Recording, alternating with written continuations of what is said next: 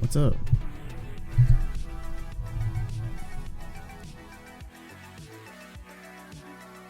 Welcome, everybody.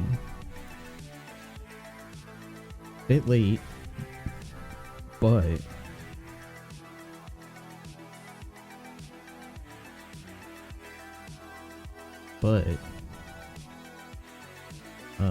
getting into it. Sorry, I took my dog to the vet. I'm a bit late, but that's okay.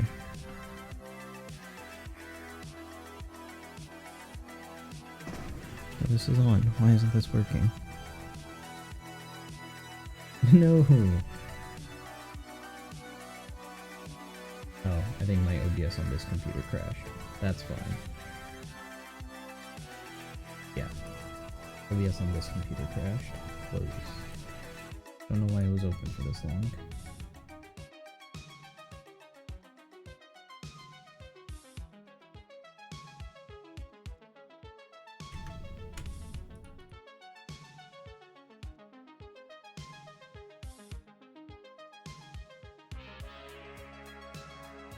Alright.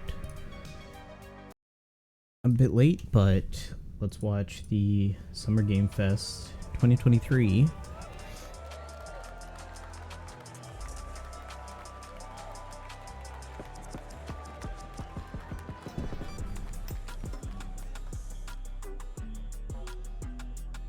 Please welcome to the stage the creator of the Game Awards, Jeff Keighley.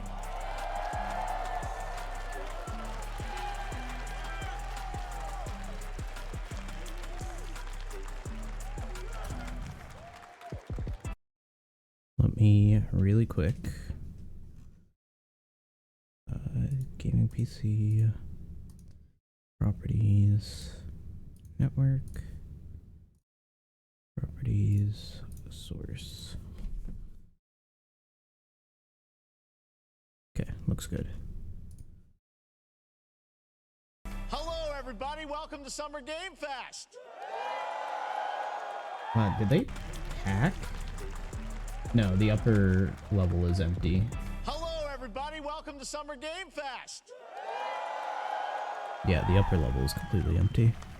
We are in person, and today we've got a look at what's next in video games for you. We are live here in Los Angeles at YouTube Theater, and it feels so good to be in person with a live fan audience for the first time ever. Welcome, everybody.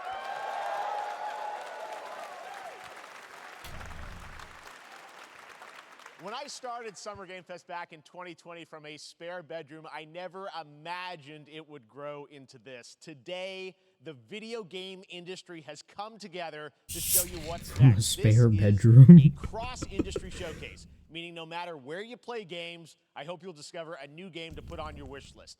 The landscape of video game events has certainly changed over the past 2 years, but one thing hasn't. There are a lot of great games in development, and our singular goal today is to get you excited about the future. In just a few minutes, we'll see the first extended gameplay of Mortal Kombat 1. Oh, gameplay of MK1? It delivers, don't worry. It delivers. Alan Wake 2, the reveal of Fortnite's next season. Nah. And yes, we do have a very special grand finale that you're not going to want to miss. Ooh. I'll say right now. That is a big claim. Let's get right to the games and gameplay. The first reveal is something I like how even expecting, Fortnite, like, no makes it one that cheered much more for. exciting. And everyone Here was we like, go. haha, Fortnite. Like, everyone's, like, tired of Fortnite news. It's like Overwatch news. No one cares anymore. Ubisoft, Prince of Persia. Is cursed. The prince has been kidnapped and taken to a forbidden land. All hope rests with us, the Immortals, to rescue him and save The Empire. Immortals. But we weren't prepared for what was coming next.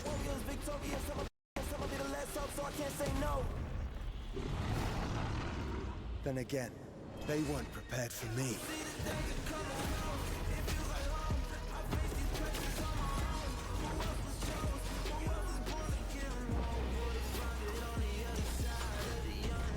This is Prince of Persia.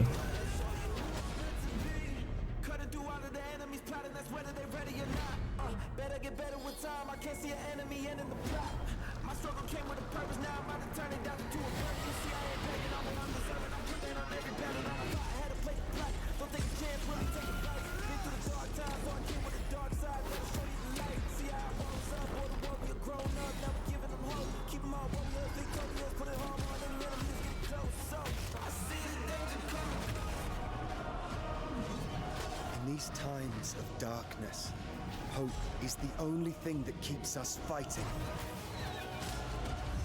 I will fulfill my destiny and save the kingdom.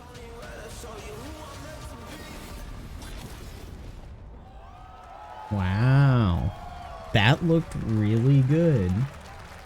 I have to admit, that looked really good.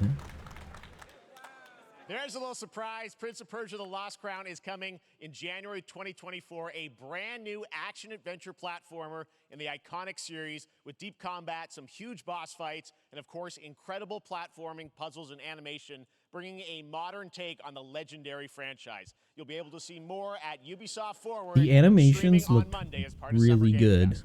All right, let's Like, move along to another iconic video pretty game franchise. excited about just that. Celebrated 30 years. That's right. It's time for Mortal Kombat 1. Oh, Mortal Kombat. I was like, 30 years. Which Nintendo franchise is it? No, it's Keep you waiting MK. on this one. It has been 4 years since MK11, and ever since, Ed Boon and the team at NetherRealm have been hard at work on the most ambitious MK yet that reboots the series into a new era timeline. And it's coming this September. Everyone has been asking, what does it look like? Who's on the roster? How do the new cameo fighters work? Well, now Darth it is Vader. time for combat. No spoilers, but this video is literally insane. Here is an extended first look at the story, gameplay, and yes, of course, the fatalities of Mortal Kombat 1. Let's do it!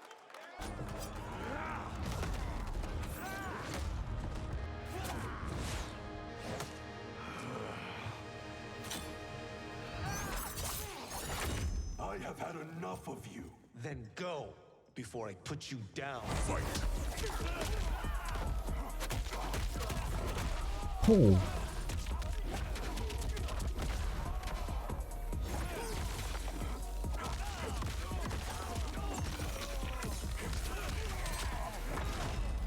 Oh my god. Have proven worthy of joining us. Come, there are other champions I must gather. What do you want? Sento, it's my family blade. Sento's mine, and I won't give it up without a fight.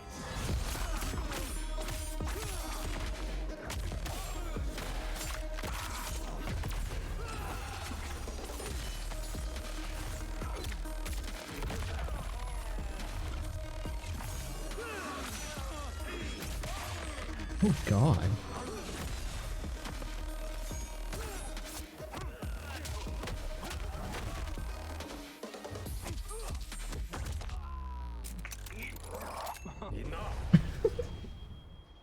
Okay, let's go back to one here. Who are you again? Lord Liu Kang, protector of Earthrealm, god of fire.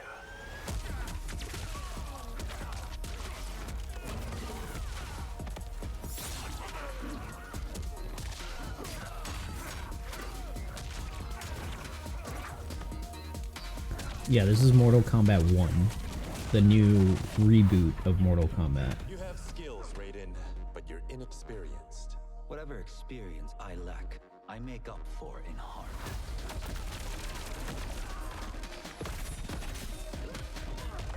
Oh. Like little tag-in abilities, kind of like Dragon Ball Fighters.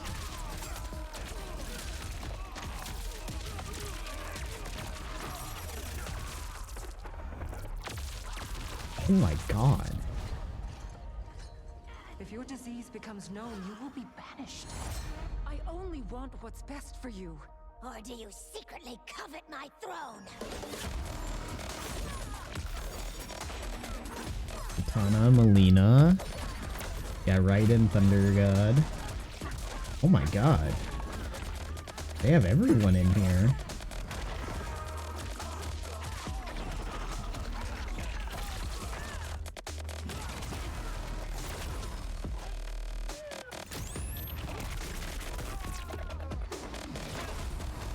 That looked like the TF2 scout. Yeah, it looks like there's some like tag team combo stuff, which is pretty neat.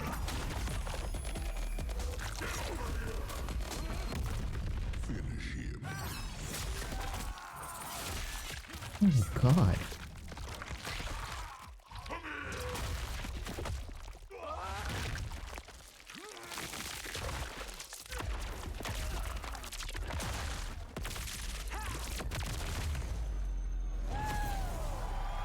Watched the Mortal Kombat movie recently. I gotta watch those. Oh my god. Now that's a callback. September 19th, Mortal Kombat 1. Pre-order to get Shang Tsung. I mean, that was pretty good, right, guys? Now, I'm sure you have many questions That was about cool. what we just saw, and to tell you more, I am so honored to welcome to Summer Game Fest one of our industry's greatest creators, a man who has been loyal to the same franchise and fan base for more than 3 decades. Please join me in welcoming to Summer Game Fest the creator of Mortal Kombat, Ed Boon!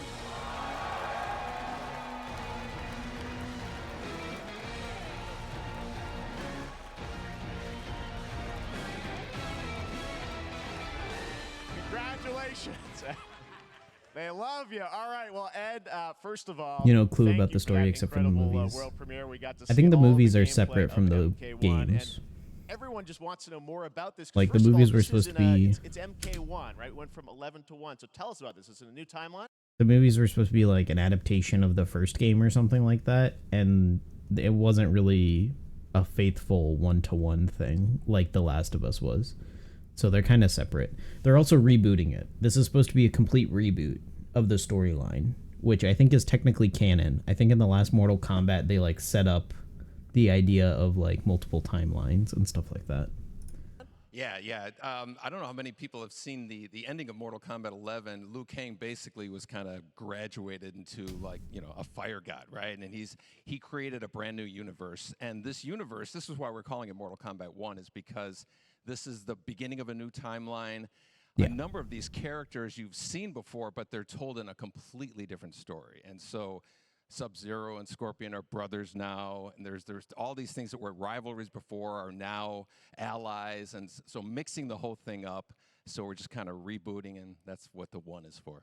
Well, it looks incredible. Everything we saw there was, you know, in-game gameplay. The cinematics look incredible. I know the team has been working for 4 years on this, but the thing we got to talk about are these cameos, because we saw some pretty amazing stuff there. Now, so tell us, how does that work? You obviously, you have your sort of your main, you know, character that you'll pick, and then I know you also have a separate kind of cameo menu, so you pick sort of a pair when you start the game? Yeah, normally in a fighting game, you'll see a roster, basically, you know, where you select your character. After you do that, there's a second roster of characters, which are a whole new, completely different fighters that are the cameo fighters. And these fighters actually, they will join the fight, but they... A lot of blank squares there. Yeah, so it's kind of like, imagine yourself with Sub-Zero, but you have some of Jack's moves, and you can call him out. You can do it multiple times, as you saw in the gameplay, you know. So you can you can basically combine these two characters. All the characters can be combined with all the cameo fighters, and that's where you see... That's where the player's kind of imagination comes in, and they can actually customize it for what Character they want models to look see. really good. You know, the best team-ups. Well, so how does that work? So you're in gameplay, you have your main, you have your cameo. How do you summon them? Is it time-based? Like, how often do they come in? It's not a tag team thing, right? Where Yeah, exactly. And you're basically summoning them. It's just one button push is basically summoning, but they have a variety. So you can go, you know, push that button with towards, and it'll do a different move. Push it with down, it'll do a different move. And so the combination. Oh, I see. So you can bring them in a combo almost. Exactly, Okay. exactly. And you see That's there's really like cool. a meter up on top, which is basic. That Car was flying into the air, yeah. Obviously fire That's them Kano for you. indefinitely, but you can call them pretty much whenever you want, and they have, you know, like in the middle of a combo, they'll have a lot of you know, basically a whole arsenal of their moves. So Sonya, you saw come out there. Sometimes you'll see them appear twice in there. So time-based, they come out, and then obviously as you go through, You revealed some of them there, but is it a different set of characters that'll be in the cameos? Are there some repeats from the main roster? How will that work? Yeah. Some of the characters are going to be available as cameos as well as the main roster fighters. You can play Sub-Zero with Sub-Zero, right?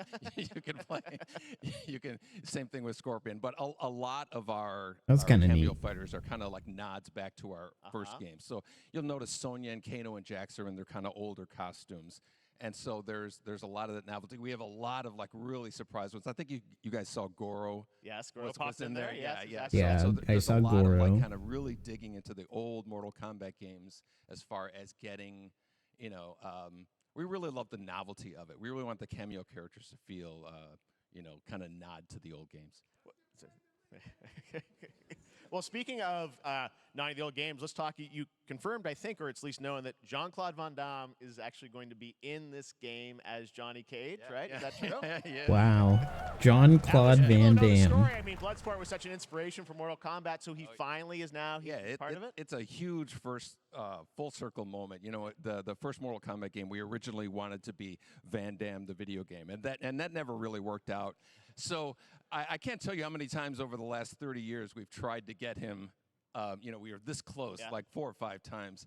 And so finally we got him, and he's doing the voices too. Wow. So you're going to hear Jean-Claude, his voice doing Johnny Cage lines and stuff like that. We're really excited about it. Wow. Well, I know the team has been working so hard in Chicago to build this through COVID, and it's coming out in September, so we don't have to wait long, right? That's right. This has been a very difficult secret to keep over the last 4 years, and so it's a cool system.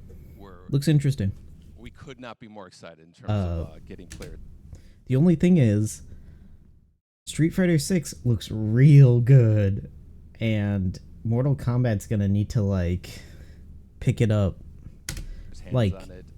And throughout the summer, we're really stretch their wings. More content, a lot more characters. If they're gonna compete with Street Fighter, Fighter. a lot of reveals that are coming up. Because a lot of people like Street Fighter right now. Giving us the first look at MK1, as you said, this weekend people will be playing it, press and media, so we'll be seeing lots more coverage, lots more characters to reveal on the main roster and cameos. Ed Boon, thank you so much. First look at Mortal Kombat. Awesome. Thanks so much.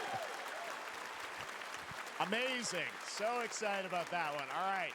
Next up, it's been a fun couple weeks for action RPG fans with the release of Diablo 4, which is truly fantastic.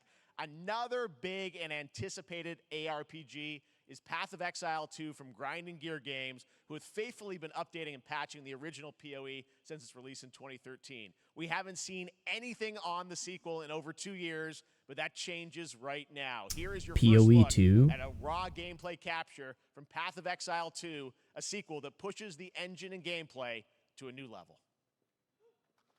Yeah, PoE action RPG.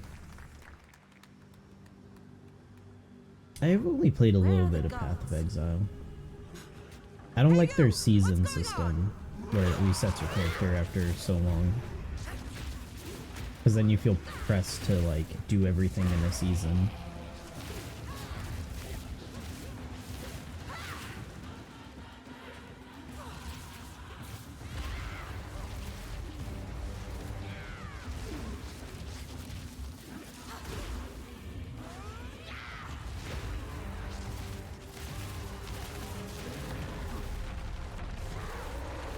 They put dodge rolling in the game? Oh yeah, I remember that.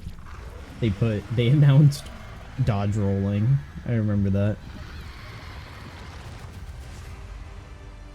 Not a fan of PoE. Diablo, you like.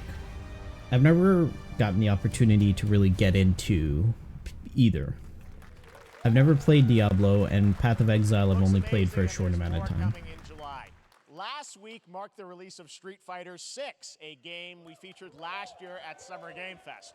Well, the team at Capcom has an important update to share with you right now.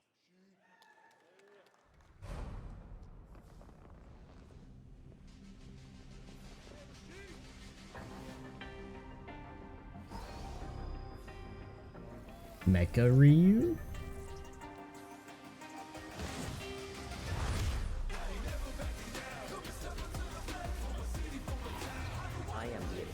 Artificial intelligence, Leviathan. Welcome to Bikitoa Island.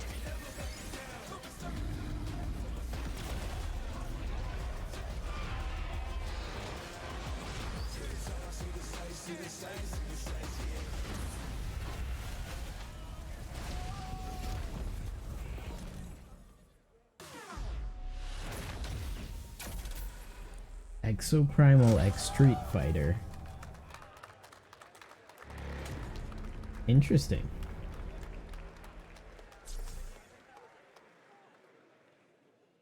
Interesting? I'm guessing Ryu from Street Fighter facing off against a dinosaur probably wasn't on your bingo card for today's show.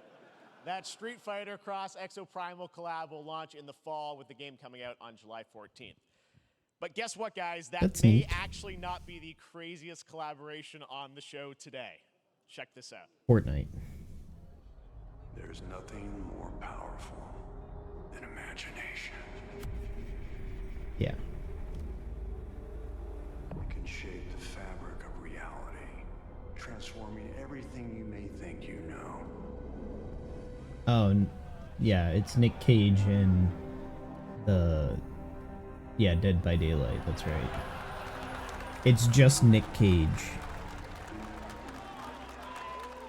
That's right. Nicolas Cage is coming to Dead by Daylight in July. I mean, I don't know how these things happen, but I figured the easiest way to find out is probably to go right to the source. This man's bold creative choices have earned him an Academy Award and a few memes on the internet across more than 4 decades of incredible films. Please join me in welcoming to Summer Game Fest, Nicolas Cage! Wow. He looks good. Doesn't look as old as he is. He looks good. Thank you, everybody. Thank you. Happy to meet you. Nick, I gotta say, welcome to the video game world. Oh, wow, yeah, thank you. I'm so happy to be invited to your very, very cool club, everybody. Finally, I mean, I gotta say, this is such a crazy, unexpected collaboration. I gotta understand, how did this come about? I mean, some people be like, oh, maybe he'll show up in Fortnite, maybe he'll be in a Hideo Kojima game, but Dead by Daylight, I mean, how does this happen? Well, it's a museum of horror, right? Yes. And when I make movies, one of my favorite genres is horror. And in this, and in that genre, there's a character, a murderous ghost named Sadako, who I think is amazing. And she made an appearance in this game, so that was good enough for me. Okay. That's what, yeah, I mean, that's what's fun is you're playing one of the survivors in this game, and it's cool that, you know, it really is this museum of horror. Michael Myers, you said all these different characters all coming together. And you play yourself, or who do you play? So I play this heightened, exaggerated version of a film actor named Nick Cage. He's going to a location thinking he's making a movie, and instead he wakes up in the fog. And in the fog, he's surrounded by crows and serial killers, and it's rather amusing. And there's something about it that I think, as a survivor, is like a bonding experience. It's a bit like hide and go seek. You have your 3 other teammates who are survivors with you, and it's teamwork. You're working together to pull through, and I like that. And so that was a large reason for wanting to do it as well, that feeling of bonding with your friends. And you're fully in for this. I know we heard your voice in there, so you recorded lines for it and everything? See, I want you to know when you're playing the Nick Cage survivor, I even have, when you're choosing your skins, I even say, always remember to dress to match your talent. I want you to know that you're with me, that we're one, that we're fused. And so it was important to me that everything I do, everything I say, such a, from the scream to the character. grunt, down to the most minimal, exasperated expression of a sigh, whatever it is, it's my voice, so that we are fused. All right.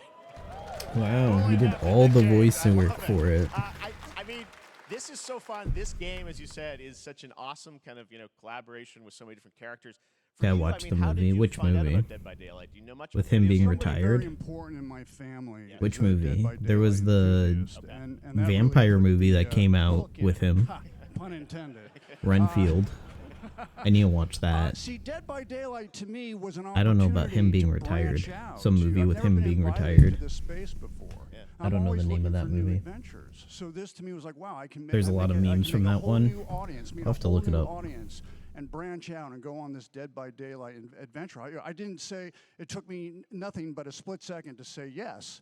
And speaking about split seconds, what excuse me, what I noticed, excuse me, sinuses, allergies. What I noticed was that every move you make when you're doing this, when you're in the gaming space, it's timed down to the split second. It's a very immersive experience when you're acting out in this space, because every move, every grunt, every sigh you make has to be timed perfectly with the gamer's moves. So that was something that I learned from this, and I'm always looking to learn something. Well, we love having you in the video game world. We want to see Nick Cage in more games. Thank you. Thanks, guys. I would love to see Nick Cage do more games and like voice acting for games. Nicolas Cage, great to see you, man. Awesome. There you go. Lock it in.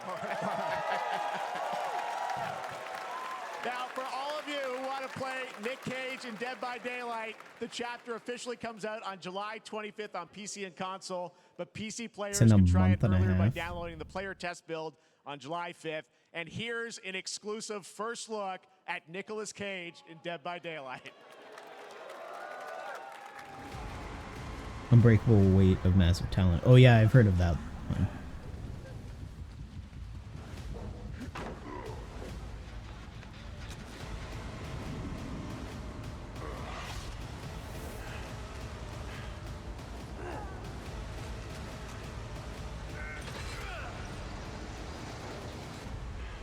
Damn right I made it.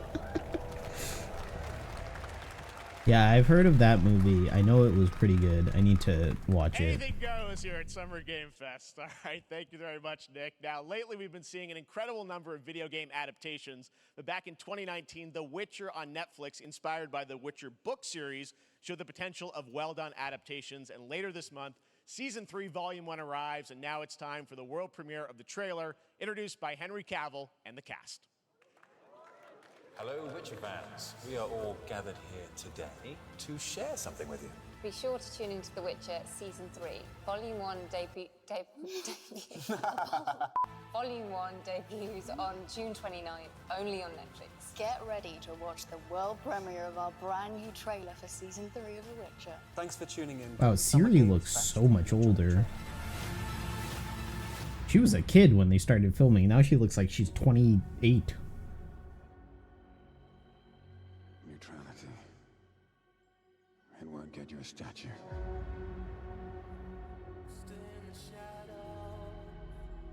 But it'll certainly help in keeping you alive.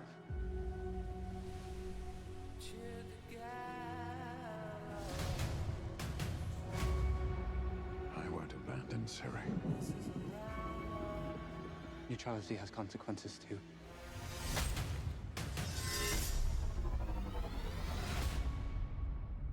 You're right. Right. Well, that's deeply worrying.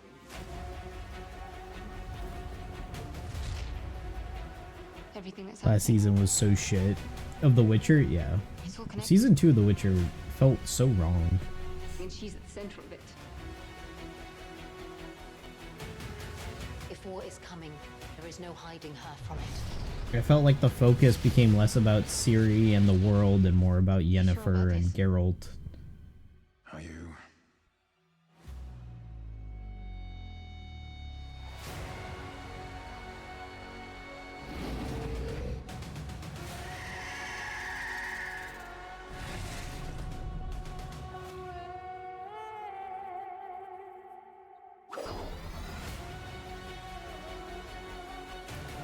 Because I've only played Witcher 1, but from what I understand of Witcher 1,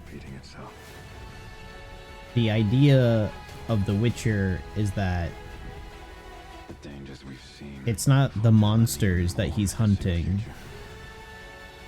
because often the monsters are just normal people, but it's the people that act like monsters. And I didn't get that out of Season 2, except for like one episode. We're witches. Is that so?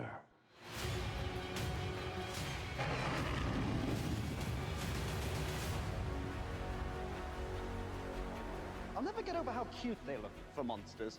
And they're like, no, please, don't hurt me. And then, wow! Fangs. Just like a boatload of fangs. All up in your business.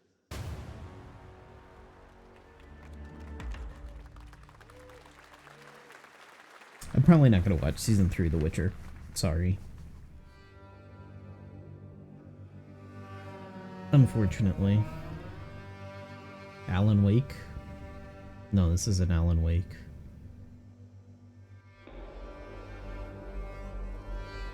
The forest?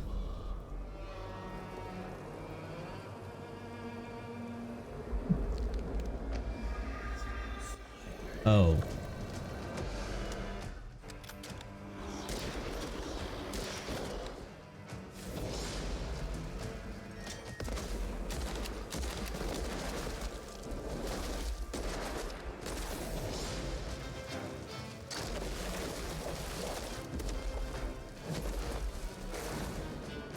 This is new.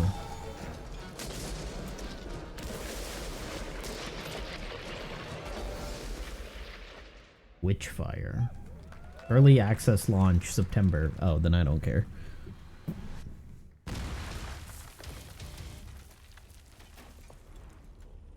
A PlayStation VR game?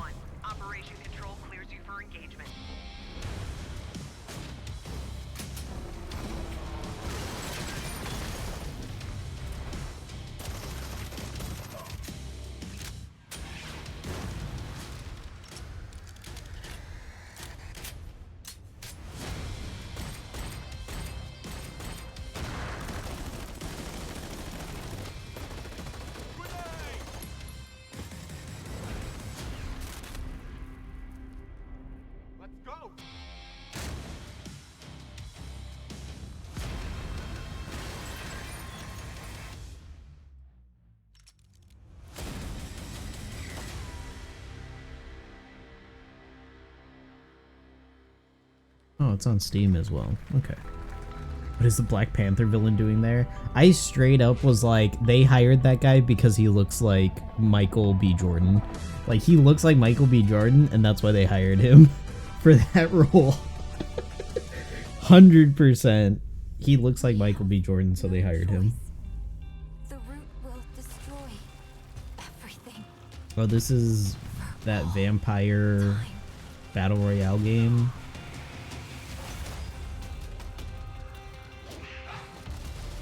That some people were playing. Or is that a different game? I think that was a different game. Redfall? Turning back after this. You sure? I don't think this is Redfall. This doesn't look like Redfall. Could be.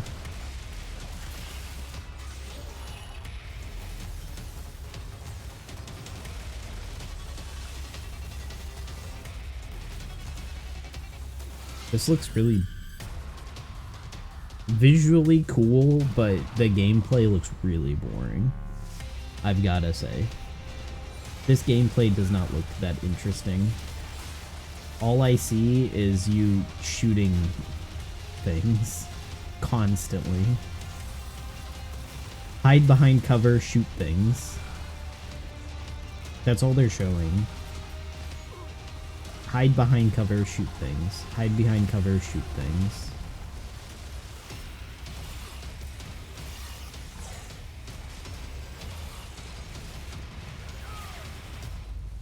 Remnant. That's what it is.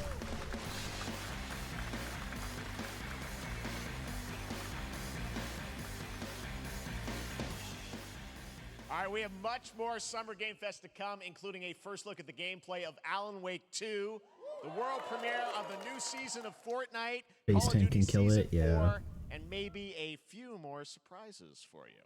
As we go through today's reveals, use the hashtag gaming on TikTok to react to the news. And we want to welcome everyone co-streaming the show live on TikTok, Twitch, YouTube, and other platforms. For those Thanks, of you on Jeff. Twitch, we also have a special Warframe Twitch drop, a free Steinax Warframe for watching more than 30 minutes of the show. Now, speaking of surprises, another legendary gaming hero is set to return later this year in a brand new game built from the ground up in a style that I think is going to get this fan base and longtime fans of video games very excited. Here's Alan another Wake. Summer Game Fest global game announcement. New thrills with a classic feel. Oh, this is new. Sonic? What the heck? Oh, is this Sonic Generations 2?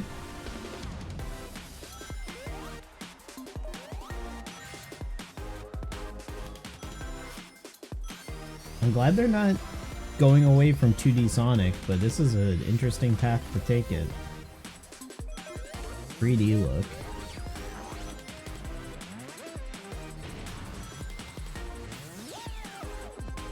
Play as Sonic, Tails, Knuckles, Amy? Amy? Yep. Yeah, the guy with the Spock, live long and prosper, was pretty funny. Oh wow, 4-player?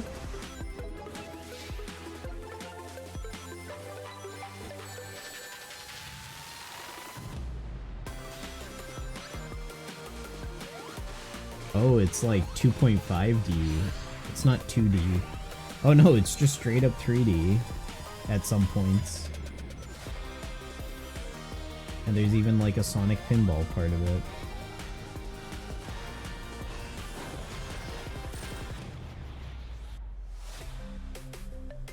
Sonic Superstars.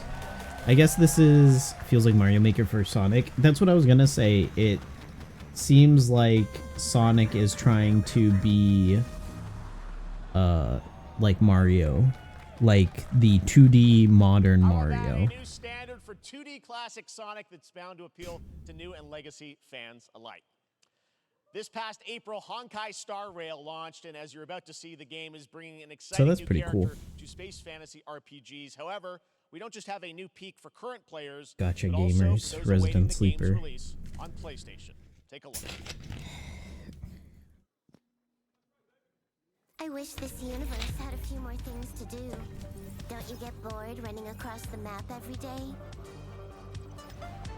Team Trailblaze back from duty. Mission 1 accomplished. Where's our next stop? I can't wait. Another busy day ahead of us.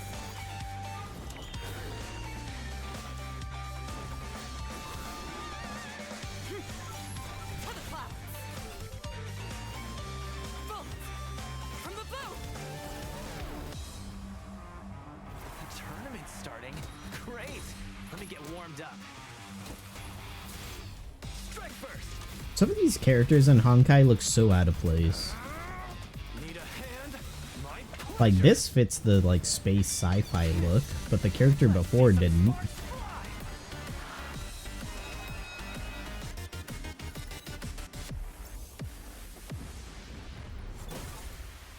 Huh. Never mind. I miscalculated. Can you let me have some fun this time? Time for a buzz. Extra speed, too slow. The encoder broke. Started getting all pixely at the end. Later this year on PlayStation. All right, inspired by the story of Pinocchio, Lies of P is a Soulsborne-like game from the team at NeoWiz, which is coming to Game Pass, PlayStation, and PC this year. Well, if you're wondering exactly when, we have news to share with you on its release with this brand new trailer. If Genshin and Honkai weren't gacha games, I would probably play them. But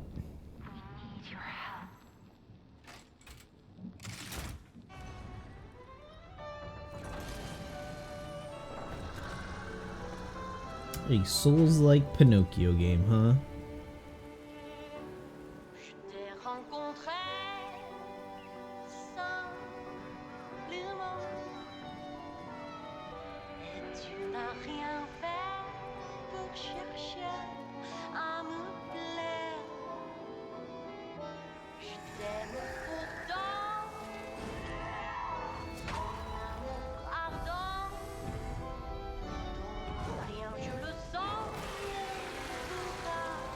Feel like Honkai's turn-based, but gacha's an out. Yeah, I'm in the same boat. It looks very cool, but this game looks very pretty.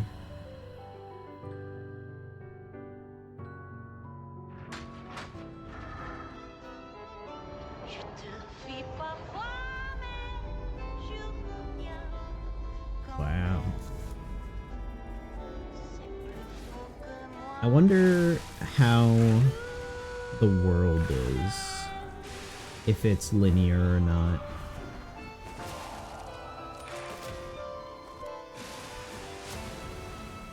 Because the way they're presenting this almost makes it feel like this would be Bioshock-esque.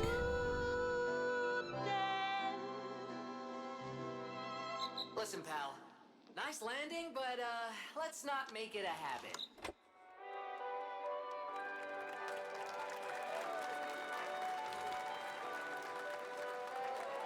He looks like Timothy Chalamet. That's right, a He looks just like Timothy Chalamet. now available across PlayStation, Xbox, and Play PC. demo Check it now. out and prepare for the release on September 19th. I guess we'll know Now early it's if time this for game is the any good reveal with the of a demo. visually stunning new game based on a classic Might manga play with that a out story off stream. and world created by one of the most celebrated anime artists of all time. This is one of those games that I feel lucky we get to reveal for the first time here at Summer Game Fest. And I think you'll be pretty hyped once you see the gameplay, all built in Unreal Engine 5. I think they had him as a model. Before we continue, let's check. Lies of P.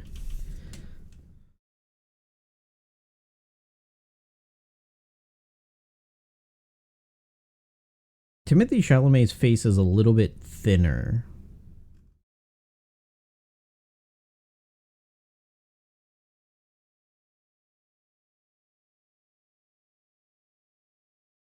Yeah, I don't see any actors tied to this game yet.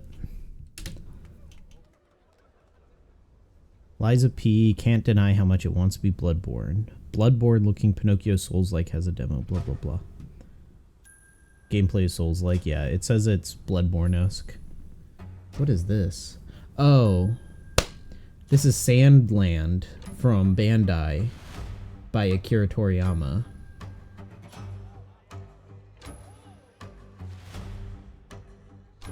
They've put out so many trailers for this and no gameplay, so I'm very curious. Yeah.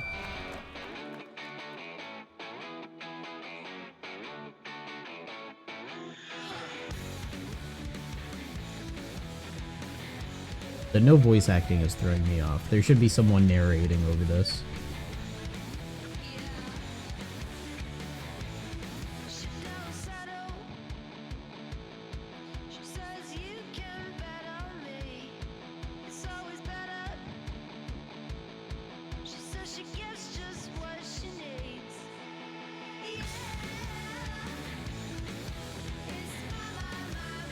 Huh.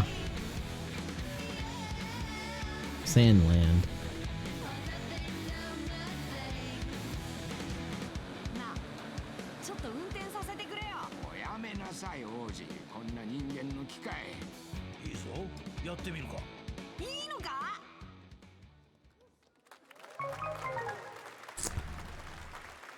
I don't... It's kind of like... Sandland, get ready to become an unlikely hero in an adventure where you don't need to be human Weird. to save humanity. That's coming from Bandai Namco, and we're excited to see more of it soon. Independent games are such an important part of the industry, and one thing that's very important to us at Summer Game Fest is supporting those creators as well. After the live show, stay tuned for Day of the Devs from iam8bit and Double Fine with some incredible indie game reveals. Now, one of the biggest independent publishers is Annapurna Interactive. And later this month, as part of Summer Game Fest, they'll be revealing a number of ambitious new projects. Let's see how many you can figure out in this little tease. Stray PC. Neon White. The name that always confuses with another one. Oh man, there's a lot here. Yeah, that's Neon White. I have no clue what that is. That's Stray, so that's probably Stray PC. Oh, that's the one where you're playing as a girl trying to get courted by dudes in India, which I think is pretty funny. Cat Game 2. It could be Stray 2. That's actually a good point. What that was at the end. We'll find out later this month. All right, next we're stepping into the world of Throne and Liberty, a free-to-play PC and console Stray is on PC MMORPG from already, so that could be NCSoft Stray Amazon 2. Games, With an always changing environment, massive scale, PvPvE, and the ability to transform into creatures to battle across land, sea, and air, here's a look at Throne and Liberty. It's made by Nexon, so I'm NCSoft and Nexon, so I'm already meh. Not really too enthused about this one.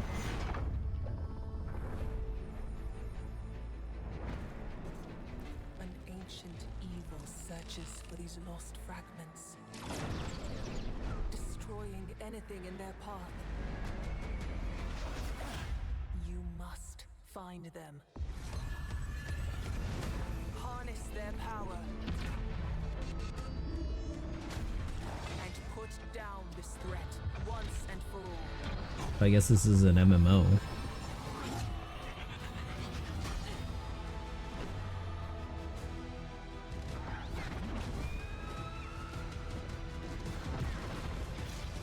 Maybe not. The engine doesn't look MMO, but it could be. Oh man, holy frames.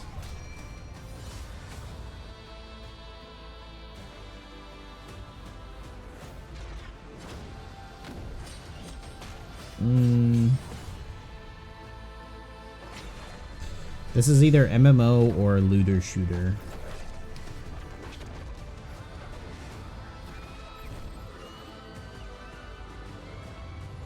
And I'm starting to lean, it might be MMO.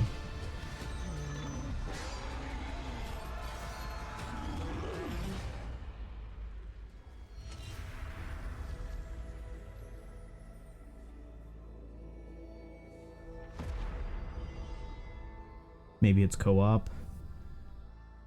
It's an NCSoft and Amazon game.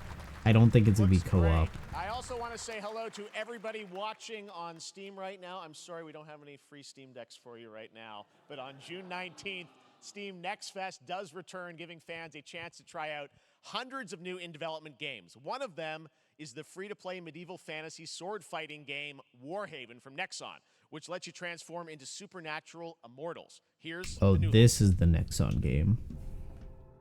Doesn't NCSoft own Nexon?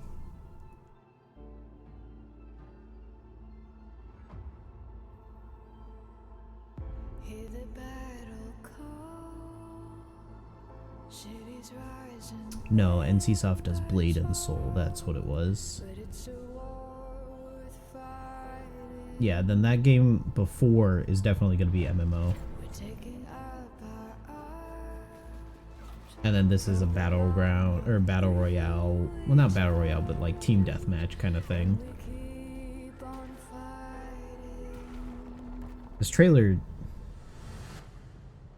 I'm not sold by it.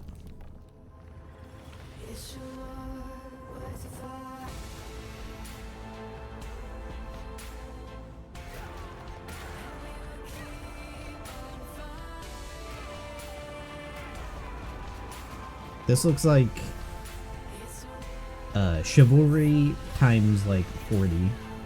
Like just put more characters in with magic abilities now. The Chivalry didn't have any magic in it, but now they're like add magic, cause why not?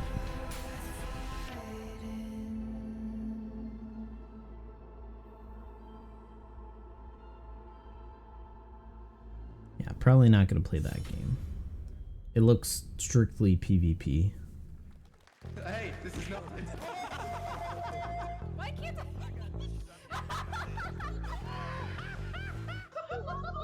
This is Pummel Party or whatever.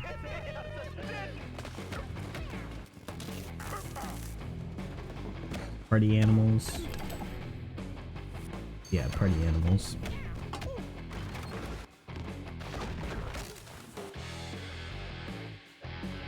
This game has been out. Maybe it was early access. Closed captioning still bad? Yeah. Haven't found a fix. Summer is coming, and with it, a lot of cool stuff will make its way to Dying Light Tuesday Human. Get ready for darker, more dangerous nights and roaming volatiles, complete with improved parkour, rolling out with the next update in June. Then, right after that, we'll kick off an event season like you have never seen before. Trust me, for one of them you will want to get your butt barbed wired. Very soon, you will get the deadliest summers to date. Okay.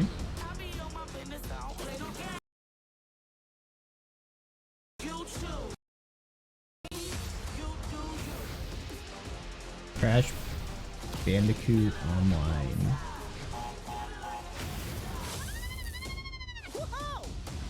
Oh yeah, this is like Fall Guys.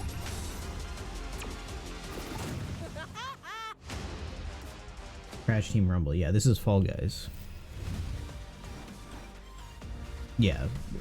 Party Animals is basically Pummel Party. It's those like streamer memes.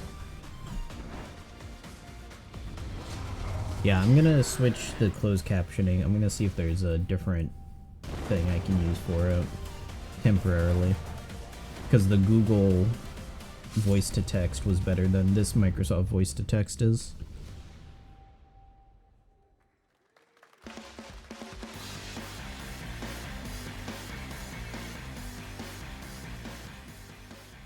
Welcome back to Summer Game Fest. Isn't that great? By the way, Crash Team Rumble is going to feature playable Ripperoo and Engine, Neo Cortex's right-hand guy in Season 1.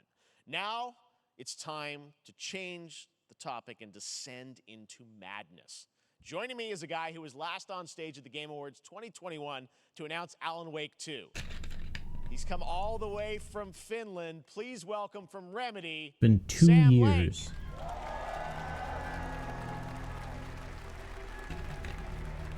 It's been 2 years since they announced Alan Wake 2. Dapper as always. Thank you. Thank you. Well, we are so excited because when you announced Alan Wake at the game, or Alan Wake 2 at the Game Awards, you said 2023. We are in 2023. It's coming this October, and we are so excited about this, Sam. I know it's been a long time coming for fans and for you. 13 years since the first Alan Wake. So tell us a bit about what can we expect in the sequel. It's been quite a journey, yes. Yeah.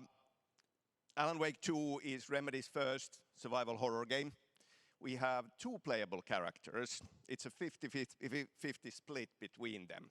They are on their own separate terrifying journeys through 2 different worlds, and yet it's all connected.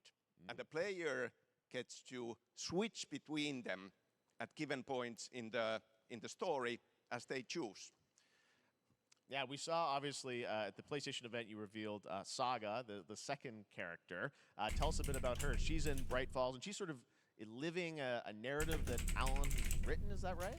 Well, that's a good question to ask going into this. So, yes, we have Alan Wake, our title character, of course, trying to escape from the nightmare dimension of the dark place. And then we have Saga, our new hero, FBI agent, coming to the Pacific Northwest small town of Bright Falls, together with her partner, Alex Casey. Okay. So how, and they're somehow linked in some way, right? They are coming to investigate a series of ritualistic murders. Okay. And very quickly, the investigation turns into a nightmare when they discover pages of a horror story. Maybe written by a certain missing writer. By the initials AEW. And this horror story starts to come true around them. Interesting. So obviously it's, Alan is still going to be playable in the game. You're going to experience his journey, but Saga, this is sort of new character, and there is that sort of link. Tell us a bit about, you said split 50-50. Do they have separate missions? How, because I think you can play them in sort of different sequences or orders if you want, right? Yeah, we go into the experience playing as Saga. Okay. And it's a sequel, but it's also a standalone experience. We are not expecting everybody to do homework if they have not played the original game. This can be enjoyed as is. Saga doesn't know anything about the lore, about the supernatural in this world. She will be going in very quickly. She has to learn to survive. And with that, all the players will be on that journey with her. And then we open up the experience so that you can hop to play Alan Wake in the dark place as he's trying to find his way out. And you can keep on playing as Saga in the Pacific Northwest as the investigation goes on. And you are free to switch between them. There are a lot of connection points in many surprising ways, but there is no right way to play through this. You can choose. You can go on as Alan all the way close to the end, or as Saga, or you can keep hopping between these two sides of it. Well, you're always so good at kind of telling challenging, interesting narratives in unique ways. I mean, Remedy's always been known for that, and you especially, so we can't wait to see how these stories intertwine, I'm sure, throughout the experience. Today, though, I know you brought with you some gameplay of Saga's adventure. We're just going to see a raw segment of the game, right? Yeah, raw gameplay for the first time ever. This is early on from the experience. They're hyped, Sam. They're ready for it. So tell us, what are we going to see? What supernatural forces of darkness have brought the murder victim, in this case, back to life as a monster. And Saga is outside Bright Falls at Cauldron Lake, trying to find him and stop him. Okay, with that, let's take a look at raw, unedited gameplay from Alan Wake 2. Thanks, Sam.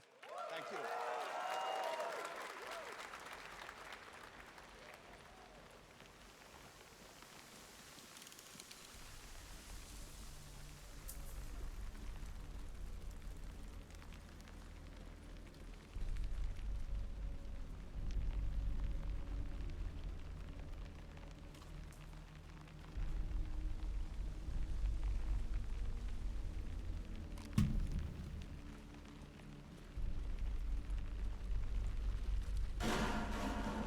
Sounds like somebody's home.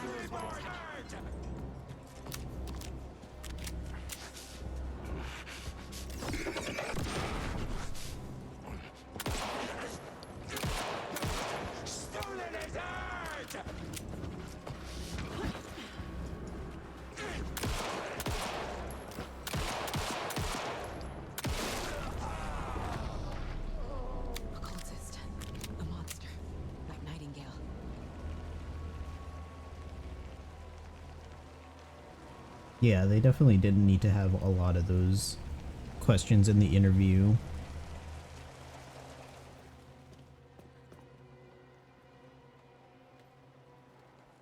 Okay, there's a new closed captioning thing.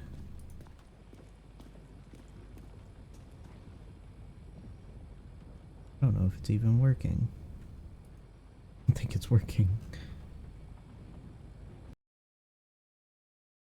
What the hell? 125.05.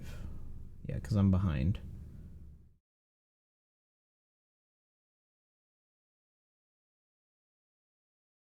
There we go. Yeah, enemies look real tanky. The text on the heart is Tattooed heart? Oh my god, that's gross. I knew it would be here. Like I saw it in a dream. Do I need to have this open in Chrome?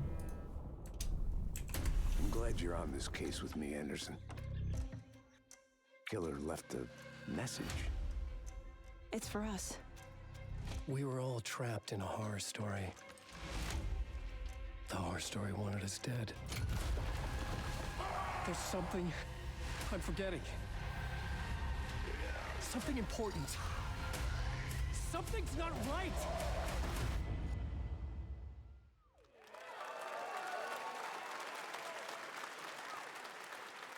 A long time coming, but Alan Wake 2 looks incredible. Thank you to Sam and Remedy for that first look at gameplay.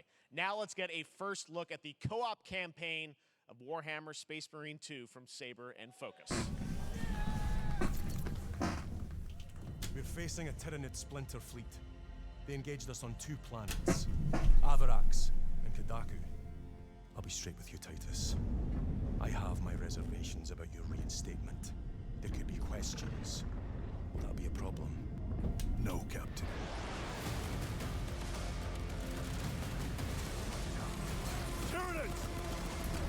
Been trailers lagging. That's just Twitch, yeah. My pledge is eternal service. Yeah, that's just Twitch, unfortunately. Their stream, the trailers that are probably rendered in like 24 or 15 frames per second at times. There was one trailer that was definitely in like 15 frames per second.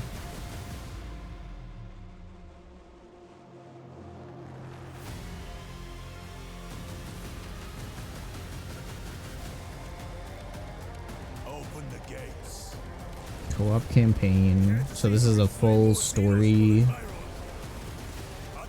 Warhammer game? Not like a live service one?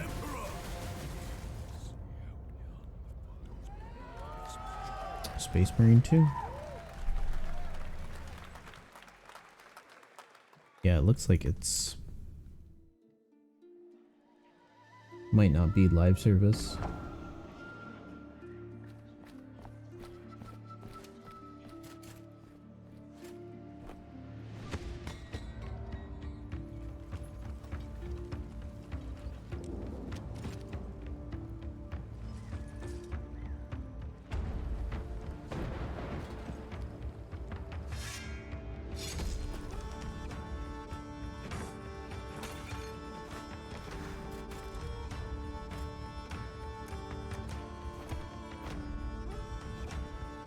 Interesting.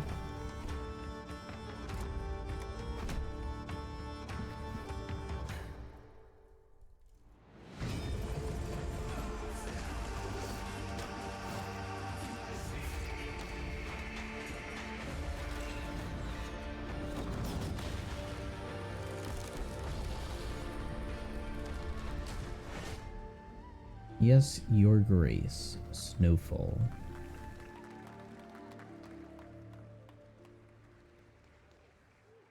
Beautiful indie game, yes, Your Grace, Snowfall. Now it is time for another global game announcement, and this one comes from the minds of Saber Interactive, Focus Entertainment, and yes, horror master John Carpenter. It's a brand new world, a brand new story. John Looks Carpenter. like a heck of a lot of fun. Check this out. John Carpenter from Saber and Focus?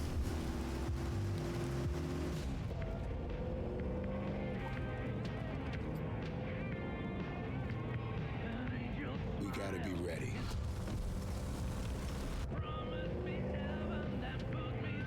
Nobody half-asses it this time.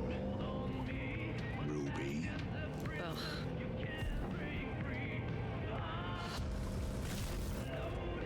On my mark. 5, 4, 3, 2, 1. Shot through the heart, and you're to blame. You give love a bad name. Toxic Commando. John Carpenter.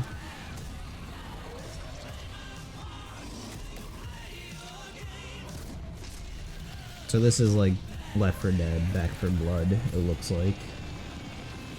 This is probably going to be live service. Banger song, DMCA song.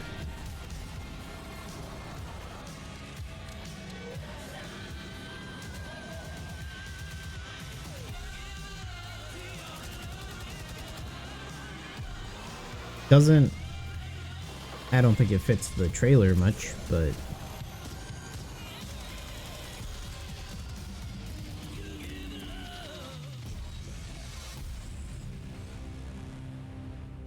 John Carpenter's Toxic Commando.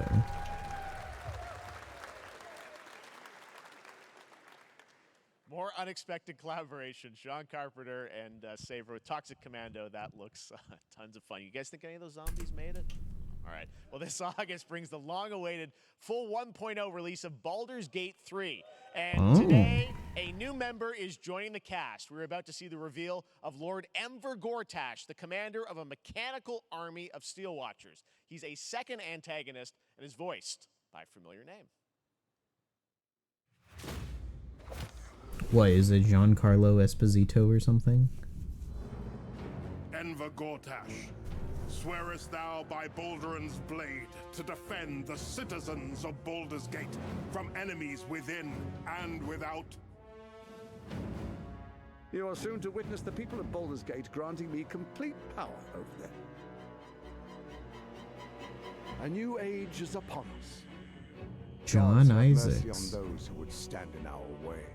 A mad dog understands the yank of the leash from the hand of its master, but it cannot be an equal. You can be my equal. There's an old wisdom. A brittle alliance can never be mended. It can only break. I want to lead this city to glory, not scorch its earth. Friends, allies, to my side. Let us usher in a new dawn. This city is mine. I'm not ready to call you enemy. What do you say? Shall we be allies?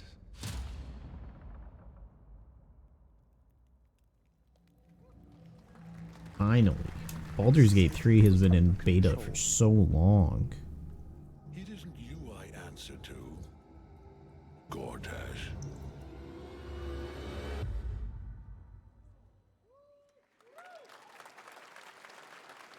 Baldur's Gate 3 is on track, Sven tells me still, for the end of August, and we can't wait to check that out. All right, this fall, Marvel Games and Insomniac are set to bring Spider-Man 2 exclusively to PlayStation 5. Sounds like you guys are a little hyped, so to tell us more is Brian Intihar, game director at Insomniac. Brian, thanks for coming by.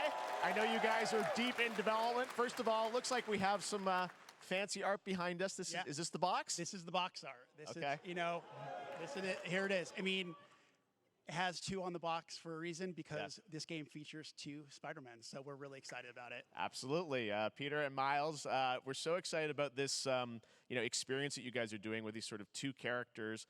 We saw some great gameplay at the PlayStation Showcase, but I want to talk about the 2 villains, I think, in the game. There may be more. There are more. There are more out there, I 2 promise. main ones, but we have some new art to show of, we obviously, Craven, we got the And reveal Venom. at the PlayStation event. So tell us a bit about him and how he factors So into Craven's very different from any character we've done. He's not, he's not powered by magic or, tech. He's just the best hunter in the world, and he's coming to New York for his greatest hunt. And what's better than all of the Marvel characters that live in New York City? So Peter, Miles, and others, he's on the hunt. And others, ... Yes, yes. But Venom also, obviously, Symbiote is a part of this whole story, as we saw in the gameplay. There you go. Ooh, that looks Good. reaction to the good. art. I don't Oh. know how much you're going to tell us about Venom. Is this, can you tell? Is I this can't wait for Can you Venom. tell, what's the origin of Eddie Brock Venom? Or? It is not Eddie Brock. Okay. It is not Eddie Brock. Okay. Our goal was to tell an original story, something you haven't So seen Terry. in the comics or the movies yet. Obviously, we love Venom for a reason. Yeah.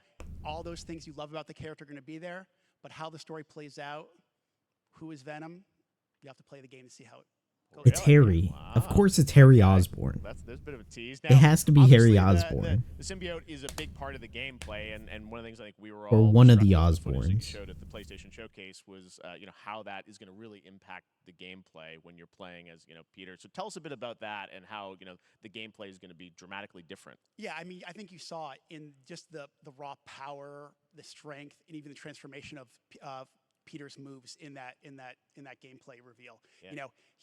We call him the acrobatic improviser, him and Miles, but you can tell there's a lot more strength, a lot more raw power, aggression, which you saw both in the moves and how Peter talks. So it's not just what happens in gameplay; it's what happens, how the story plays out. Interesting. So how it affects him as well. Yeah, I mean, you saw some of that, and there's much more of that journey when you play the game.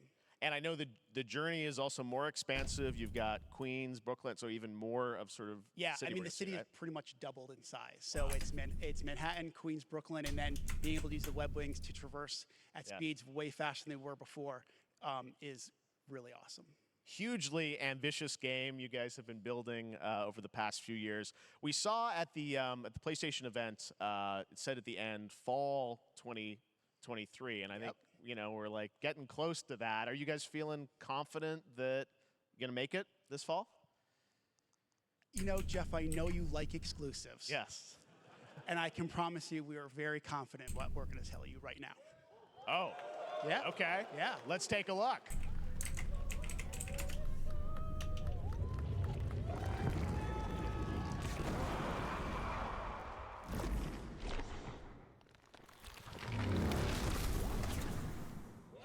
October 20th.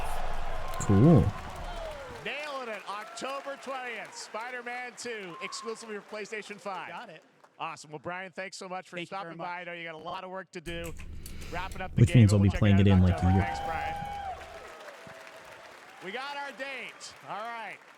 Now let's take a look at Pal World, a multiplayer open-world survival crafting game where you can befriend and collect mysterious creatures called Pal, who can also fight. In other words, it's kind of like Pokemon with guns. And then we're going to look at the Land of the Morning Light, a new expansion to Black Desert Online, which recreates the mythical folktales from Korea's Joseon dynasty, and some huge bosses too. Yeah, I'm looking forward to how Venom is handled in MCU, but it looks like the Spider-Verse, the multiversal threat is going to be the forefront. I don't think Venom in Marvel is going to happen between like Peter Parker and Venom for like another couple of iterations. Like the next time we see Peter Parker in the MCU, he's not going to worry about Venom. It's going to be the next thing after.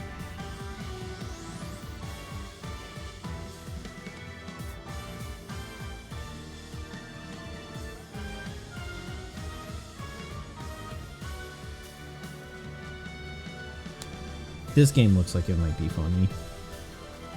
Like, visually it looks cool. The idea behind it is funny. Yeah.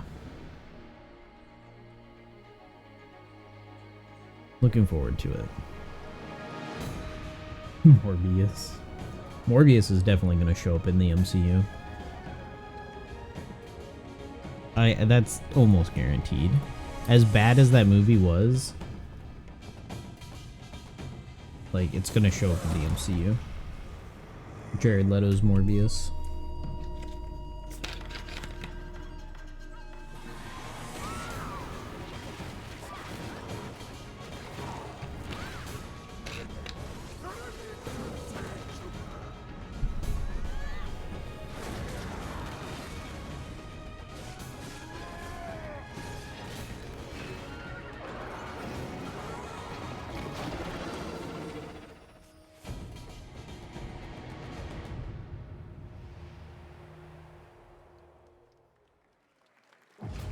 Our story is more than what hobbits Hey. and elves know.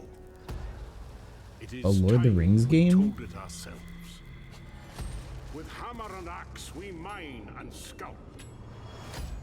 Across Middle-earth, delving for riches. Yet the greatest treasure remains out of our reach. Moria.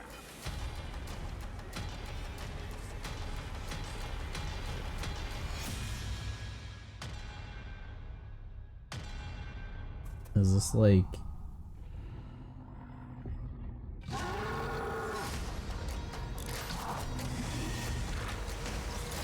It kind of is. Not really. My fellow dwarves, Golem 2.0. I don't know. We took back our home.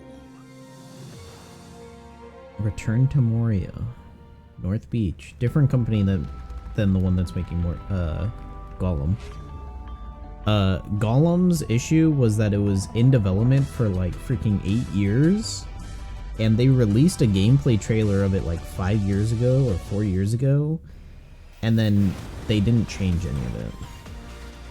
Like, Golem is a case of people not really passionate about making a game.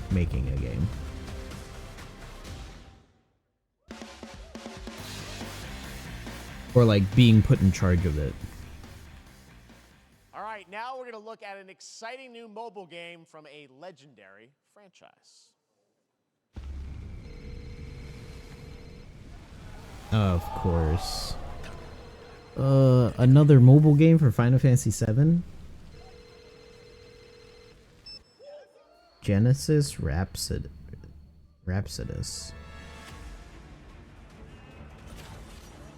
They announced this already. Ugh. They announced this already. What do they think they're doing? Oh. No, this is what they're announcing. Okay. I see what they're announcing now.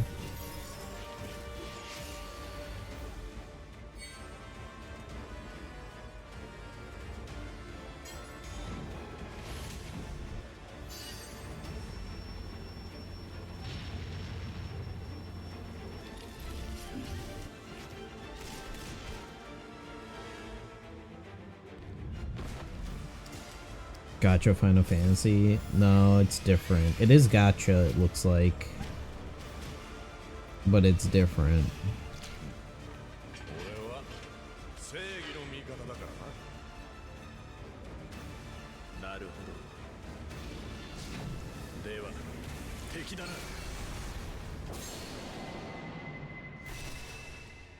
Ever Crisis. It's another prequel to Final Fantasy VII.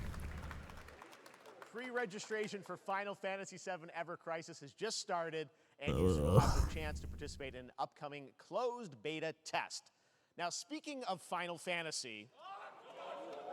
No. Today, during Summer Game Fest, DoorDash has your back. Get a free burrito when you order from Taco Bell using the code GameFest. Plus, get the chance to win a Final Fantasy 16 prize pack. DoorDash, stay in your game. Yep, we got you. All right. Now here's a look at the game we debuted last year. What a bait, dude. Speaking of Final Fantasy. In the haunted wilds of North America. What a bait. Oh my god. Life to the living, death to the dead. What is this, like a 1600s America? We end suffering for those who live.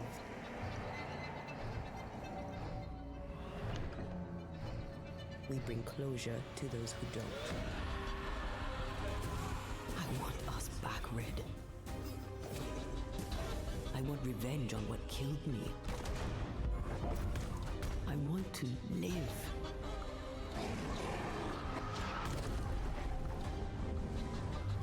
As the man says, we face a choice, simple and awful. I banish you. Death to the dead. Do we kill? To be together again?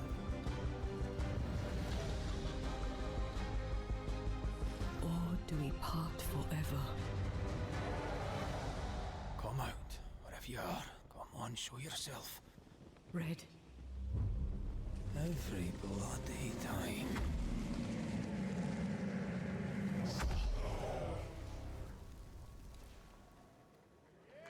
Focus doing another game? How many games is Focus publishing? Holy cow. Kiryu! This is Gaiden. ある人物を警護していただきます。頼みましたよ。コードネーム上流。大丈夫か？お待たせしてしまって。トラブル発生。車はまだか？到着まで3分。何があった？お前らも今回り右すりゃ無事に帰れる。さもなきゃこれから起きることは全部お前らの選んだ結果だ。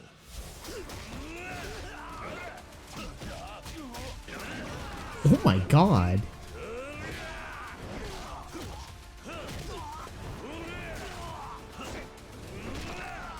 Kiryu just has fantasy powers now. Screw it. Wait, that's not Kiryu. Kiryu doesn't have a goatee.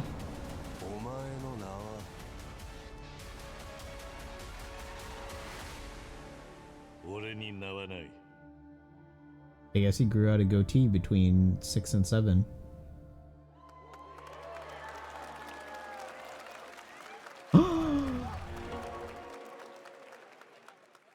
What is happening there? That's Yakuza for you. That's supposed to be It is 7:32 a.m. a prequel to I hope you have a 7. productive day.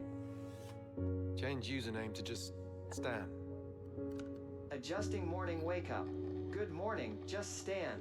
Base to capsule 12. Come in. You there, Stan? Green across the board. Looks like we're good. Definitely a leak here, Tim.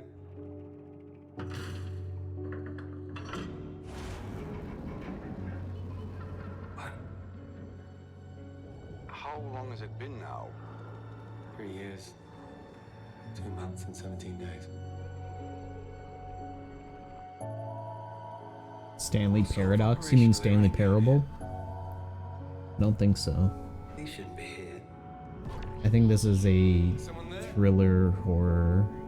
This doesn't make sense. Is someone else down here? I guess mystery horror. Are you there? Under the waves.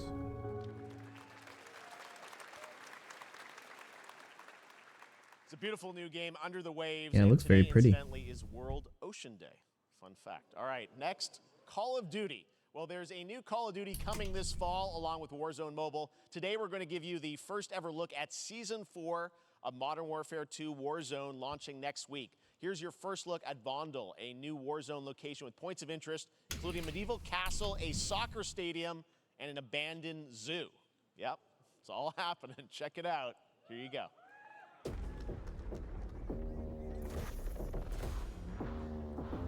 Okay, the encoders did not like that transition.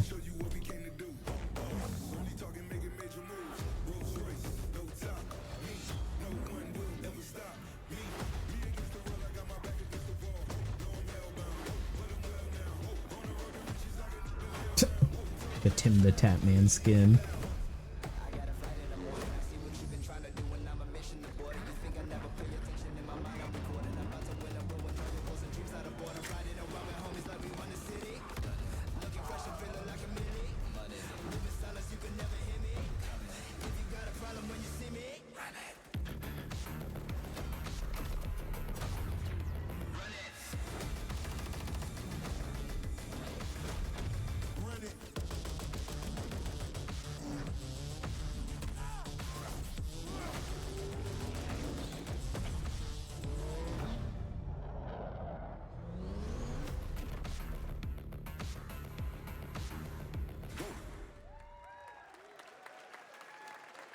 Season 4 next week. Today Looks is neat. a big day for video games, but also a huge day for Porsche. The iconic German automaker turned 75 years old today. And to celebrate their contributions in the automotive and gaming space, and we've all raced a 911 in some point at a game, Xbox has teamed up with Porsche for a limited edition run of 75 consoles inspired by 6 famous Porsche race cars. And I'm thrilled to debut the first design here today, inspired by the Porsche 963 that's racing this weekend at the 100th running of the 24 Hours of Le Mans. Let's take a look. Special edition Xbox, huh?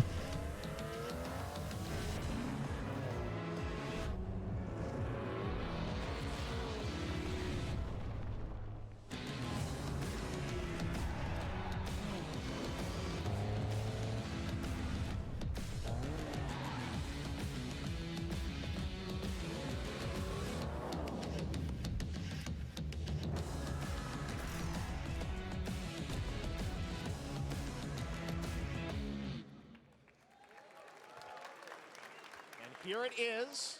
The Porsche Xbox Series X. These custom consoles are not for sale, but you can enter for a chance to win one right now at PorscheXboxSweepstakes.com. That's kind of cool. Make sure to stay tuned for the Porsche and Xbox social channels for additional opportunities to get your hands on these special consoles. All right, next. Phoenix Labs are building the next great entry into the cozy farm sim genre. We all like a cozy game inspired by classics like Animal Crossing and Stardew Valley. Previously announced for Nintendo Switch, there's now some exciting news for PC players too. Let's take a look at Fae Farm. Dear friend, life in Azoria's been treating me well. Days pass so quickly. It looks like the characters from My Sims. They turn into seasons. It'd be expensive to sell on the market. They said they're only making 75. So yeah, it's gonna be very expensive. I think we found a way to get cozy and settle in. But there's something more I've been itching to explore.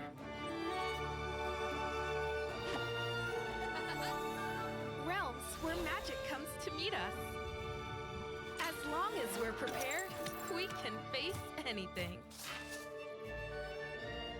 So, what do you say? There's so much yet to discover.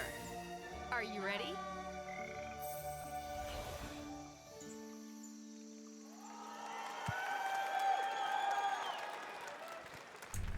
We promised variety. There it is. Fae Farm and Mortal Kombat in the same show, only at Summer Game Fest. Now, please welcome Ben Brode, Chief Development Officer and flannel enthusiast at Second Dinner, the developers behind the popular Flannel collectible card enthusiast. game Marvel Snap. What's up, Ben? Hey.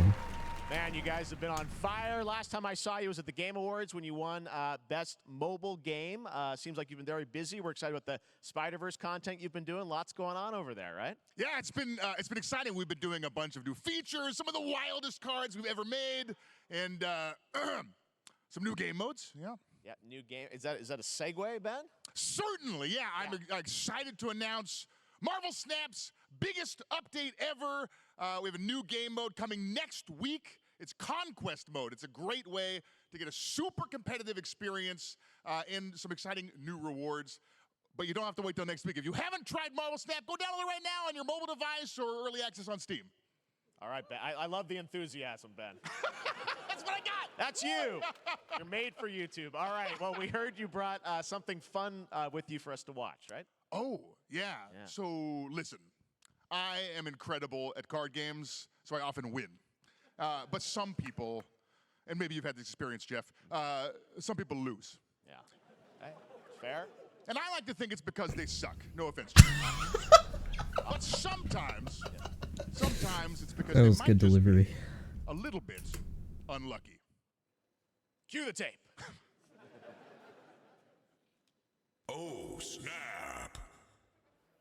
Okay, I don't have an ideal hand of cards here, but that's fine. I'll see what I draw in future turns.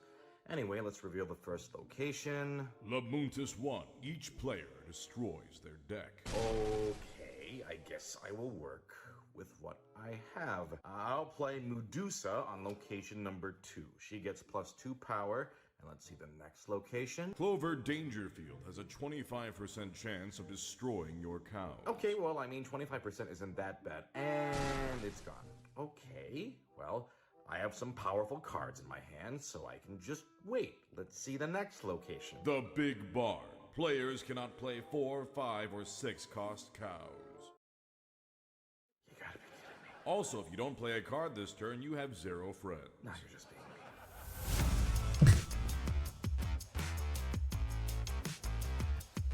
Oh, it was just a funny gaff trailer. Okay, whatever. Still to come, we're going to look at Immortals of Avium from EA Originals and Ascendant, and the world premiere first look at Chapter 4, Season 3 of Fortnite Wilds. Now, if you're looking for the smartest way to level up your gaming this summer, compare top credit cards side by side with NerdWallet and start maximizing your cashback rewards on everything from Wi-Fi to headsets. Now, here's a look at King Arthur Legends Rise, a new cross-platform UE5 game for mobile and PC, a Fantasy Squad RPG adventure that is available to pre-register today.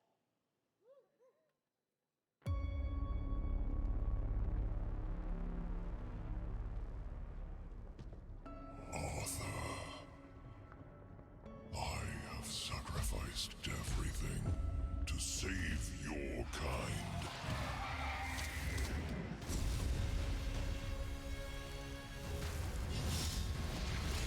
From an ancient evil.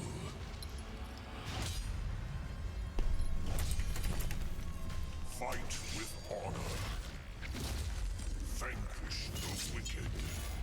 And you may prove worthy of your legacy.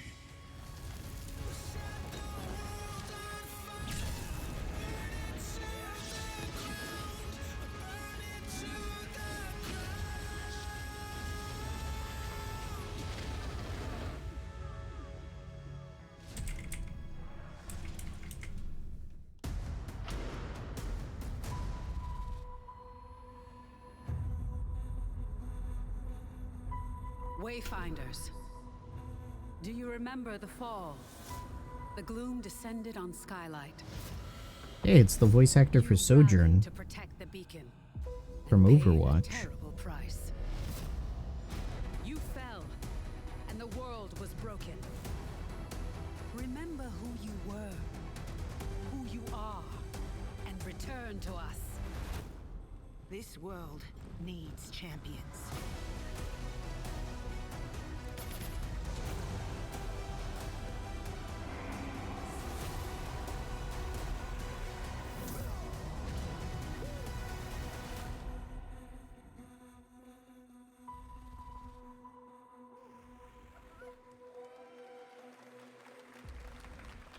That's neat.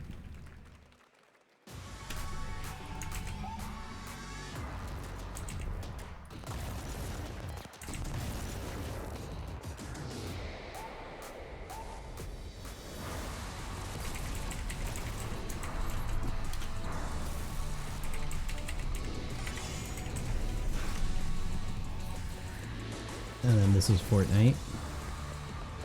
Wow, Fortnite looks very pretty now. Unreal editor for Fortnite. Interesting. Steve, seriously, you don't stand a chance.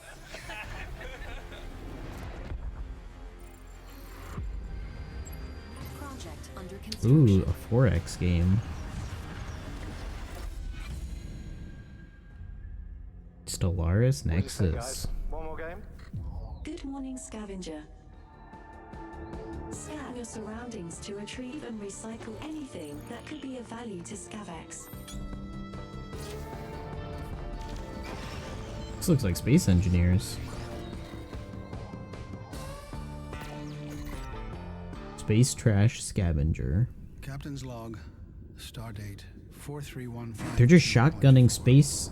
This is Star Trek. They're just shotgunning space-based stuff on us. Cautiously entering hostile territory. And the crew is standing by. We are the Borg. Lower your shields and surrender your ships. Your culture will adapt to service us. Resistance is futile. Yeah, you want space stuff? Here's all the space games coming out this year other than Starfield. Oh, you can actually see like... Hey there, Summer Game Fest 2023. Interesting. It's Will Arnett here. Yeah, right? My buddy Anthony Mackie and I have been working on this for some time now. We're really excited to share with you Twisted Metal, which is streaming only on Peacock starting July 27th. Oh, yeah. And I'm very excited to share a sneak peek of the character of Sweet Tooth, who I had the pleasure of voicing. Hope you enjoy it. Check it out. This is gonna be fun. Ha, swung a little wide there. Well, aren't we a tall glass of water? Me? I'm more of a Hawaiian punch. I'm guessing you don't fight much outside of your car now, do you? Look, Clown, I don't need 4 wheels to kick your ass.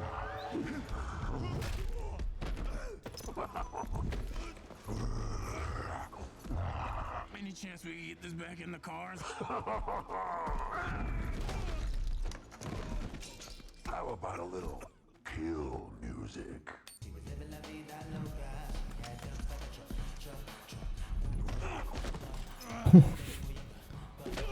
The thong song? She had dumps like a truck. That's like what? All night long. Let me see that thong. Like it when the beat go. Baby, let your booty go. Girl, you want to show? The thong. Do you love the silver-haired god? Don't lie to me. Yeah, man. Look, I listened to Unleash the Dragon so many times the disc broke. I'm not a liar. You said you were coming to my show, and then you shot at me. Payday? This is Twisted Metal. I've been getting shot at ever since I can remember. I forget what his name is. Sounds like you have trust issues. Yeah, Twisted Metal on Peacock.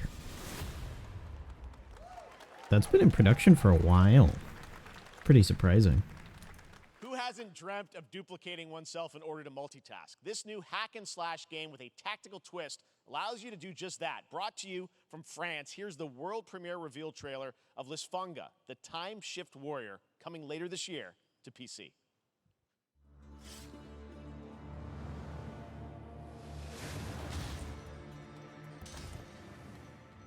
Goddess of time. Receive my light, Lisfunga. Let this power flow through you and fight again alongside your past selves. Whoa. Here again. Oh. So once you die, that's cool. That's pretty cool. I begin again, but with another me to fight with.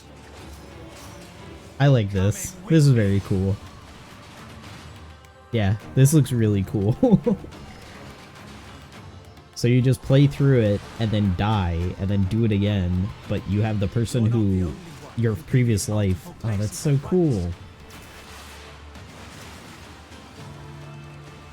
I will become Legion and crush these demons. The time shift warrior. That's very feel that cool. there are more. It sounds like a lot of the voice actors are the same as the Dota anime voice actors. Next up is a brand new IP from Ascendant Studios, a single-player, first-person magic shooter called Immortals of Avium. It's fast and fluid. It's an FPS in a fantasy setting, kind of like Doom with magic. It also has a great cast led by Darren Barnett as the main character, Jack, and he joins us now. Hey, Darren. Hey, guys. Great to have you with us. Doing? Thank you. This is such a cool game, super high production value, spectacular gameplay. Tell us about the guy you play. You're the main character, Jack, right? Yes, I am playing the main character, Jack, as seen behind me. He is a battle mage that controls all 3 forms of magic, triple threat. He's brash, he's funny, but he gets the job done. Well, it's the gameplay, as we've seen, is just so fast-paced. There's so much action in it, you know, with all the spells, the spell casting, and the magic. What can you tell us about the story and sort of how this battle mage, Jack, comes in? He sort of becomes a battle mage, right? Yeah, he kind of comes from nothing. He's, I guess they call him a street rat is what he was. But he, during a time of intense trauma, he summons the power to control magic. Becomes part of the Immortals, which is like the elite Navy SEAL squad of this world called Avium, and they are in the middle of an Everwar fighting for the control of magic. Okay. You have a great cast. You, Gina Torres in it. Lots of amazing actors in this incredible, really high production value game that's coming out this summer. We don't have to wait long for it. And I know you brought something with you to share today, which is a gameplay sequence, which is one of the most epic sort of parts of the game, right? Yeah. So this is a wild part of the game. This trailer is going to be showing you the Immortals and myself confronting Sandrak directly, who is the top villain of this game, and trying to end the Everwar. And it's taking place in like one of the most badass levels of a video game I've seen. We're battling on top of a 400-foot mech in the middle of the ocean as it moves around. It's wild, so let's take a look. All right, let's take a look at some brand new gameplay from Immortals of I hope Avium, you didn't which comes just out this spoil summer the for final PC, act of the PS5, game. and Xbox. Thanks, Darren. Thank you. We're fighting on top of a mech in the middle of an ocean. Sandrax literally pushed us to the edge. Everyone that can fight already is. And we're still losing.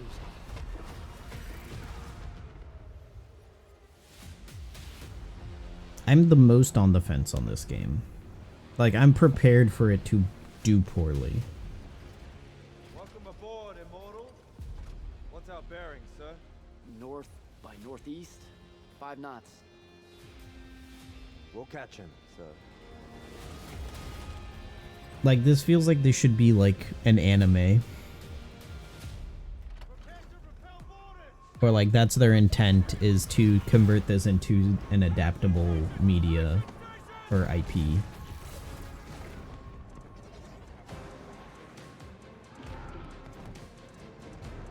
That did not seem intentional. Get to the control room and protect Selko. Zendara and I will hold off the Rashanians down here. Got it. Yeah, those character animations don't look good. It feels like they spent a lot of time trying to make the combat look really cool and didn't worry about anything else. Also, this looks terrible on Twitch. This is an unstreamable game because of how the encoders are. Like, this is unstreamable. I'm sorry. Like, look at it. Every time you cast a spell, the screen goes blurry.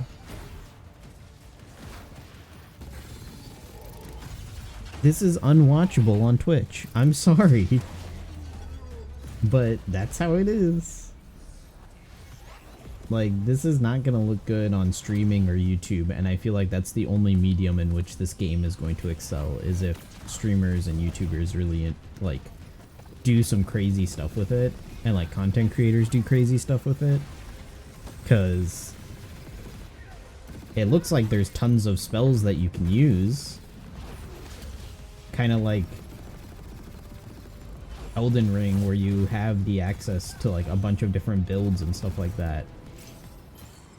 But there's just so many particle effects going on. I want to be an immortal. I want to fight this war as one of you. You're what's called a triarch. The Pentaside That intermission screen where they just have text, it's the same thing happening over and over again. They just reuse the same background image. Yeah, it's the same one each time. Yeah, it's the same thing each time. It's the same thing each time. It's just that thing cracking and turning blue. It's the exact same shot. Love that we get to show you guys so much amazing It raw gameplay looks so today, and that game was janky. incredible. Coming out this summer from Ascendant and EA. Now, one game that constantly reinvents itself is Fortnite. And tomorrow, Chapter 4 Season 3 Wilds launches. And today, Summer Game Fest is debuting the cinematic trailer to preview the season. The center of the island has collapsed, revealing a vast, hidden jungle with ancient secrets to discover. And of course, there's a whole new Battle Pass lineup where you can unleash the power, yes, of Cybertron. Here we go. Oh, they're doing that's their big collab, is Transformers.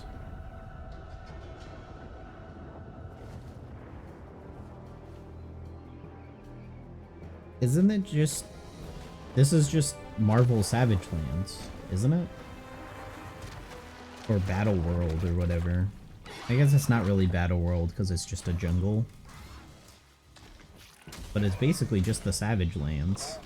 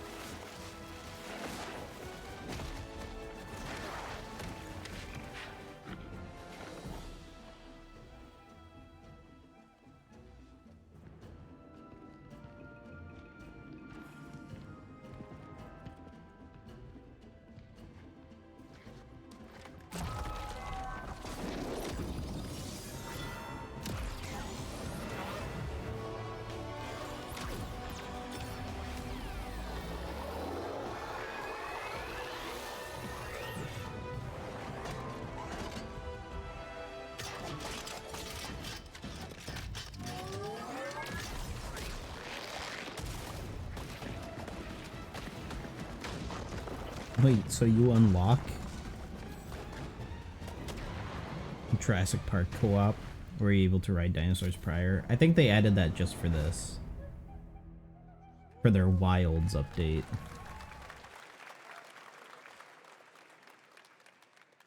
Fortnite Wilds launches tomorrow. Well, finally, guys, it's time to get to our grand finale. All right. It is a deep honor for me to present this game. What you're about to see is a world premiere trailer that gives us a new look at an expansive world Death Stranding 2. we can't wait to explore again. This Death game Stranding comes 2. from a studio that surprised the world and redefined the RPG genre with its iconic characters and rich storytelling. And I want to thank them for this trailer for one of gaming's most anticipated upcoming releases. The rumors were true. Death Stranding 2. Oh no, Final Fantasy 7. By a massive tornado which swept through sectors 0, 1, and 2. Amidst the wreckage of the expressway, search and rescue operations are already in progress.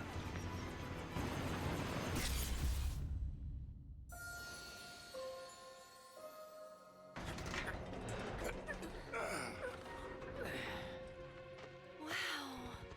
Just look at it all. It's so green. Even after everything we've done to it, it's still going strong. It may look that way, but in reality, it's barely hanging on. Was wondering, what's Cloud been doing these past 5 years? Where's he been? And you're asking me this? This is gonna sound crazy, but as far as I know, Cloud was never in Nibelheim 5 years ago. The life stream. It is the very essence of our star. The blood coursing through its planetary veins. According to Hojo, they're connected to Sephiroth. Shadows of the Mad, I believe he called them. Sephiroth was in Midgard. We fought him. Whatever happened, he's alive. But why come back now? After 5 years, doing who knows what?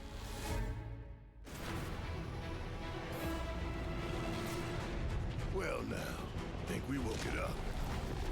Angered it, more like.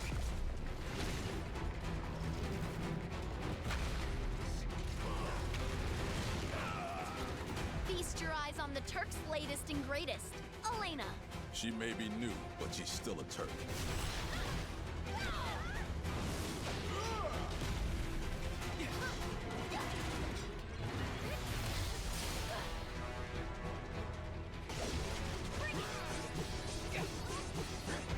They're just spamming strong attack. You can see them on the bottom left just spamming buttons. Keep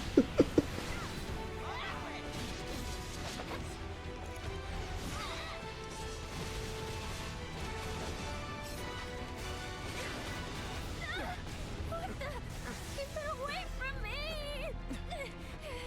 They say she's a monster. That she can peer inside you. Into the very depths of your soul. That she can become those you hate. Those you fear. Those you love. Free you yet. You murdered my dad! You burned my village! You know that I killed her. So, who is she?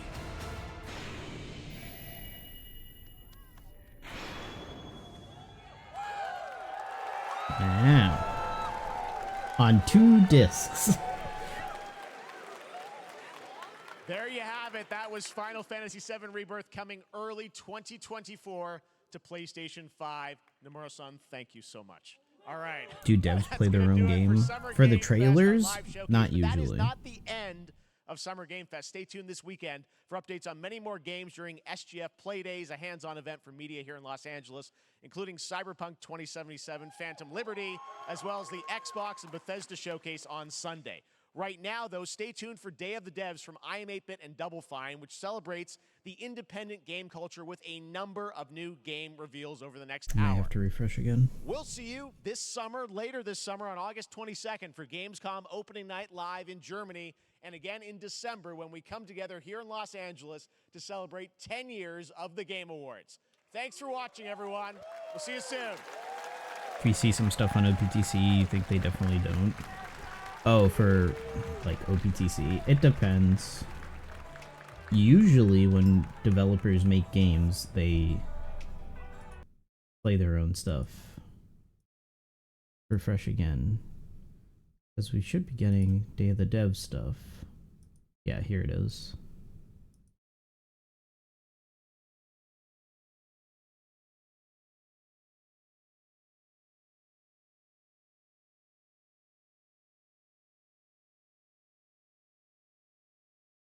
But OPTC and other live service games, not usually. Yeah, I remember. I know the Pedro Pascal Nicolas Cage meme. It's a good meme.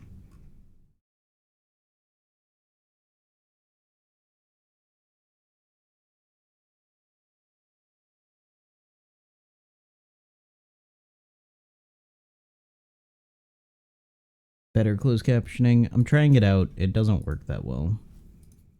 I have to keep this web page open in order to use it. Kind of janky. Don't know if I like it yet.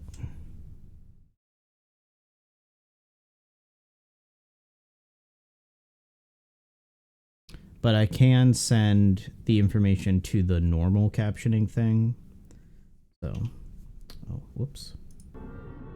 There we go. Cuphead stuff.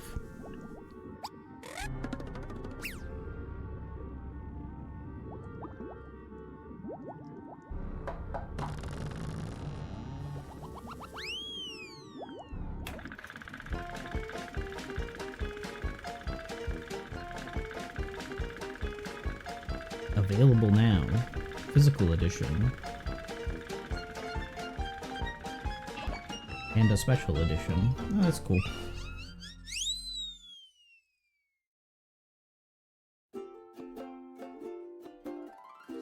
Hi everybody and welcome to the Day of the Dead Digital Showcase. Thanks to Jeff Keighley for having us be part of his Summer Games Fest, and thank you to all of you, the millions of people watching out. Millions of people? God, that can't be right.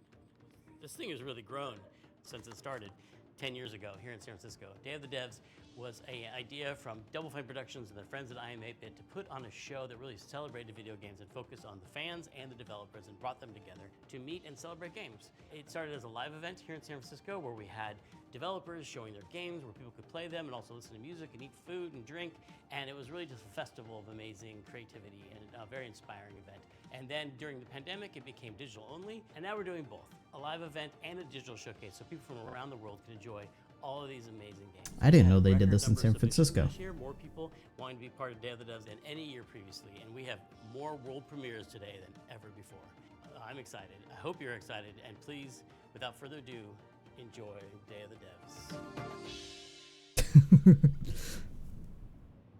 Digital showcase. There would be effects on that. It's not good. I'm pleased to introduce a brand new game from a team that is near and dear to my heart. This is from Greg Lobanoff and the team at Wishes Unlimited, who made incredible games like Wander Song and Chicory. Here's their new title, Beastie Ball. Chicory.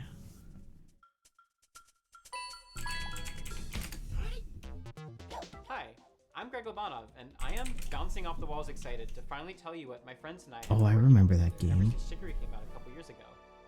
Introducing Beastie Ball.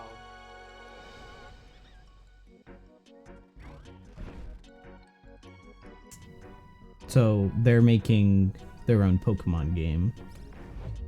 Beastie Ball is a turn-based RPG where you coach a team of beasties to play Beastie Ball, which is kind of like volleyball. You play as this customizable coach character, and you can explore That's pretty this huge funny. open world. This recruiting all is pretty funny, I have to admit.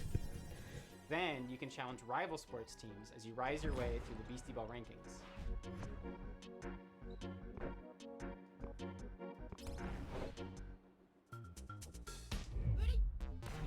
Beasties are highly social creatures that evolved to play sports.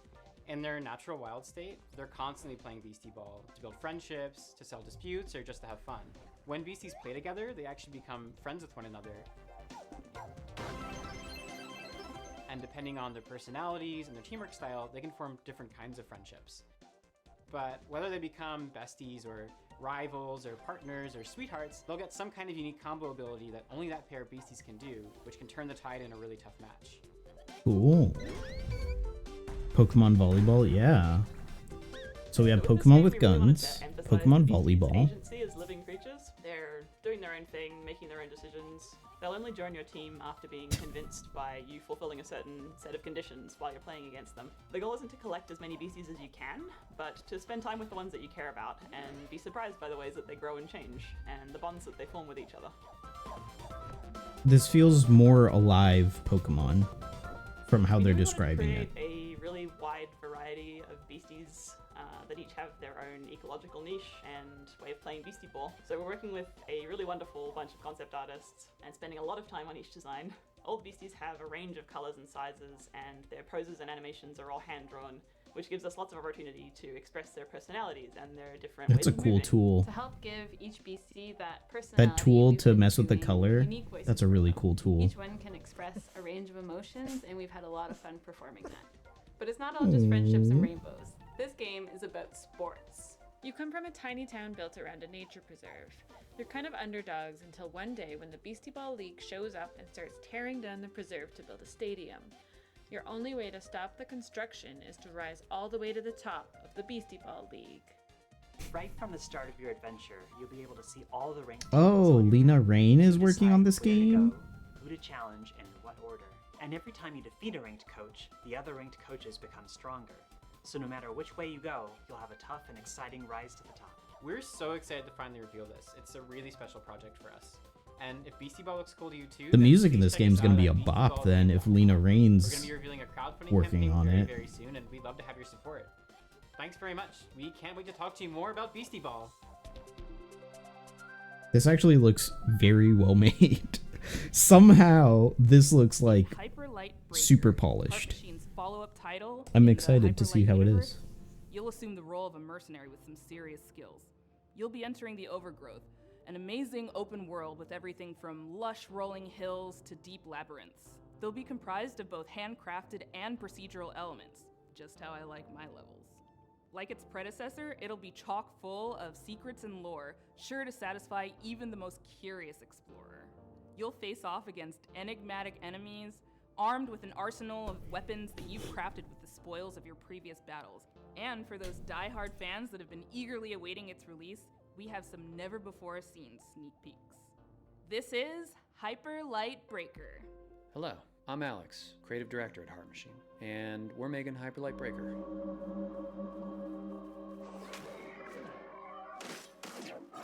Cool. Sequel to Hyper Light Drifter.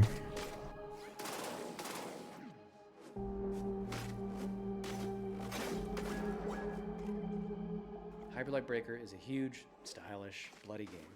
As is our MO, it's a game that's vivid but bleak, with a crumbling world that can be brutal and beautiful all at once.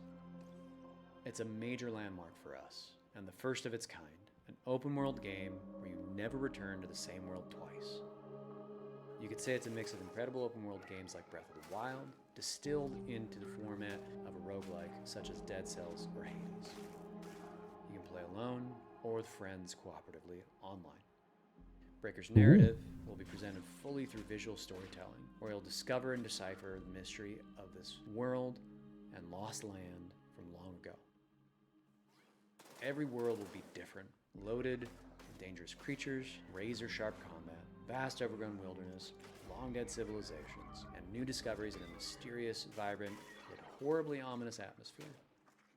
Each biome in the world is different, with unique dangers, set pieces, and stories of their own. There will be massive bosses to take down in an open structure with dangerous, unique, and challenging sub-bosses scattered throughout runs. You'll pick up new gear, make new builds, unlock new characters, upgrade your equipment as you bring back more and more materials from runs. We've learned so much from our previous games, building up amazing tech and a deep well of knowledge and experience as a team. Breaker is the culmination of all that incredible work, and we're excited to have you experience it for yourself. I should get around to playing Hyper Light Drifter. I have a lot more information on the game as we come closer and closer to early access later this year. Early access? Why is every game going into early access in true now? Day of the Devs fashion, we're traveling halfway around the globe to Transylvania to bring you a game that is not what you expect. From developers Stone Skip and publisher IM8bit Presents, I'm thrilled to bring you a world premiere title that is not only relaxing and enjoyable, it's chill and vibey. Let that anxiety go while you play Simpler Times. Transylvania? Chill game?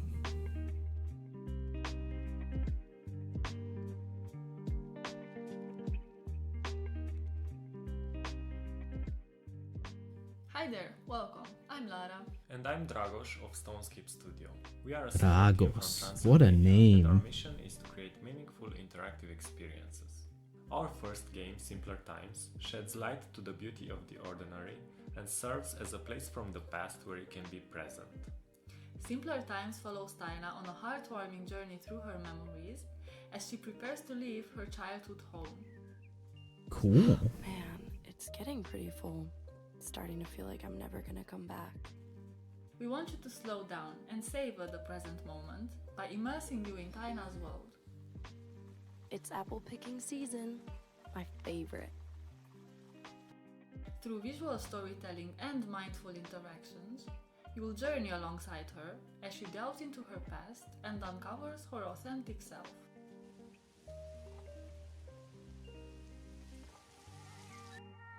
With each puzzle, Taina grows closer to adulthood and you'll be there to guide her.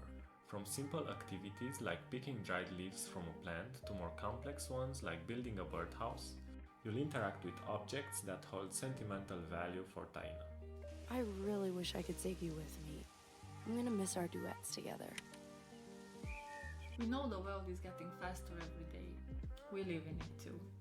We wanted to create a space where players can take a break, slow down, and enjoy something meaningful.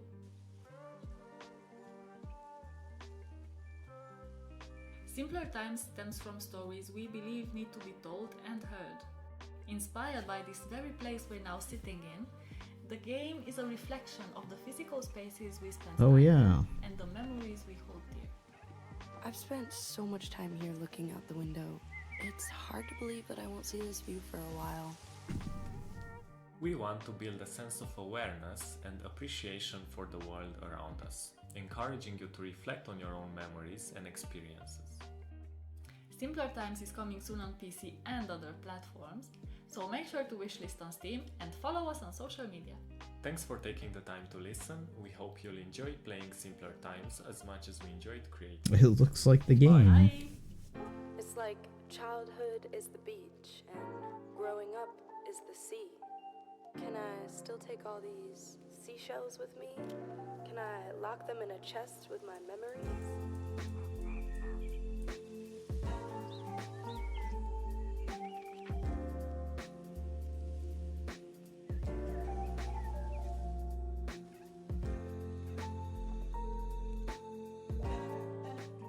It's very cute.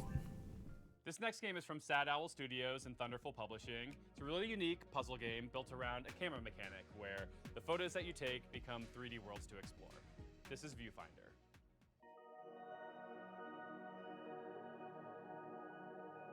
Didn't we see this already? I think this is different. Viewfinder's a difficult game to describe in words, but if you saw it, you'd immediately recognize it. What is this place? No, they've announced this before. That, gives players a lot of freedom. What's an old photograph doing here? You can take photos or find photos and then make them into real 3D spaces. Hang on, did you just shift reality? Fantastic! What makes it unique is the central mechanic where you're using a camera and pictures to reshape and reconfigure the world around you in order to solve challenges in creative ways. It's such a unique experience, and I think everybody is just gonna have a different experience of how they play Viewfinder, and that's just a really nice thing to it. A perfect fit. Cool. Elegant solution.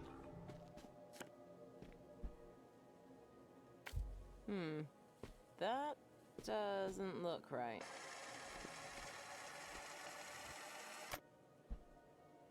Oh, and there's a reverse. You can rotate reality too. That's pretty neat.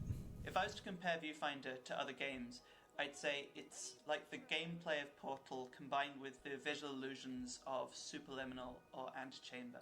People have also compared it to The Witness and Manifold Garden and various other first-person puzzle games. It's a puzzle game, but it's very sandboxy and playful and open-ended.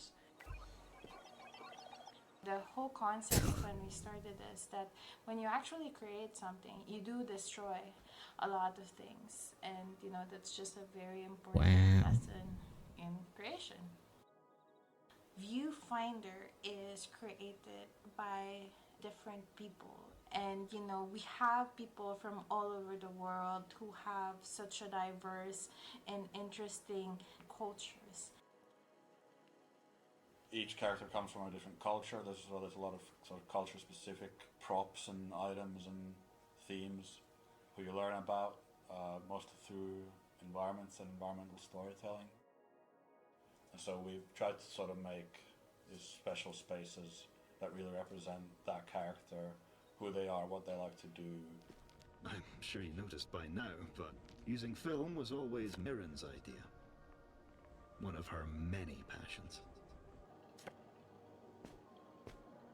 Oh, wow. Celion was always fond of games. It's just very important for us to just put in what we know so that the rest of the world could also, you know, have a glimpse of the experiences that we've had. This must be the next stage. Let's go!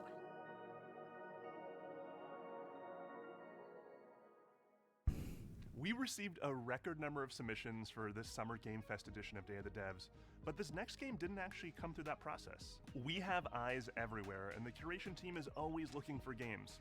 This next one actually came from Twitter because the creator was posting all these amazing GIFs, and we reached out via DM and asked if we could feature the game.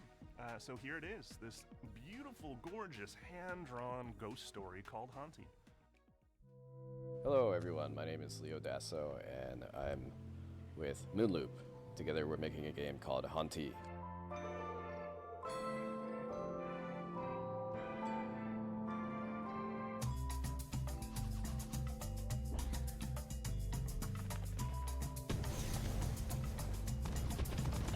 The main mechanic in Haunty is that as a ghost you can haunt things and get access to their abilities. And there's a big variety of things that you can haunt in this game.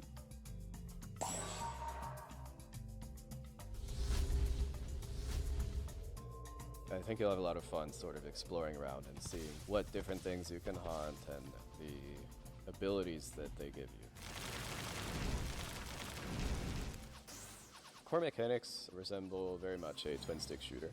However, unlike twin-stick shooters, it focuses less on the high-intensity moments and more on finding creative ways to use the twin-stick paradigm to create fun solutions to the challenges in the game.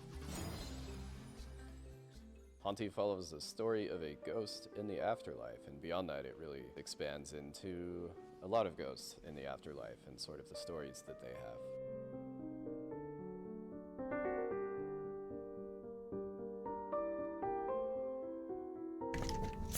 The progression and story of Haunty both center around collecting these stars, and the stars have this special ability that they give ghosts access to pieces of their past life that they've left behind. The environments and characters are all carefully crafted with a 2D hand-drawn style, so there's a lot of painstaking frame-by-frame animation work in there. And we have a fantastic soundtrack. Wow. This game does look very good. So it all sort of comes together to give you this sort of tour through the afterlife, chilled out experience. Wow. If this is something you're interested in, be sure to wishlist it. It helps us out a lot. Our next game is a bit of a blast from the past. It arrived on the scene around 12 years ago, quickly became the talk of the town, and won a handful of awards, including the Seamus McNally Grand Prize at GDC's Independent Games Festival. But then, shortly afterwards, both the game and its creator vanished. That game was Cart Life, a slice-of-life simulation game that put you in the shoes of various street vendors and tasked you with setting up a successful business selling bagels or newspapers. As the story unfolds, you'd soon find yourself making tough choices and trying to balance keeping your business afloat with the needs of your character and their families. It was a truly unique, powerful, and special game, and it's super sad that it's been unplayable now for the better part of a decade.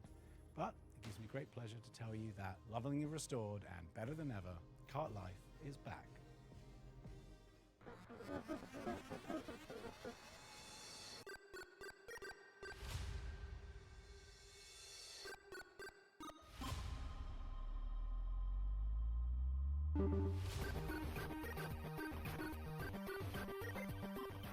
Hi, I'm Nick Herman. I'm with Ad Hoc Studio, and we're here to show you Cart Life. Cart Life is a retail simulator developed by Richard Hoffmeyer and was originally released in 2013, where it won a bunch of awards at the Independent Games Festival. For a variety of reasons, he ended up pulling it off Steam, but all of us at Ad Hoc are such big fans of Richard's work. Now we're partnering with him to help bring it back.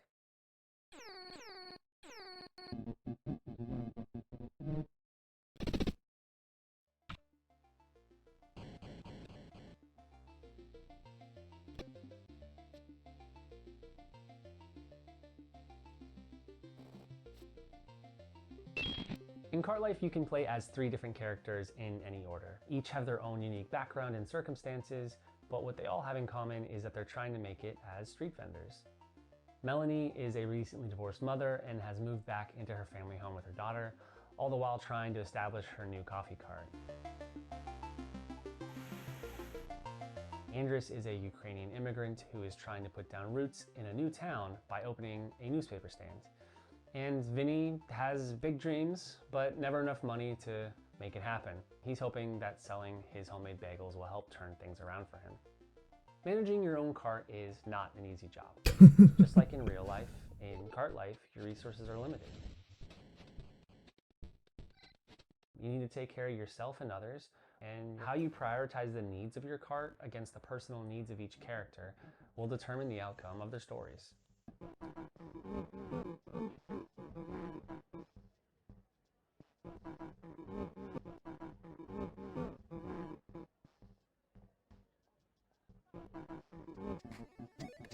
The world of Cart Life is alive and filled with characters who are potential customers that you'll get to know as you try to build your business.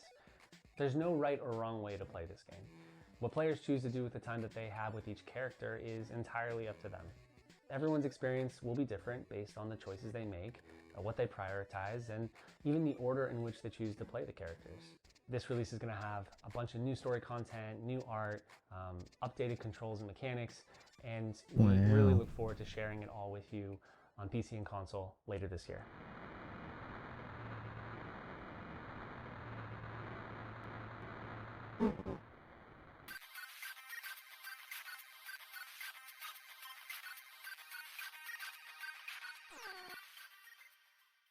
The skateboard renaissance has been going on for the last couple years in games, and as we get deeper into the grind revival, things are getting a little more avant-garde and daring. This next one gives you all that Tony Hawk mechanical goodness that you crave, but with a heavy helping of demons and brimstone. This is the world premiere of Hellskate. Hello, my name is Jordi van den Bussen, also known as Kwobbelkop. I'm the CEO and founder of Phantom Coast, and today we'll be talking about Hellskate. Hellskate. All right, Anton. A skating-based RPG. All right.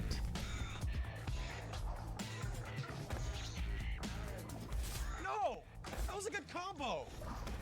All right, that's it. Too slow. Oh, and if you bail, then you get...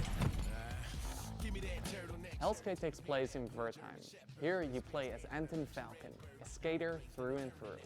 All Anton wants to do is skate at Wertheim's fabled beach, even if that means he has to go through the gods and monsters who will do anything to stop him and his skater friends from doing what they love most. It looks neat. Skateboard mechanics are very similar to Don't know about the art style, though. games such as Tony Hawk Pro Skater. I mean, our lead game designer Steve actually worked on Tony Hawk's Underground. It started a long time ago, the idea, and the far-off, far-flung land of 2002, I worked on a game called Tony Hawk Underground. And at the time we were working on it, we were thinking, man, this really looks a lot like an RPG or an action RPG. You have all these stats and you're upgrading and all this kind of stuff. It's super cool, super neat, right? But of course, we're bound to Tony Hawk, we're bound to the real pro skaters. It always seemed to me that skate graphics create and imply such an interesting world, but it's not a coherent world that you can visit. So that was one of the motivations behind Hellskate. Hellskate is a skateboarding roguelike game. It fuses together old school skateboarding with the tricks and traversal, manuals, grinds, jumps, balance meters with a roguelite structure. Just like with other games in the roguelite genre, death is a central mechanic in the game. When you die in a run, thankfully you don't lose everything. You keep your resources, which you can use to get permanent upgrades such as tattoos or skateboards, which act as weapons.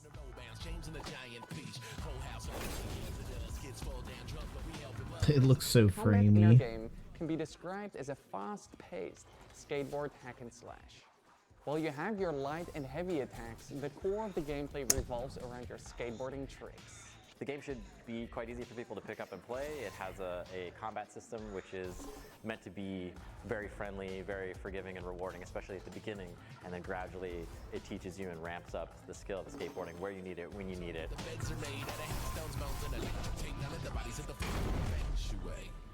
Why did you stop me from skating? Look at yourself. Your wing, your arm. What do you think happens when that gets to your head? Thank you for watching this reveal of Hellskate. Wishlisting the game would mean the world to us. Thank you.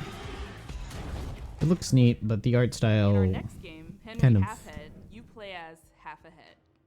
That's it. That's the game. But it's so much more than that too, because you see, Henry can be many things, can be anything, in fact. He has the curious ability to be able to transform into anything he can reach. Using this peculiar power and perplexing form, you'll live the life of the title character, navigating sandbox situations crafted by Zurich-based developers Lululu Entertainment, and in so doing, maybe ponder the philosophical questions. Who is? How is? What does it mean to be Henry Halfhead? Welcome! May I introduce you to Henry? Henry's not just anyone. If they're anything, they're, well, everything. Henry can transform into everything in their reach. Yes, everything. And that's how they manage their daily life. The familiar noise of Henry's alarm clock announces the dawn of a new day.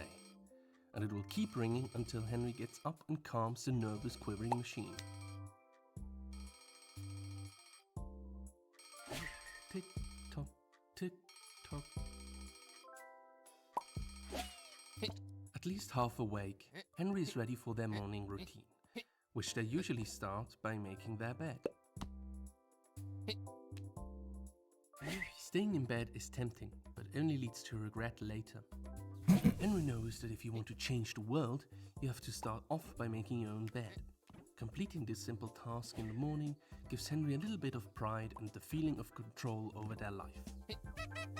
With part of the morning routine done, Henry was ready to freshen up. This feels very Stanley Parable, where it's like, oh, you can goof off and do other stuff, and the narrator will comment on how you're goofing off. For hours, Henry could sit there, lifting the seat up and down, Yeah. pretending it was a singing mouth. Not too hot, not too cold.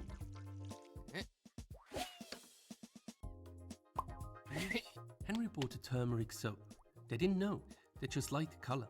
It's actually great for their skin. That's not the color of turmeric.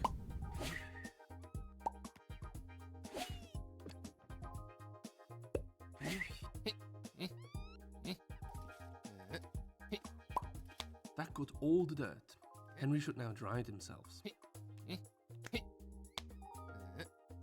All clean and dry, Henry is now ready for a proper breakfast.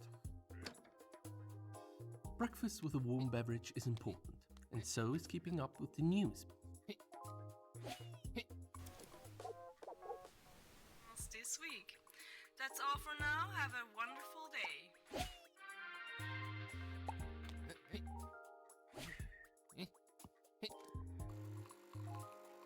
What do I think about it? This game? I don't know. It seems like they're showing us a little bit too much. I think they wanted to make Goose Game. This definitely feels Goose Game inspired. Candy of nature, delicious. But Well fed and well informed, Henry has to get ready and pack for work. I don't know. They're showing a bit too much, in my opinion.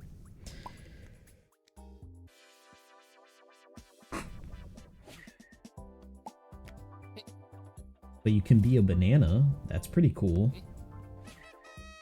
If Henry takes their lunchbox and leaves now, they can catch the 8 o'clock bus. Double the Henry, double the fun. Play Henry's not so ordinary everyday life in co-op mode.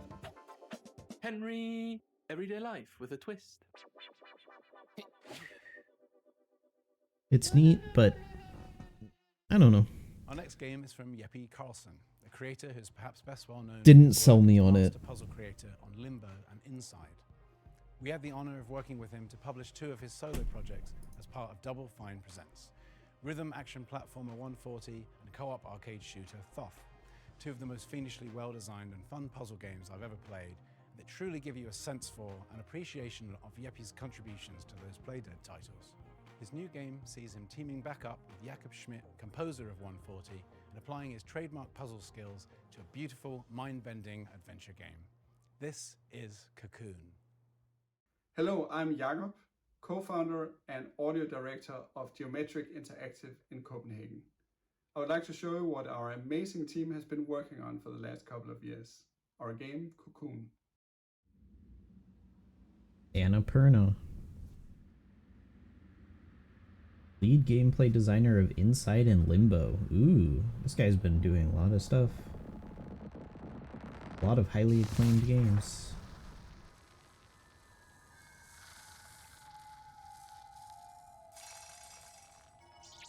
That's a pretty cool effect.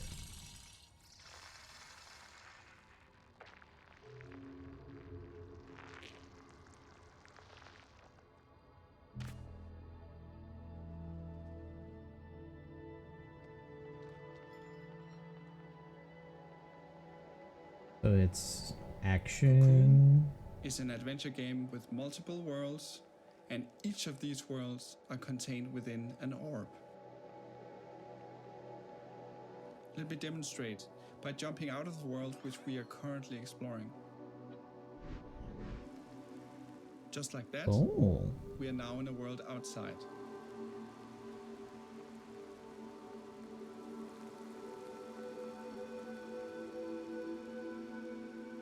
The orange orb here contains the world we were previously exploring.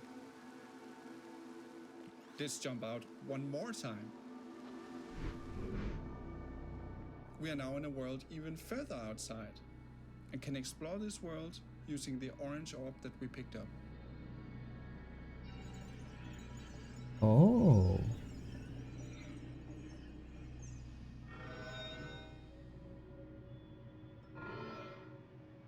Orbs can be placed on switches to power devices and solve puzzles.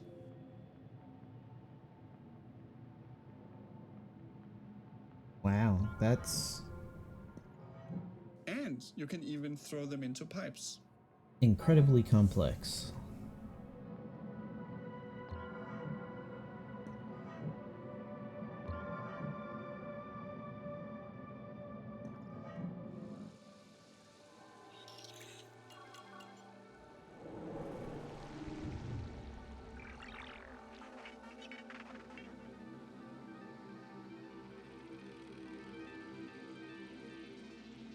You can use the hierarchy of worlds within worlds to solve interesting puzzles. For example,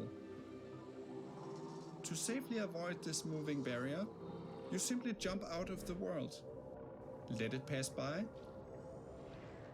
and jump back in.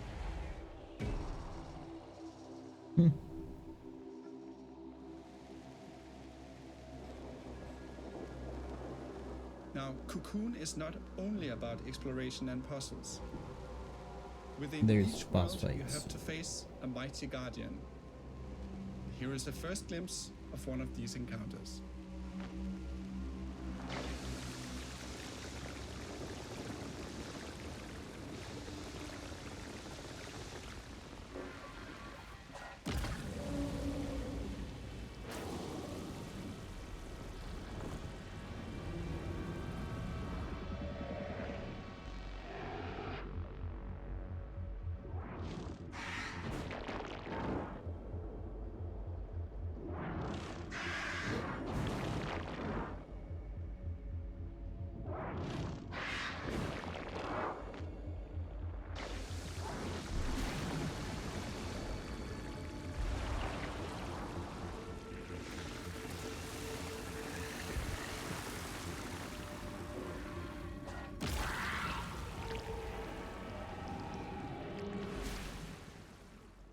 We hope you look forward to exploring the mysterious worlds of Cocoon, releasing later this year on Steam, Xbox, PlayStation, and Nintendo Switch.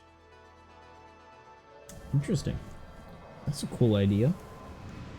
It's a very ambitious game.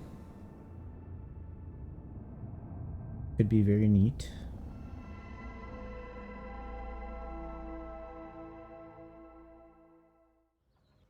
And now, I'm pleased to bring you a title from French-Canadian developer Impossible. In this relaxing artistic exploration game, you play a painter with a watercolor brush and a whole city to explore. This game is more than appropriate for Day of the Devs Summer Game Fest edition because its title, Été, in French, translates to the word summer. Hi, my name is Laszlo, and I'm the creative director at Impossible. We are a small Montreal-based indie studio working on our first title, Été.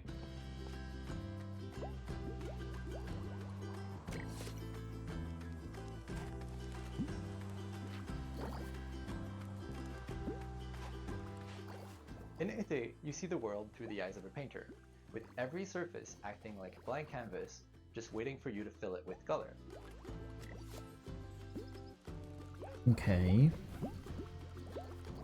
Then what's the Été means summer in French, game because part it's of set it? in our French-speaking hometown of Montreal, Canada, as you step into the shoes of a painter who's traveling abroad for, well, the summer. This is a game for people who love pure exploration. You're free to roam open city scenes at your own pace, following your curiosity, getting sidetracked, and discovering secrets along the way. Okay, so it's just pure exploration. With good dogs. When you fill something with paint, you'll extract its color as droplets of experience, and as you level up, you'll become able to unleash larger splashes of paint that reveal a bigger part of the world at once.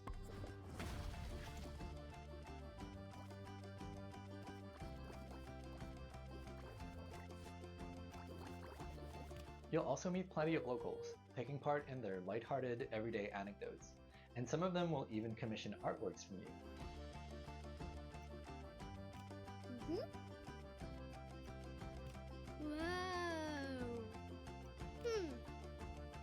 Using your bike, you can travel quickly back to your apartment and paint those commissions on canvas.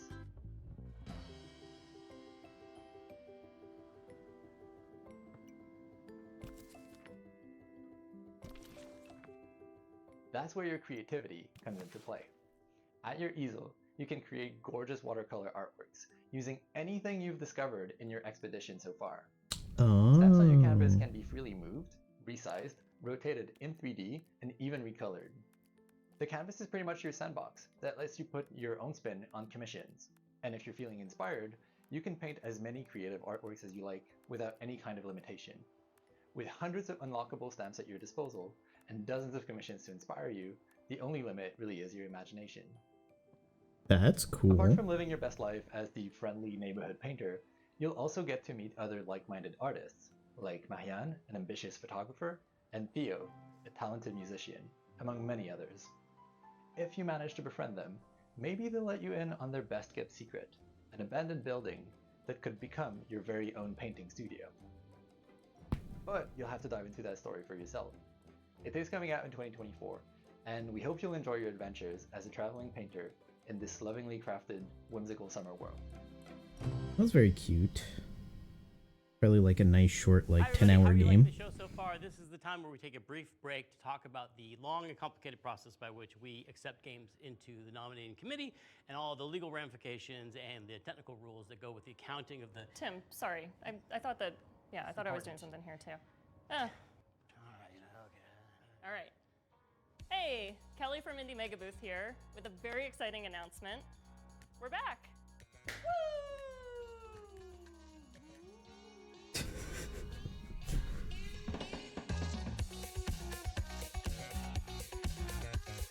If you're a fan of indie games, you may have seen the Indie Mega Booth at shows like PAX West and PAX East over the last decade, bringing together a curated selection of the best up-and-coming indie titles.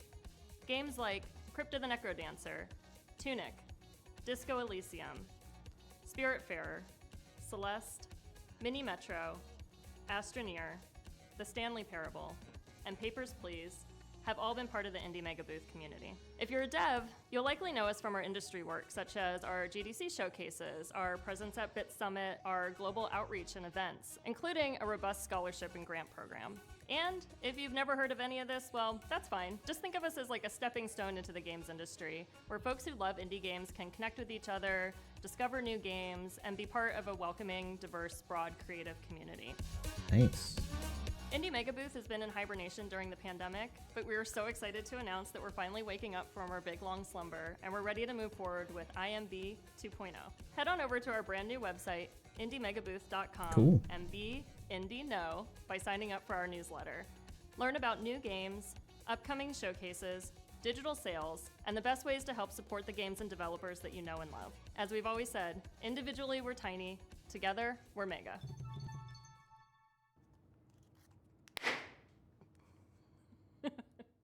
We have another world premiere for y'all, and it's also really thematically appropriate for this showcase. You'll see why in a second. It's from the aesthetically amazing studio called Land and Sea. They're famous for the Alto series that you know and love, but this next one is not what you're expecting from them. It'll be herding your way. It'll be flocking your way. No, I like herding. It'll be herding your way next year. It's called Summerhill. It's about sheep. It's about sheep. Hi there, my name is Harry Nesbitt, and I'm the founder and creative director of Land and Sea. We're a small team from the UK, best known as the developers of the Alto's Adventure series. Now, over the last few years, we've been busy growing the team and laying the groundwork for our most ambitious project yet. It's an entirely new IP that aims to build on the themes that we care about most as a studio. And we're super excited to be able to share this exclusive first teaser with you today. So please take a look, and I'll be back at the end to tell you more.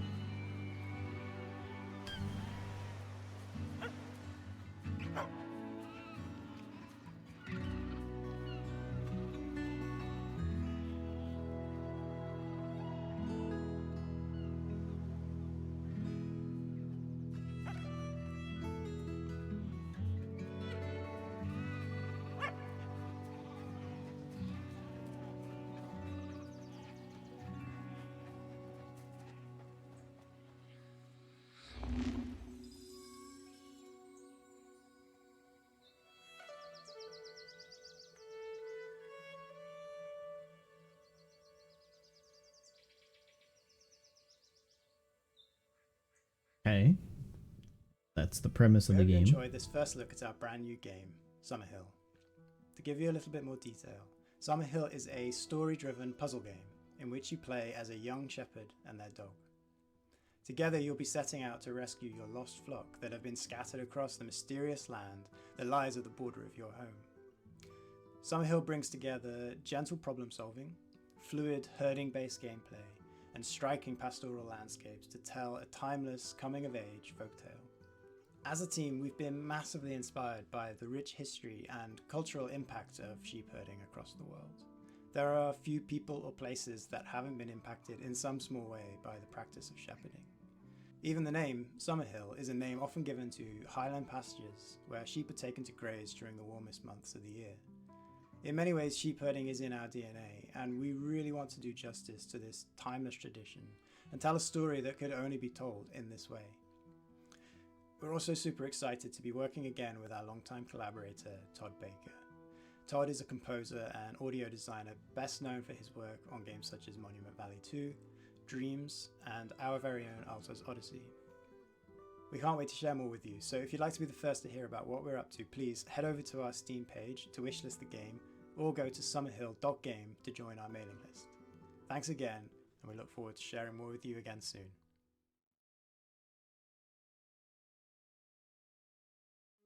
Next up, we have an update on Eternites. This is from Studio Psy, essentially a one-person team with a few friends helping out on the side. And it's a dating action game.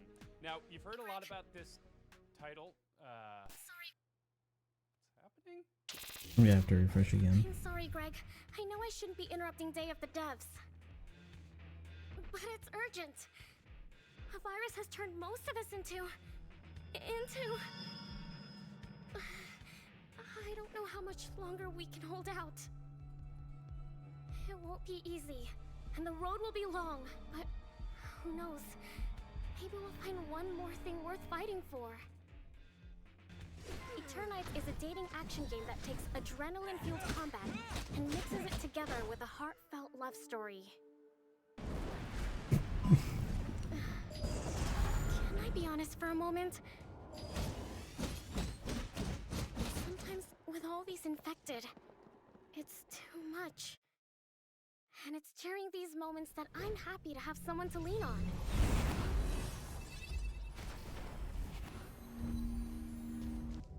Fighting for our lives, solving puzzles, exploring dungeons. It all seems easier when you have someone special by your side to make things less scary. So... what now? Did you just shush me? Because the teacher might hear us. Hey. Have you ever passed a note to your crush? I mean, or you can just fight for friendship. That's cool and not... Wow, we are so cheesy. Mini-games!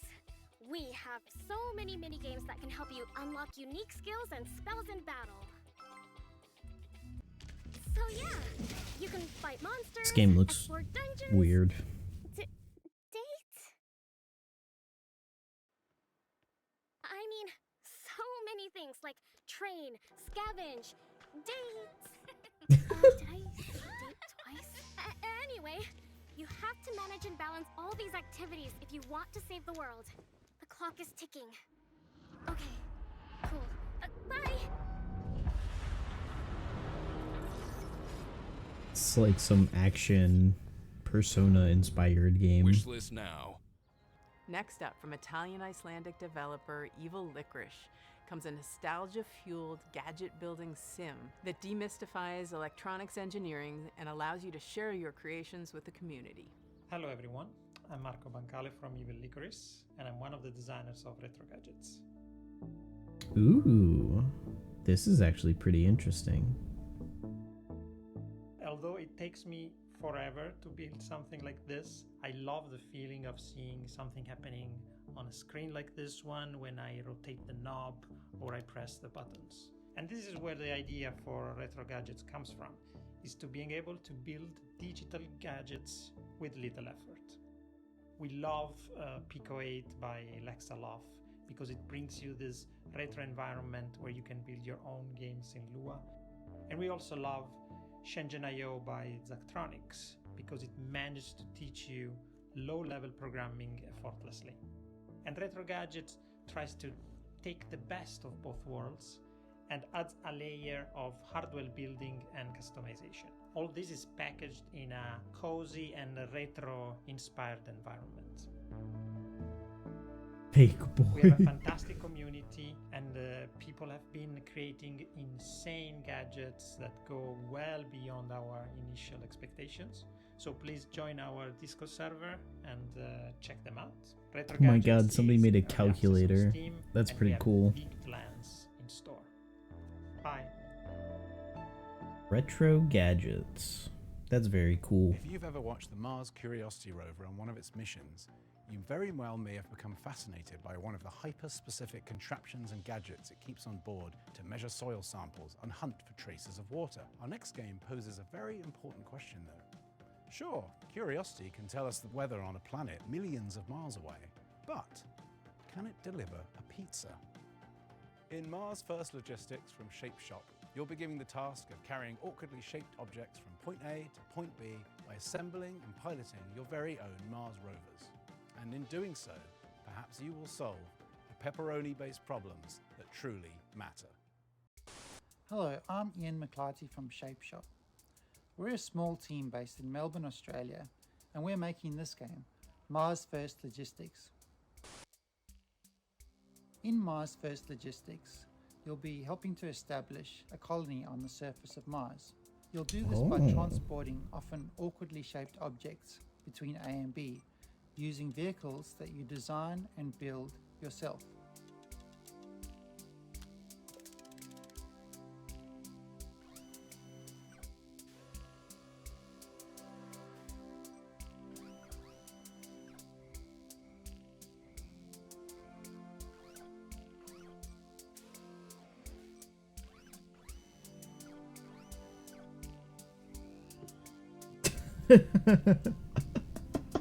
As you complete deliveries, the game will give you new toys to play with.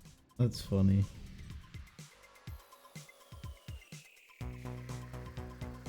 This is really cool.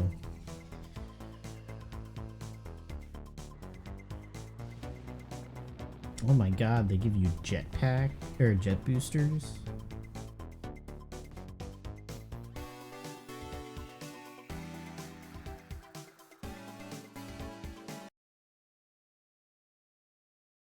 Rush it again.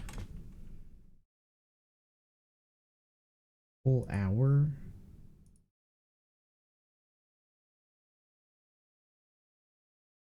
All right. I'm gonna take a quick break here. There's so much. There's another hour of this show. All right. I'm gonna take a quick break. I will be right back. I'm going to feed my dog, and then we will be back with finishing up Day of the Devs, and then OPTC database update, stuff like that. So, be right back. Thanks everyone for stopping by. I appreciate it. Go get yourself some water, take a bathroom break, whatever you guys need to do, and we'll be back in like 15 minutes.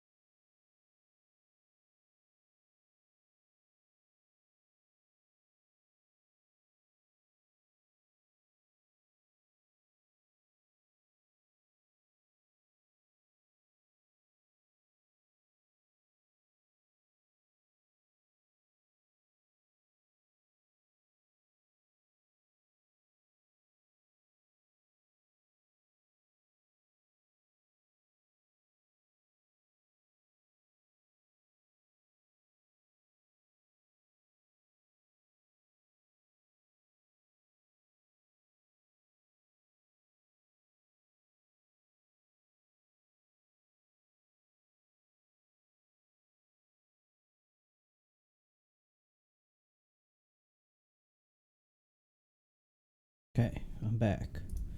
Sorry about that. My dog took his medicine for the month and he was a little not receptive to it. So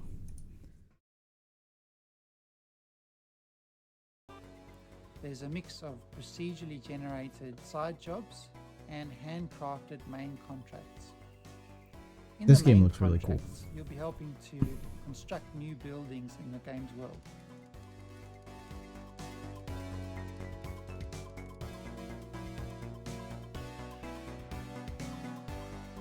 One of the main challenges in the game is figuring out how to pick up each item and deliver it safely to its destination using the parts that you have available. Oh.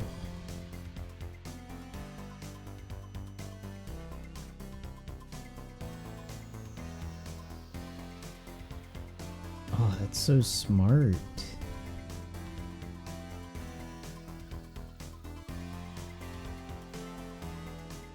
This game is so And as you cool. build up your Honestly, collection of parts, this game is more super creative cool. options will become available to you. And I think a lot of the fun in the game is just messing around and being creative in its editor.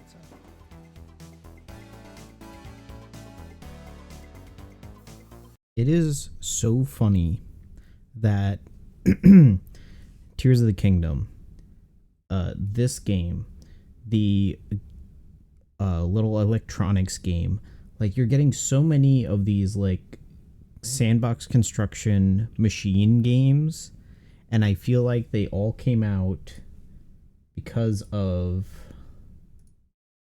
when did Besiege come out?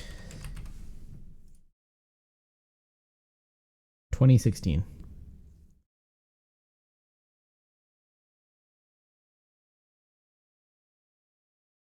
Oh, I think that was early access. Like, this game is fantastic. Early access was 2016. Breath of the Wild release date was 2017. I mean, come on, dude. Like, you cannot deny.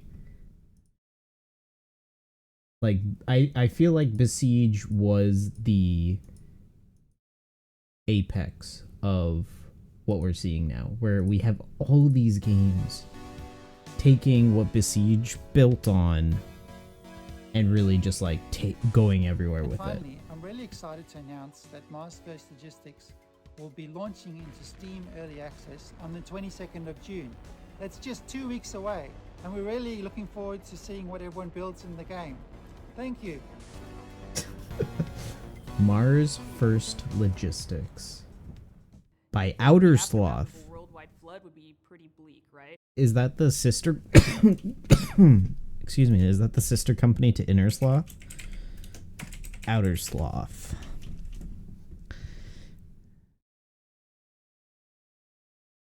Inner Sloth's new competition.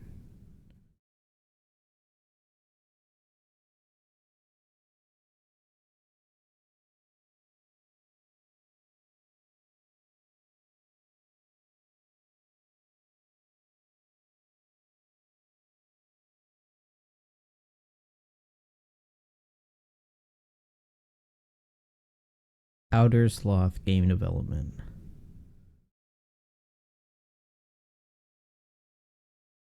No, this is a Roblox thing.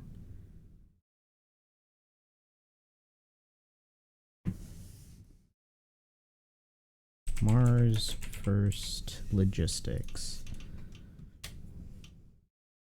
Developer Shape Shop. Thank you. Outer Sloth. Who is Outer Sloth? Oh, publisher Outer Sloth. Is that the same publisher? Hold on. Mars First Logistics. A, add this to my wish list. On God. B, who is Outer Sloth?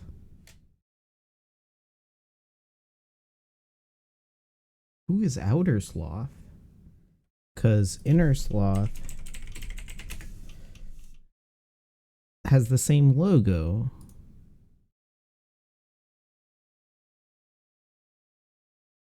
Inner Sloth has the same logo. Who is Outer Sloth?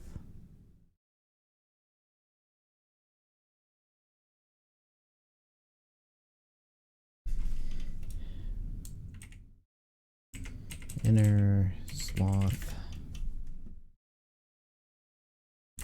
Wait, I should have checked who published Among Us. Inner Sloth. Inner Sloth published Among Us.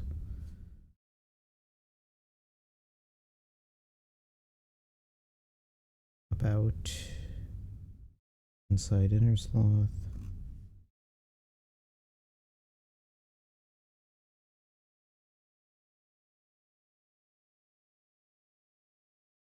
Yeah, it's the inverse of Inner Sloth's logo. It is actually.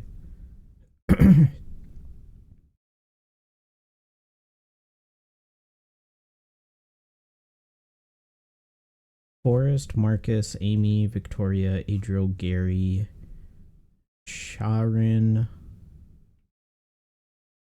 Do any of the people outer? None of them mention Outer Sloth. There's a bunch of them. What was the name of the guy? He's the director at Shape Shop. Who's Outer Sloth? Saltsea Chronicles. We're super stoked to show you the world premiere of Saltsea Chronicles today. It's a flooded world, story-driven adventure game where you play as a ship's whole crew.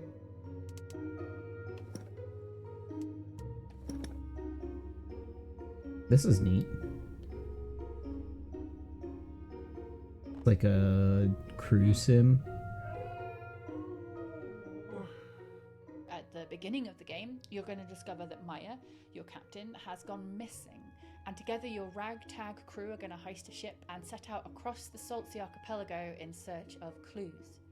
In each chapter of the game, you'll decide where to head next, who to explore with from the crew when you get there, and what to say to the people that you meet along the way.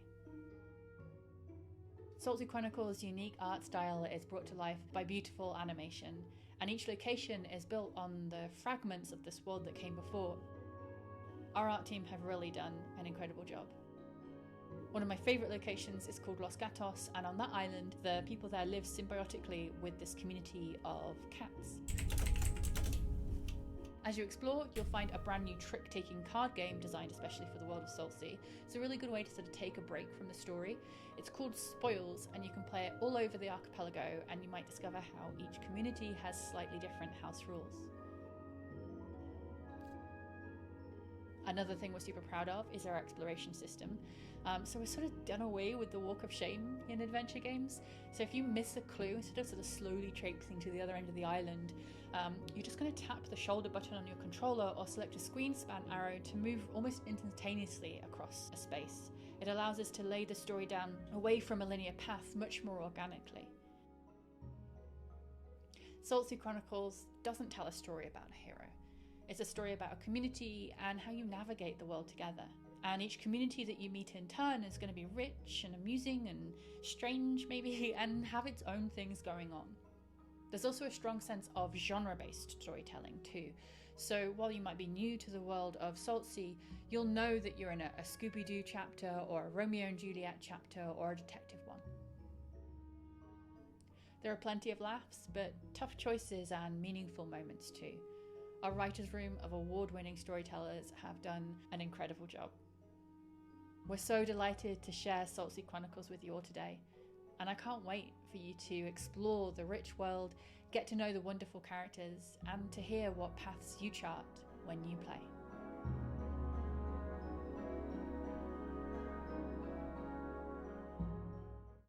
All right, this next game, sorry.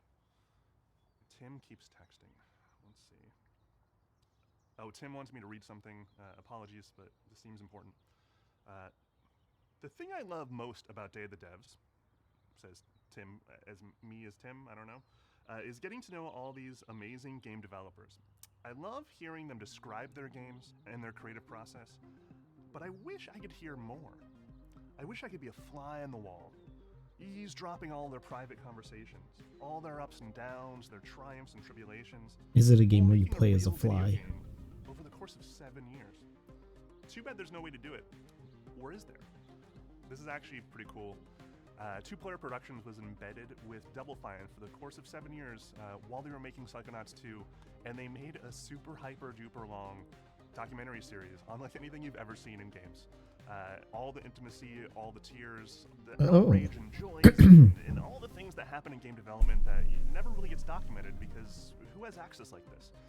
So here's a very quick sneak peek at their incredibly long series.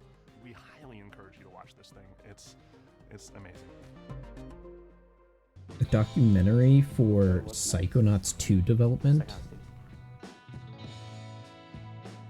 To get to the dollar amount we're talking about, it's probably going to take financing from a lot of different avenues. Whenever Grasslands is going to start, Tim's just going to start taking our people. So there's a ton of stuff going on right now. It's kind of breaking me. But you know, it's fun. It'll be really rewarding when it's done. Hopefully you get a chance to work on a Psychonauts game in the near future. Psych Odyssey. Thank you for helping us bring back Psychonauts. Thank you. 3, 2, 1.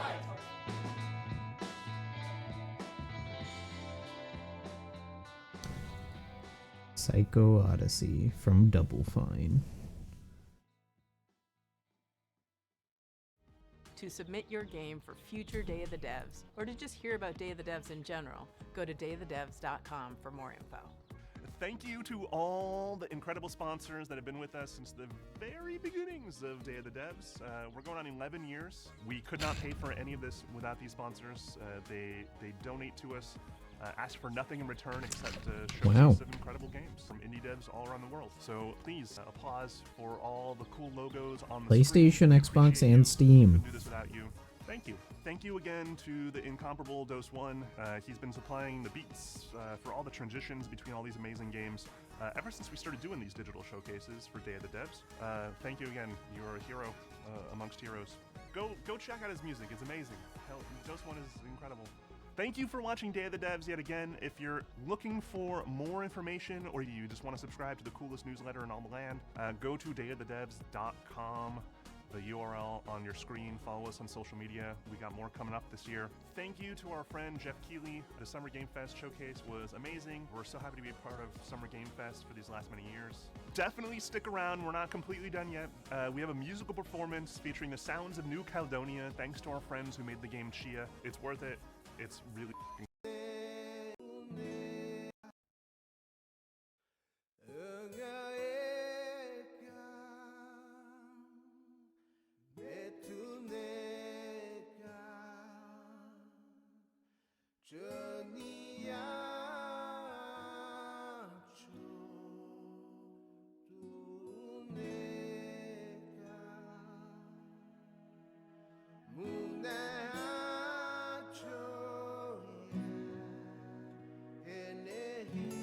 Wow, that's really cool. They're showing their, like, vanilla harvesting and all this other stuff.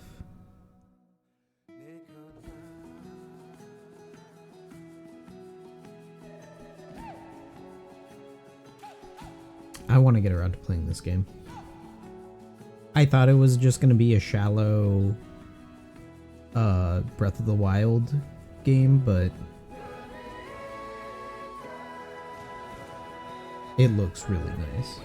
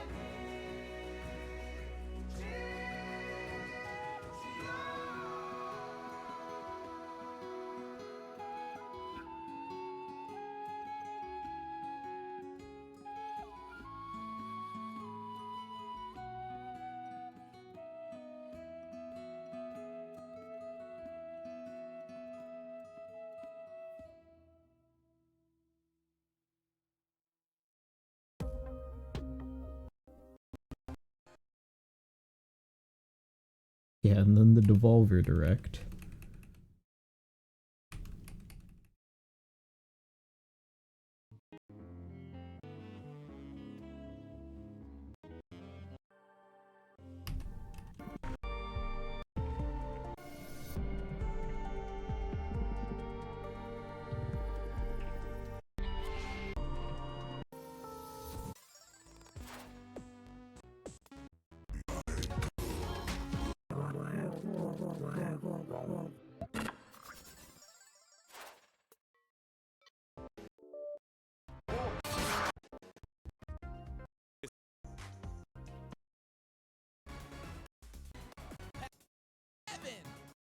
Industry. Alright, the Devolver Direct should always be fun. Let's see this. For generations of gamers, this is where it all began. The cultural icon of the gaming industry. More influential than any pop star or politician. The most famous video game mascot of all time. Devolver Digital's very own Volvi. You know him as the star of all your favorite Devolver games. But where did Volvi come from? Many years ago, Devolver Digital hired little-known designer Ronathan Trotfield and tasked him with creating a character that could rival the big names of the day. You have to remember, we were trying to compete with the heavy hitters. Bonk, Gex, Awesome Possum, Arrow the Acrobat. And this was no small task. Yeah, we spent a few years on it, but... to be honest, I don't really remember drawing it. I remember Ronathan showing us that final design. It was a beautiful moment. That face, those smart brown shoes, and of course, the masterstroke. His one big hand. For gaming, I'd just never seen a character with a hand that big. We knew straight away we had something special. Volvi was introduced to the world in his first solo game, Field Run, which went on to become a cult hit. We were seeing the sales numbers going up and up. We couldn't believe it. The demand for the character was insane. I think it's supposed to be a rat. And so Volvi went on to star in a string of hit Devolver titles. Hotline Miami, Cult of the Lamb, Grease from Nomada, Ape Out, My Friend Pedro, Piku Niku, Enter the Gungeon. The list goes on and on. Volvi's popularity had skyrocketed. He was an icon, not just for video games, but pop culture in general.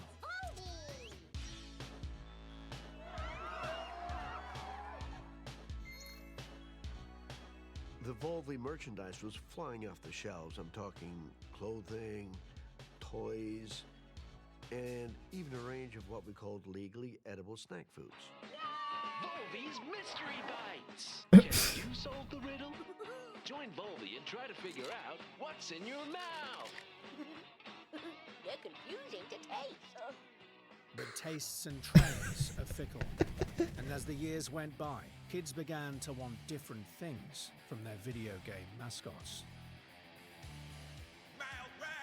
We saw the way the market was changing, and we made the difficult decision to part ways with Ronathan. We had no choice. We needed to keep Volvi relevant. It's Volvi 2.0 in the new game from Devolver Digital! Oh my god. we lost the big cheeky smile. I don't need your permission to eat a meat burger. Even the big hand for gaming. In favor of something with more attitude. Guess what? I have an earache, and I don't care. It's graffiti time. Looking back on it, This is so unhinged. Volvi 2.0 performed poorly, and the character began a slow but steady decline. so we made the decision to quietly discontinue the Volvi franchise. It felt like I was losing a family member. well, a distant family member, but it was still quite horrible. And, nobody's seen him since. Until now. Good evening, and thank you all for coming to a very, very special night. I'm your host, Chris Jake, and you heard it right, folks. I am so proud to Two present first names. the launch event for the reboot, rebirth, and return of the world's greatest video game mascot, Volve! Oh yeah, oh yeah. Okay, settle down, please, because it gets even better. Ladies and gentlemen, please welcome back Volve's original creator, Ronathan Trumfield! Come on, Ron! Yes! Wow! Oh my goodness, Ron, what a moment. You are looking fantastic. Please tell me, bro, how do you feel right now on this momentous day?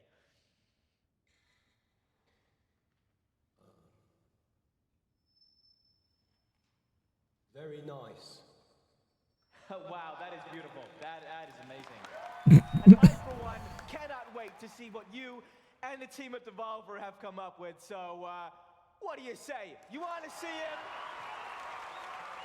Ladies and gentlemen, without further ado, may I present to you the new and improved Volve E! Wow.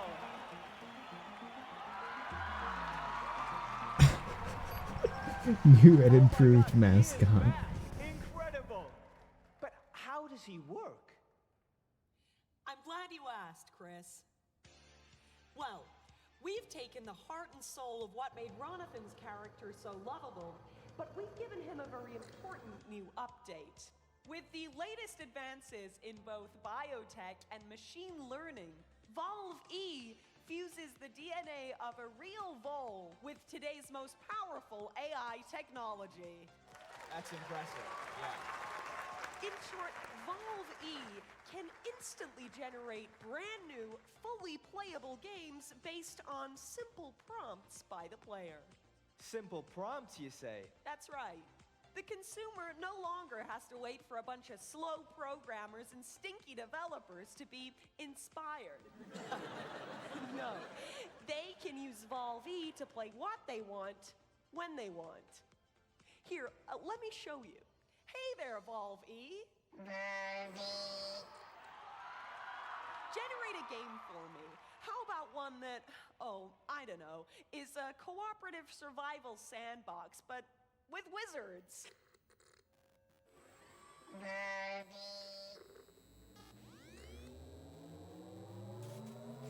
What a weird lead up to their first trailer.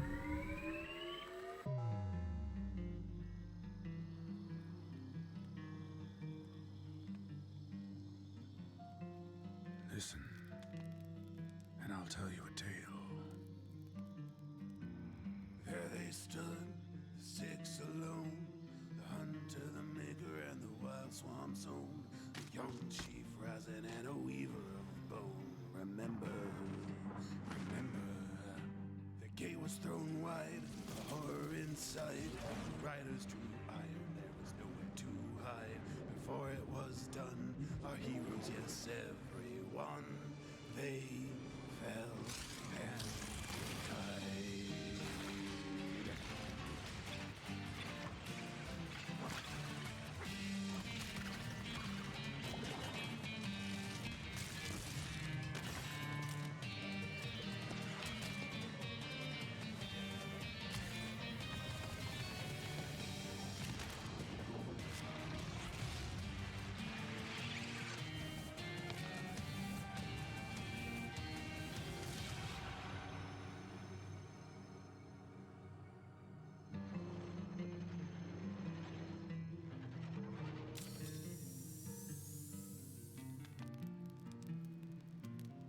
It's up to you now, kid.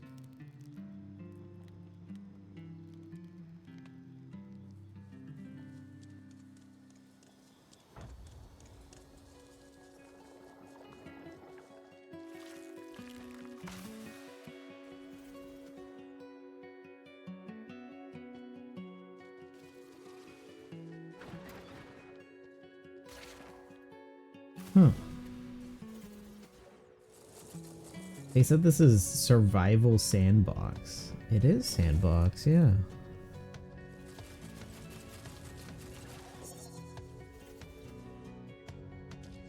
An isometric survival sandbox. Very Don't Starve like.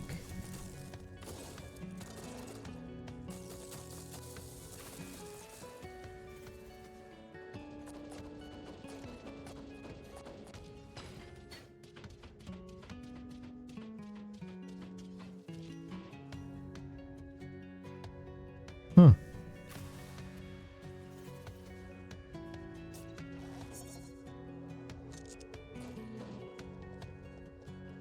This looks really good.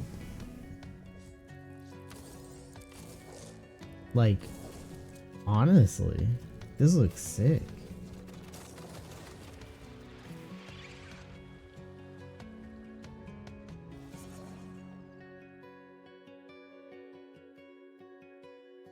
Wizard with a gun.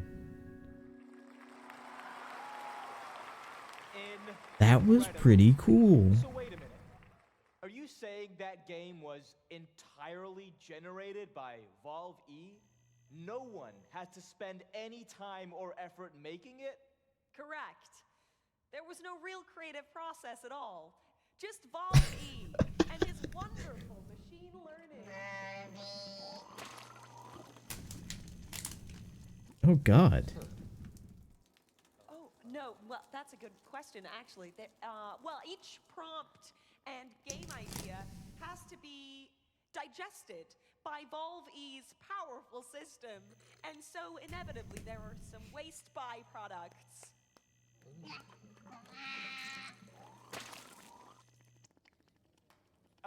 So back to the games. Do you mean to say that anyone can give Valve a prompt?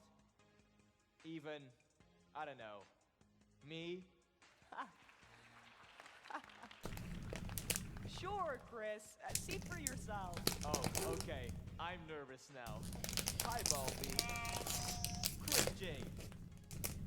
I'm a huge fan of the Talos principle, so I'd like to see something like that, but with new puzzles, a grander story, and big, beautiful worlds to roam around. Oh, and I'd like to see that gameplay right about now.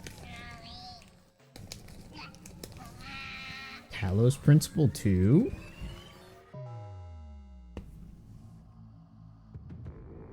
I can't help but notice that many of these structures are not strictly functional. There's a sense of aesthetics, of beauty here.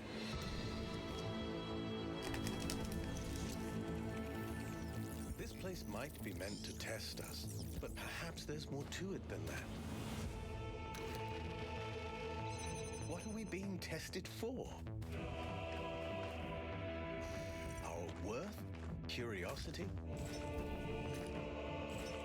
Our persistence? I keep thinking, why puzzles? Is it just their symbolic value? Because the thing about puzzles is that they can be solved.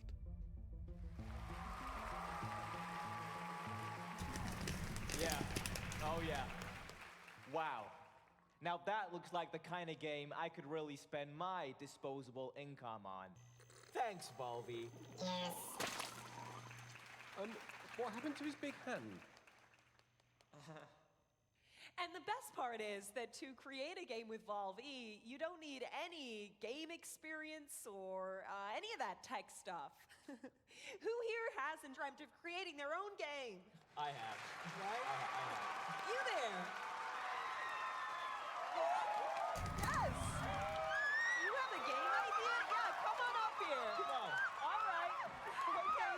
All right. Well, ow. And okay. Oh, no, be careful. Be careful. No, please be careful. Sorry, it's just, I'm such a big fan. I've been playing with Valve ever since I was a kid. All right. So, do you have a game idea you'd like Valve E to generate? super weird walking simulator where you control the character's legs independently from his body. Maybe there's some guys in horses' heads, and possibly there's even a mountain. Right. But let's see, Volby, what could you rustle us up? Don't touch me.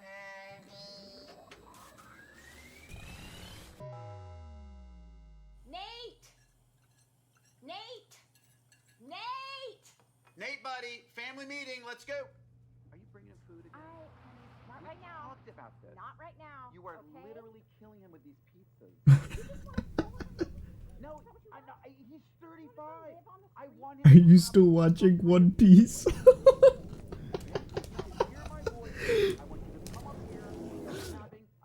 Oh.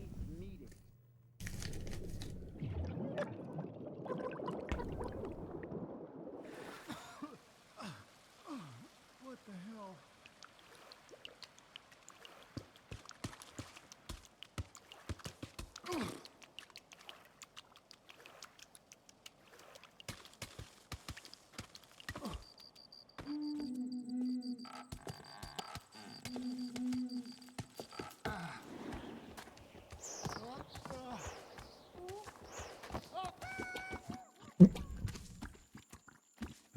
God, I hope this is co-op. This would be so funny co-op.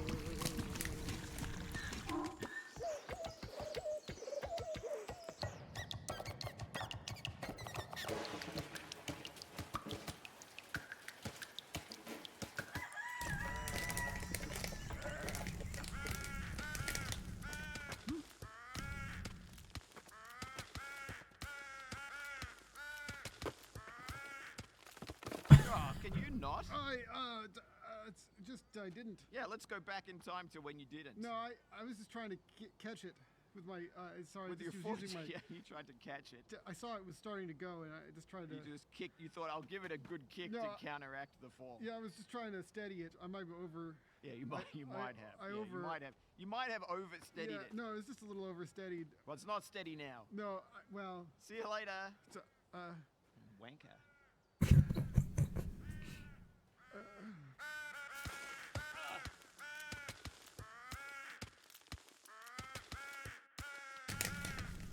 Bennett Foddy, yeah.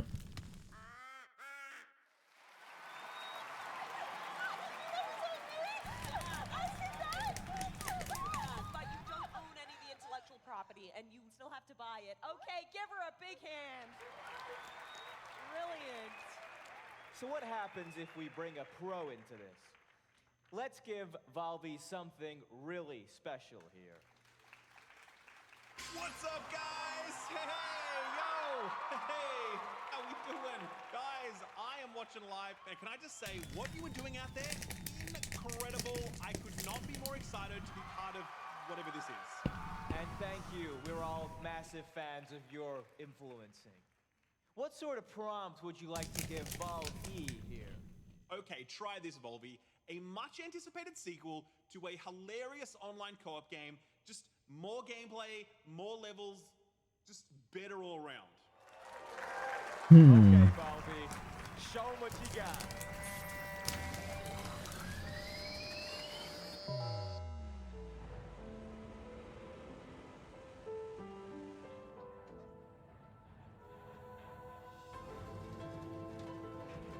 Human fall flat?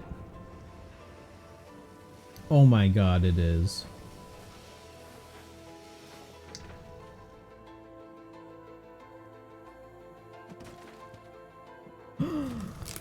Human fall flat too. Nice. Human Fall Flat 2.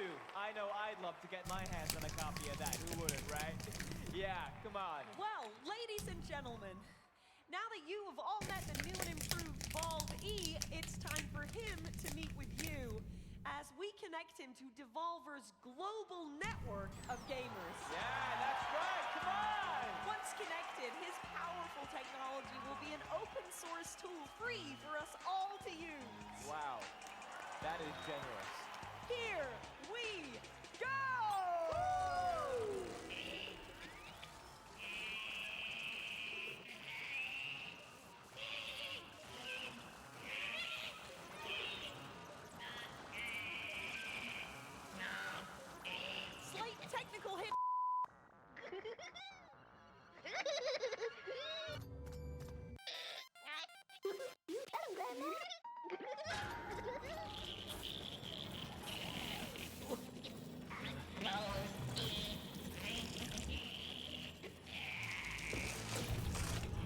Oh god.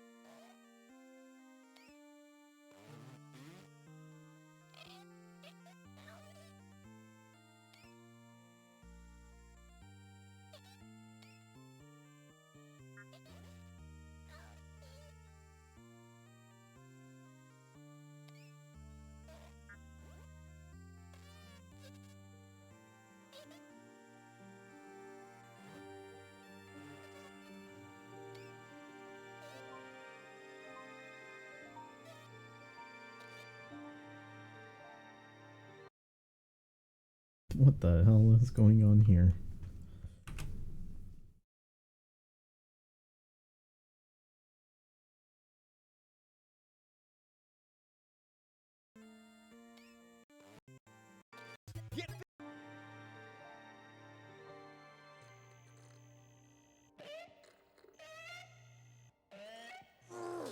Hey kids! Get 50% off all your favorite Volvi merchandise right now! Buy it now! A Division Devolver! Buy it now!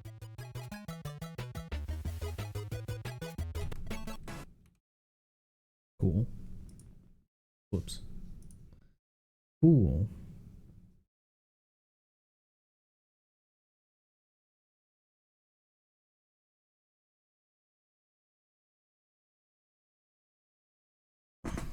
That was a good showcase. Kind of. There's a lot of stuff going on in that showcase.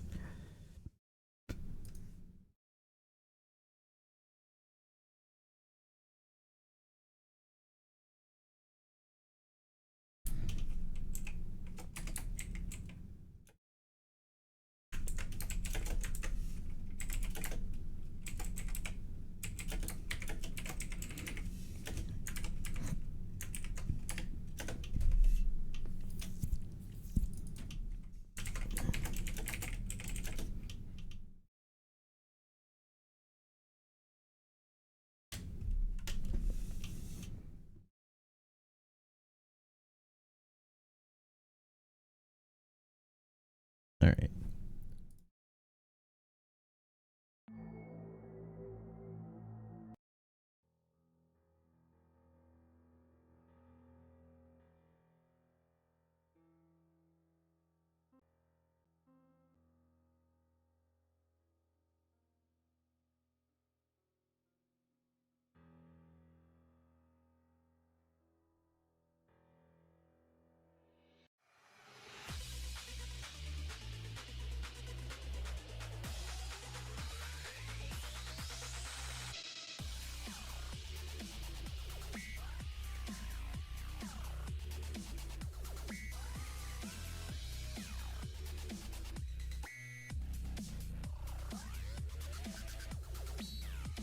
I need to make sure these are updated.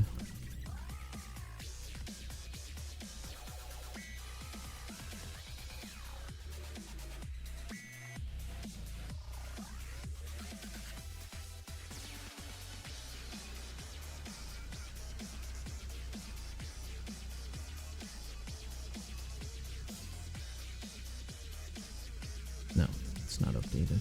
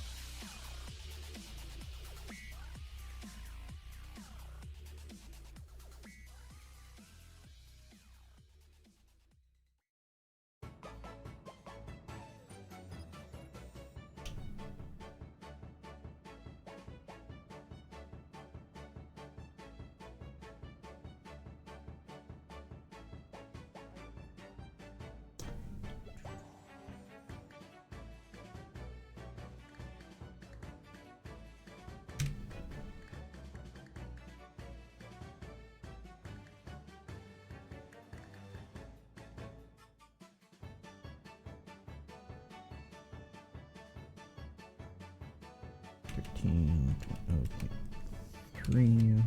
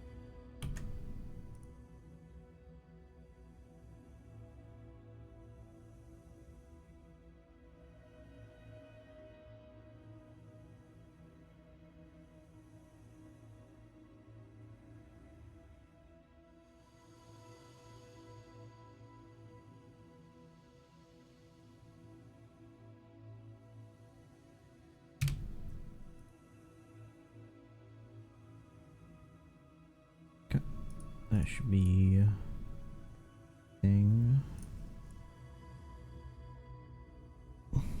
ripped.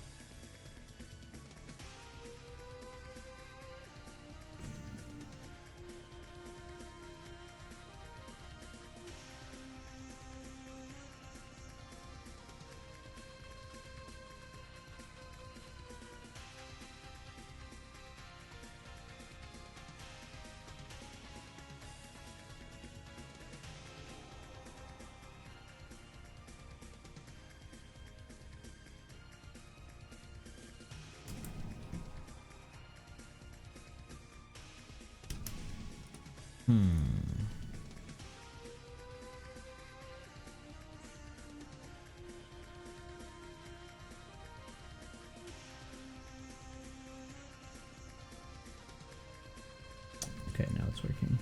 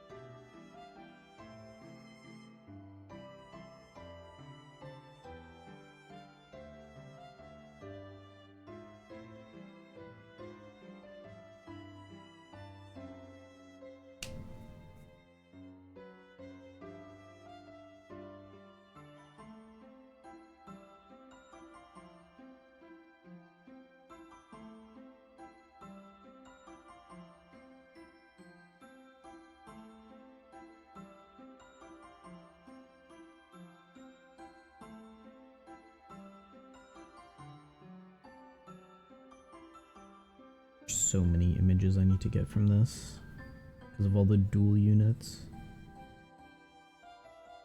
But it looks like I made a pretty good image size for the Python script.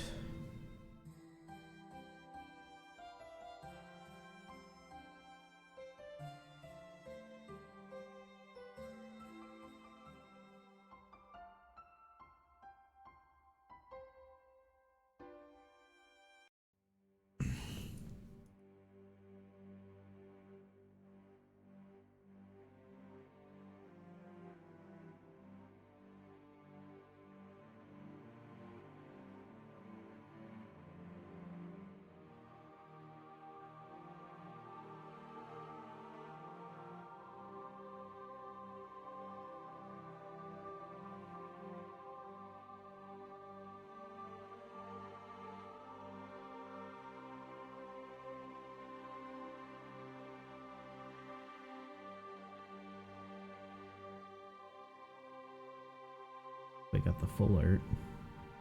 Don't see it yet.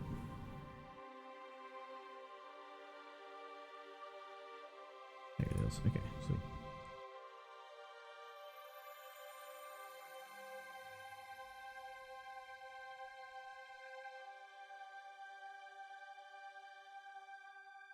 The same old Shanks and Buggy.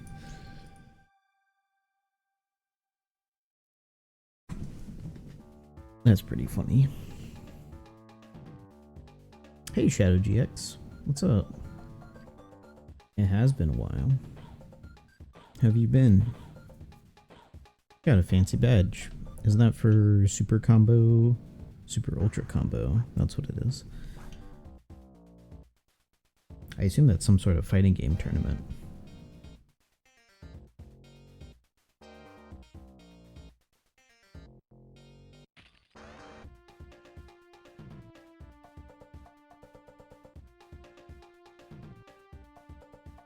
Okay, got that image.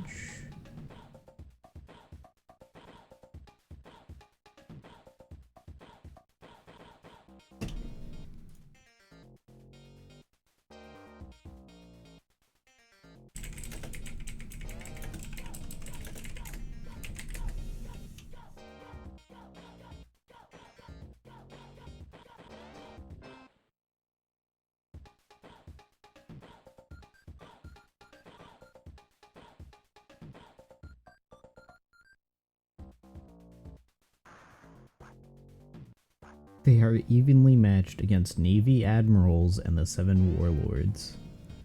Wow. People would be upset to read this.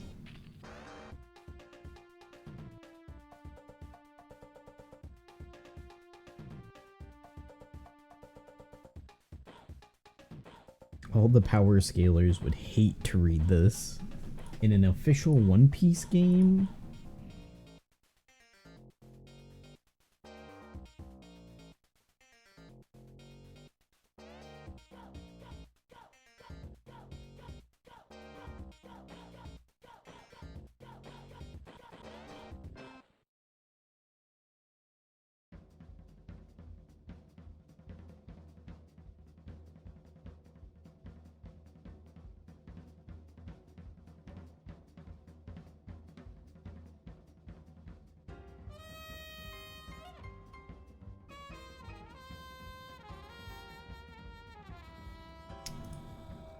Wait, so what does this Rikuyo come from?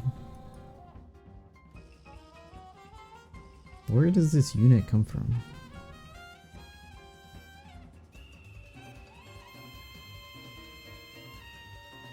Because Jozu is the other unit in the rare recruit. Why is it 30 cost? And no rumble abilities. Maybe I should time travel so I can see the banners.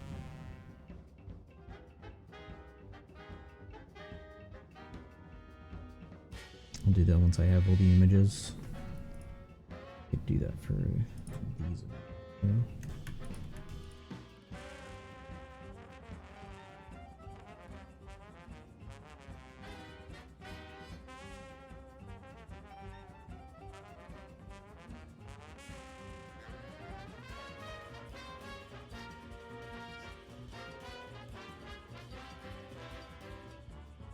just give me the Jozu image so I can be done.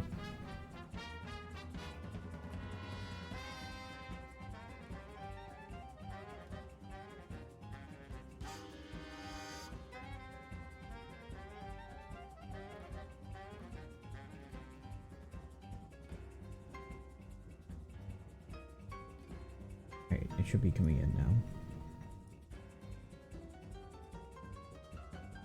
Okay, so that's in again.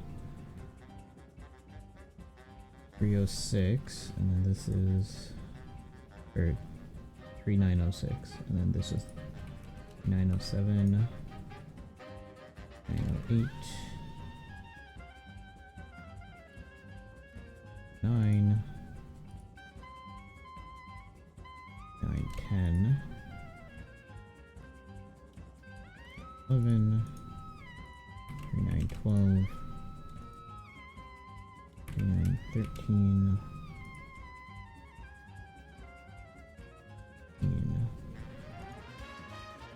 3915.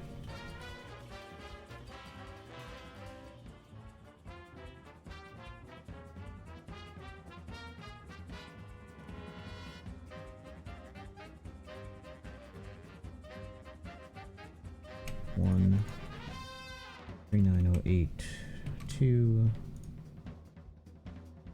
3909, 1, 909, 2, 910, 1, 910, 2. Okay, and then these two I need to make dual images for. That's about 2.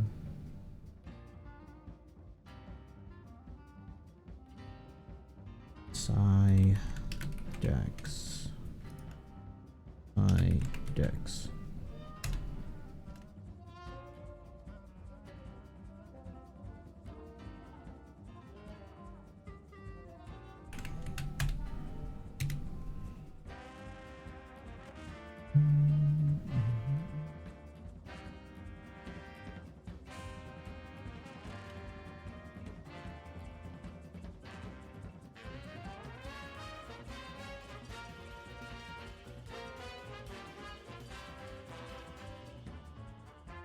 Then there's the Kainus.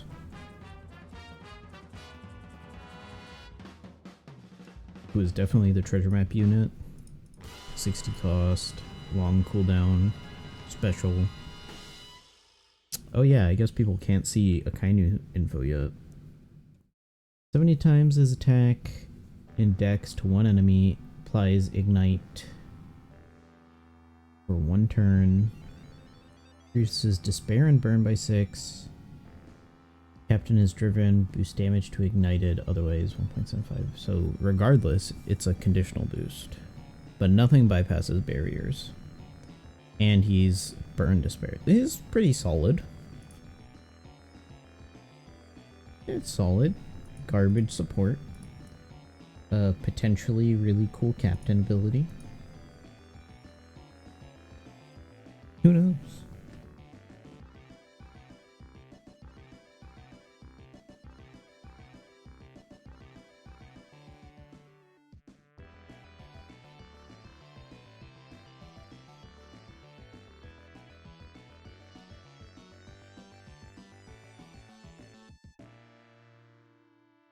And squared. Squared is 1 cost. Then yeah. Unless he's free to play somehow. He supports Ace, Whitebeard, Blackbeard, Sengoku, and a Kainu. What an odd set. What an odd set of characters. If supported character is captain and uses a damage dealing special, gives a supported character despair for 10 turns, but boosts powerhouse character's attack by 2.5 and reduces enemies' resilience by 4. Hot damn. That's wild. That's kind of crazy. I guess he was paid off by the Marines to betray Whitebeard.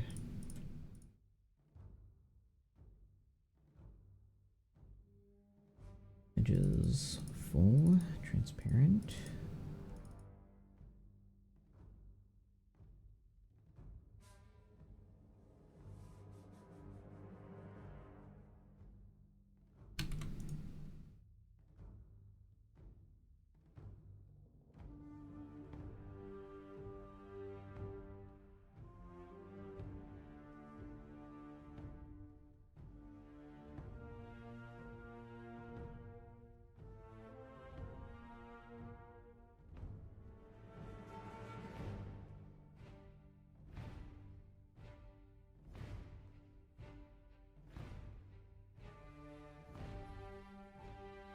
Okay, that's those images done. Now I gotta boot up Japan, but let me time travel before I do that.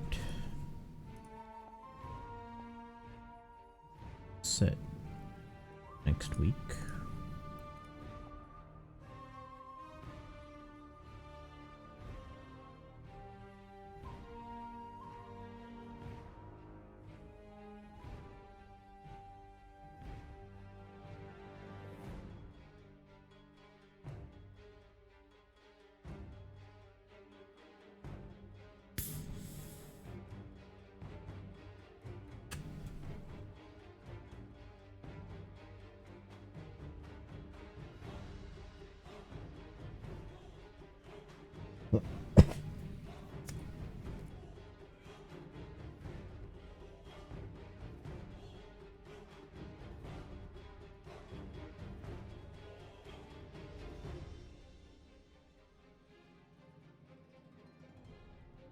Okay. Not these. Oh, only Luffy part is available. Sanji part. 9 days left. So this isn't even the real after party. This is like some pseudo after party.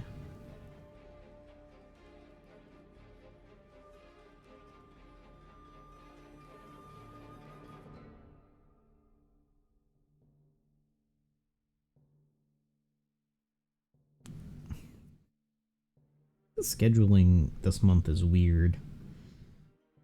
Like, something is janky this month. Oh, they're all rare recruits. Why did it only show 2 of them? And Squad is a support. And we're getting a support for this treasure map. That is so weird.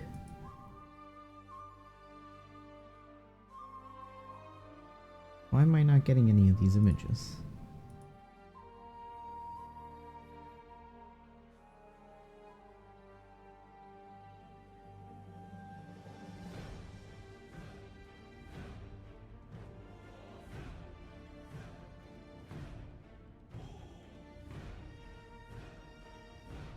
There we go.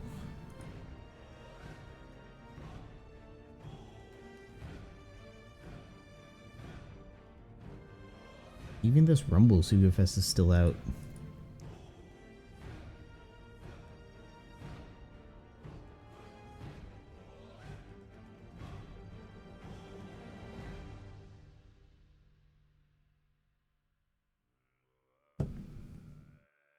Alright. Now we can launch Japan. And get all their images. Although technically I already had them, but it's fine.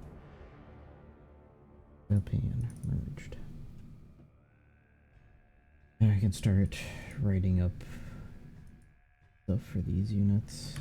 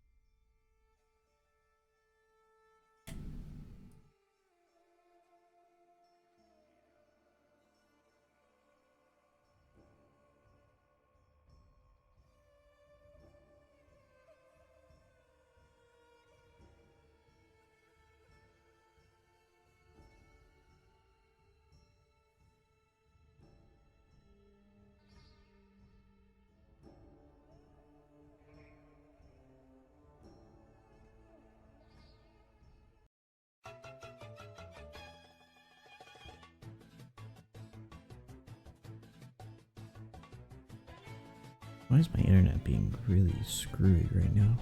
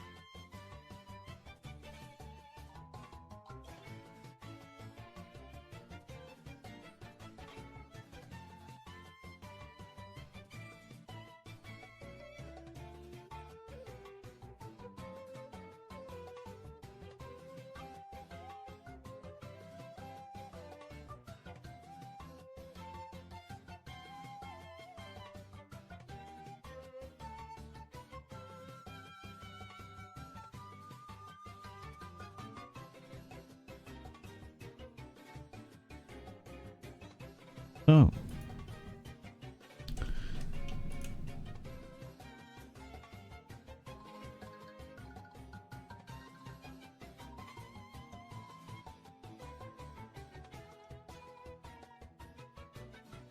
Huh.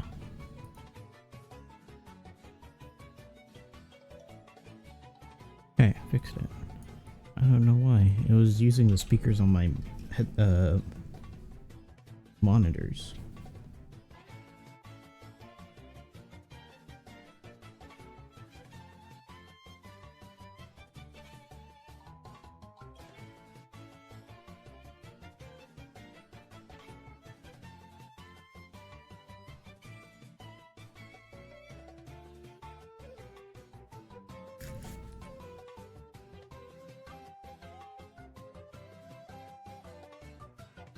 They don't even call this a treasure map, Fest.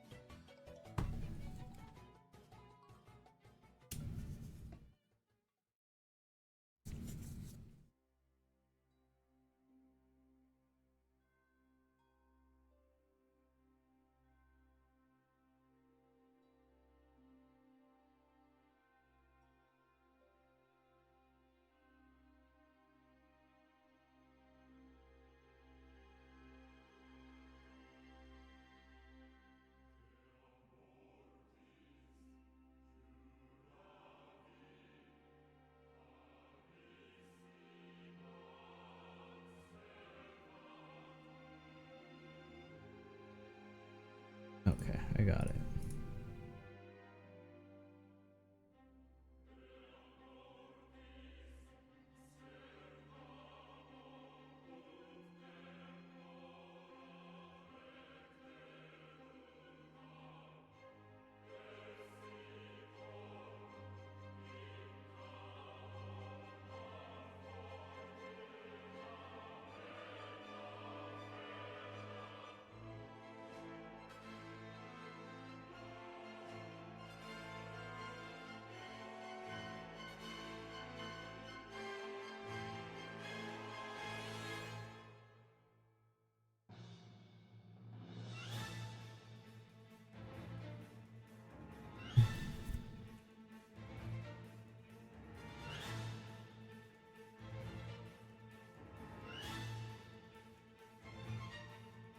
I think they enabled Kobe and Helmeppo on accident.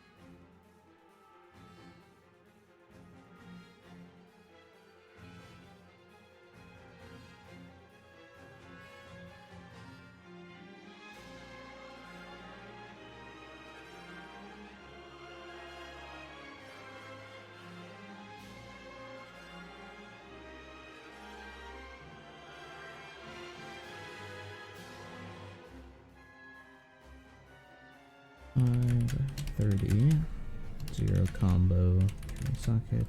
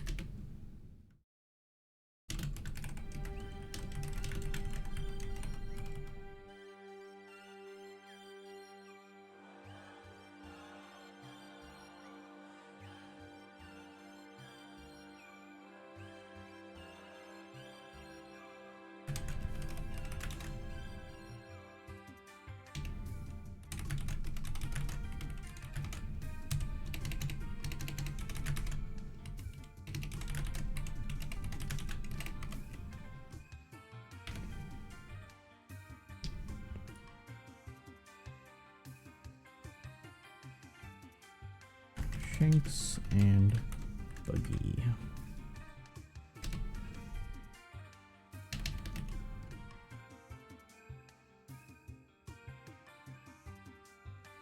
Anything at Paramount?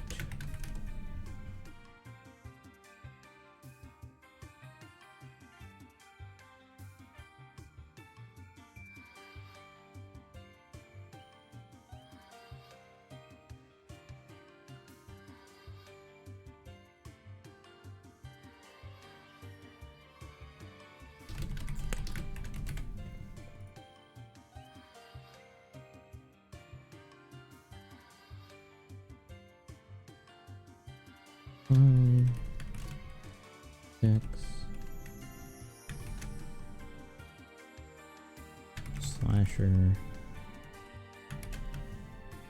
Cerebral, Slasher, Driven, Slasher, Driven.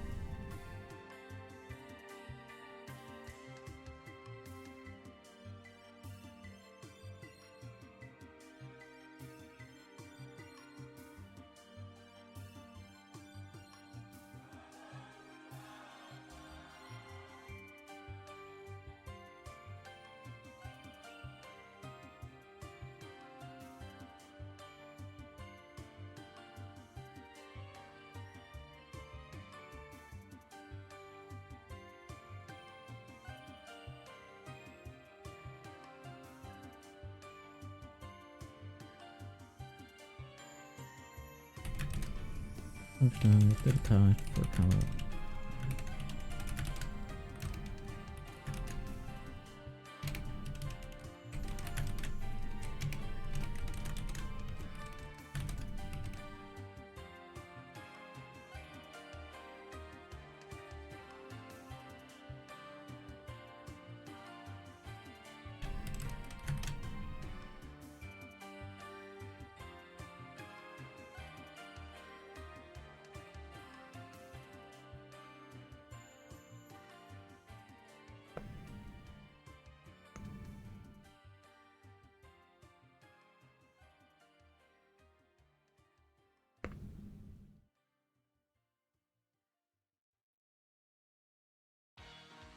Four combo from socket.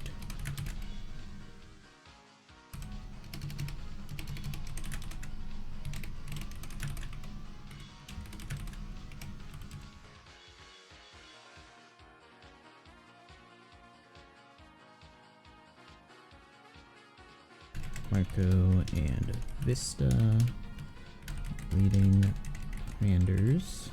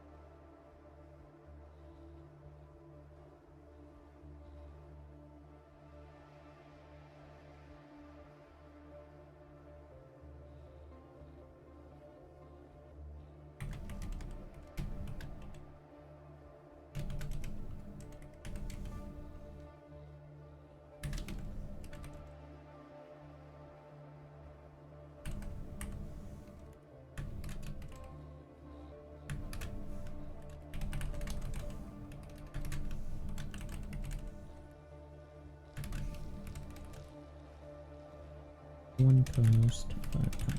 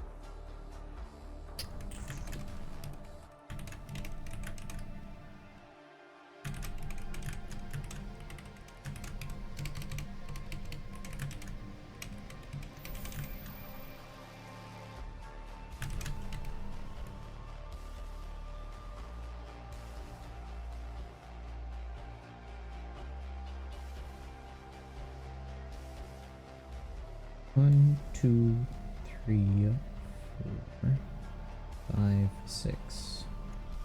There's gonna be a whole other batch in this after party, isn't there? Or like Kizuna, some other thing. I don't know.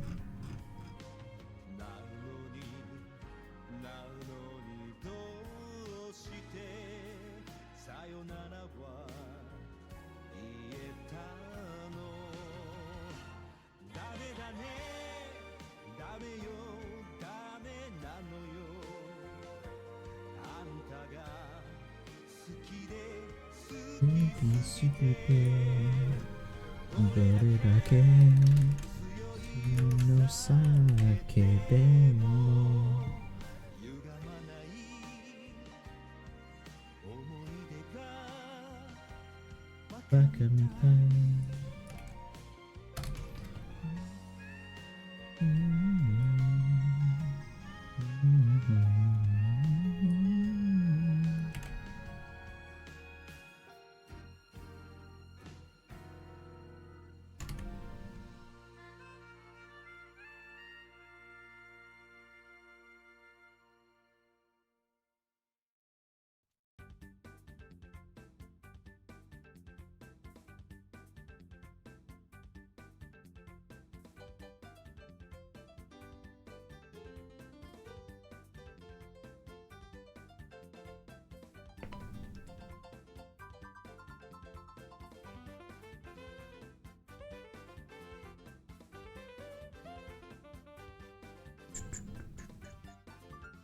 Oh, nice. I don't have to do anything for your ult special. Alright, time to actually read what their captain abilities are.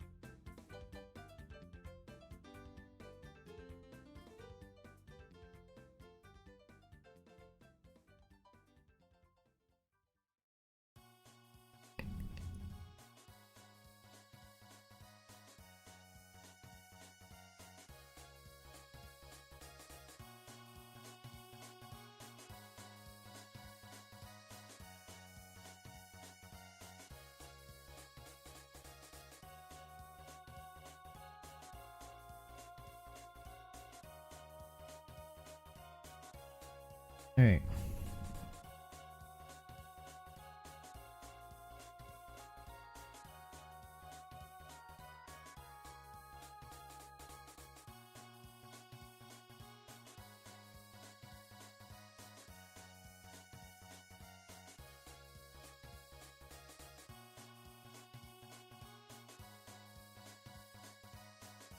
Crew is inflicted by despair by specials launched by the crew, including support characters, or by enemy attacks, so then by anything.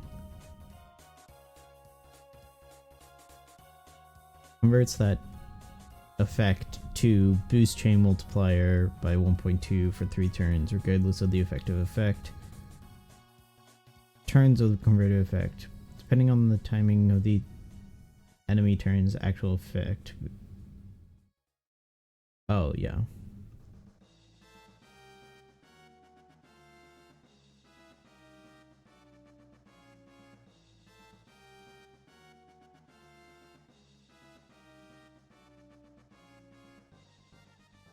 Does that mean...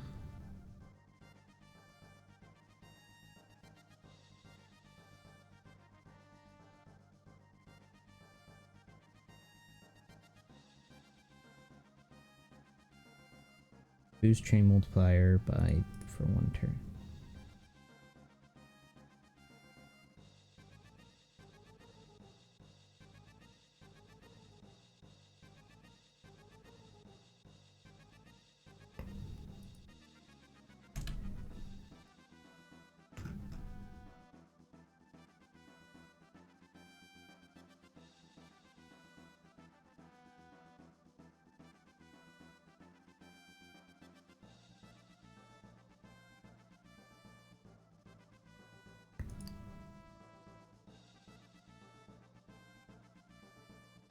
Three.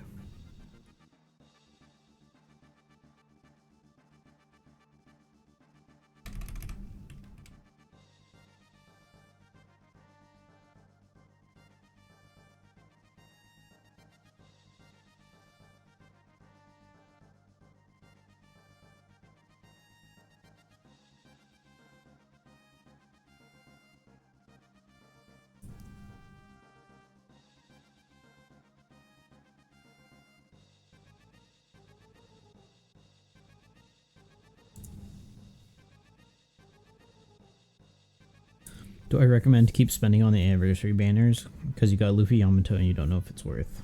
I mean, at this point, no. The events related to those characters are mostly over.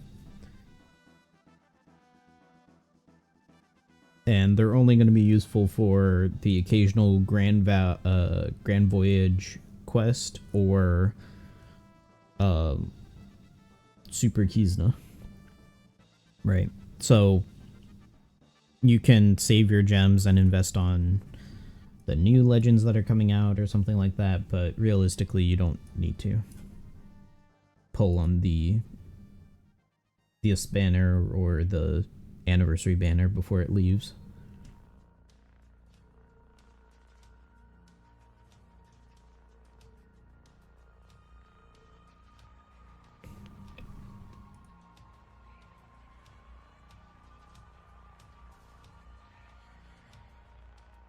Okay.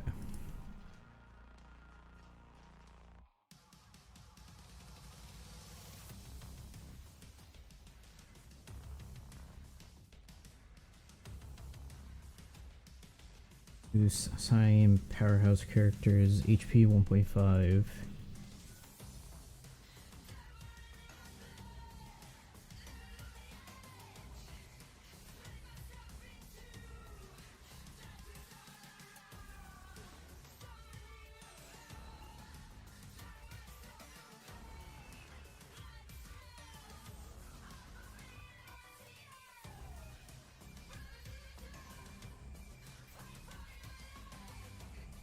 Hope the new Luffy banner is gonna be better than these. It's probably not. I'm gonna be honest. It is probably not.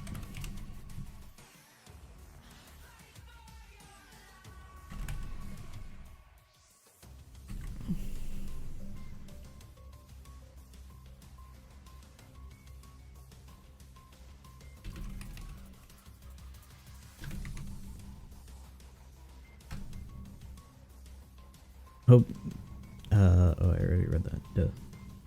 But, I don't know. This has definitely been one of the worst anniversaries we've had in a long time. I'm sure the people who like the characters are happy, but in terms of the game itself,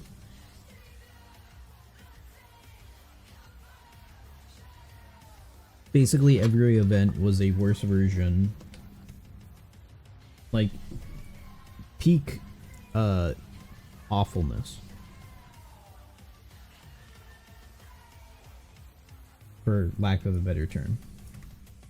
Like, there was nothing good about this anniversary other than new units that do new things, which we get 3-4 times a year anyways.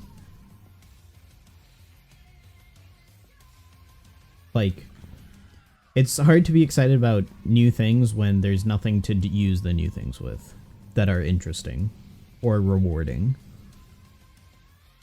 or meaningful. It's like, oh, there's just this old content that I could just throw these units at. Like, I don't know why Bandai has events on for such limited amounts of time and make the events so difficult.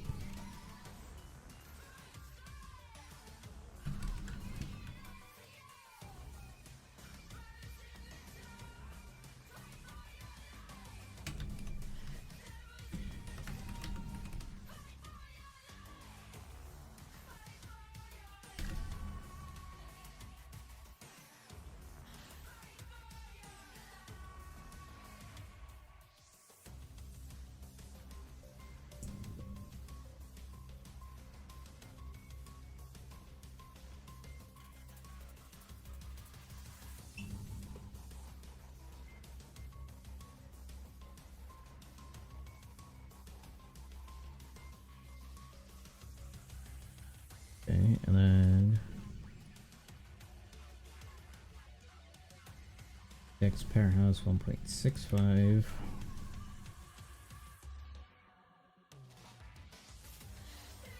Why is Blackbeard's captain ability just better?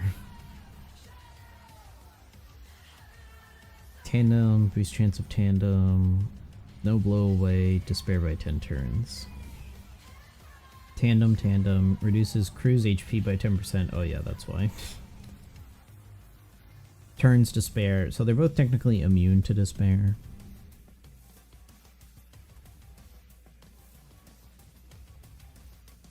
Well, Whitebeard's not even immune to despair. He's only 10 turns despair. I think Blackbeard is technically completely removes despair, it seems like.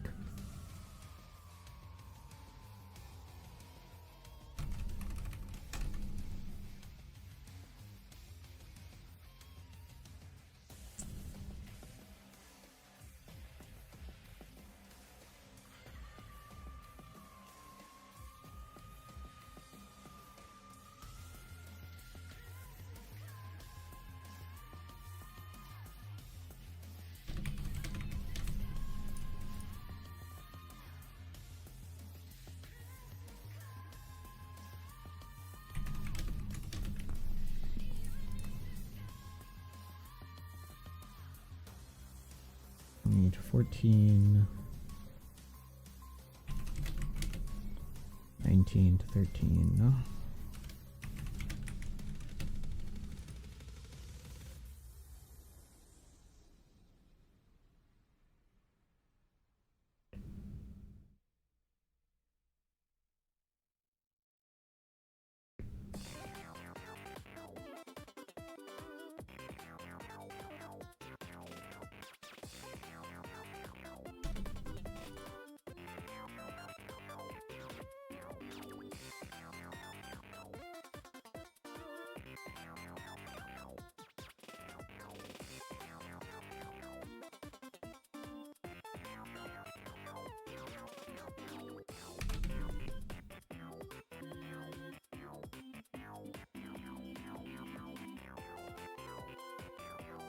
Uh, 28.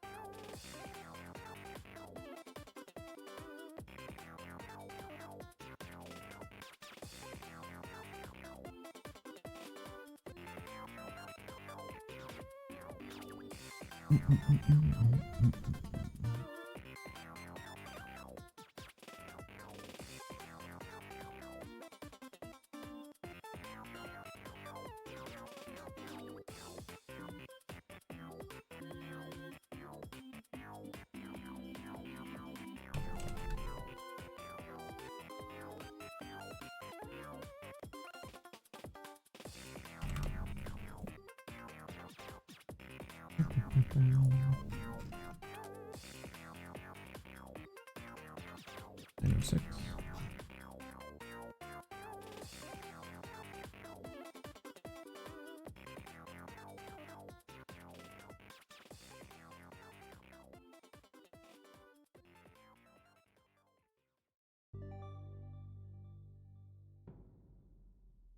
Am I the web developer of the wiki? Not the wiki, the database. Yeah.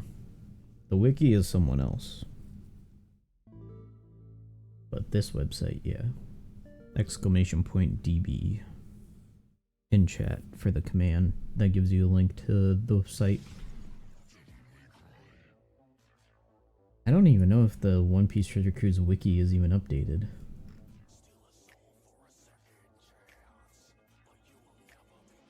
I don't know if it is.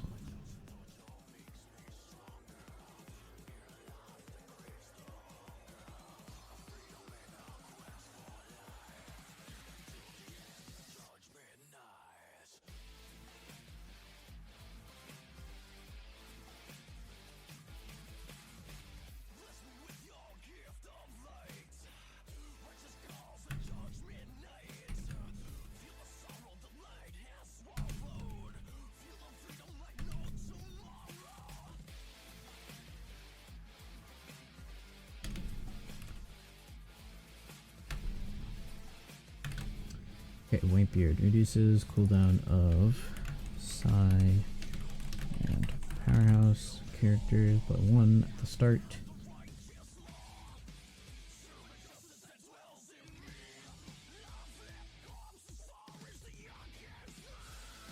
This attack of Striker and Driven characters by 5. 5.5. Excuse me. 5 point.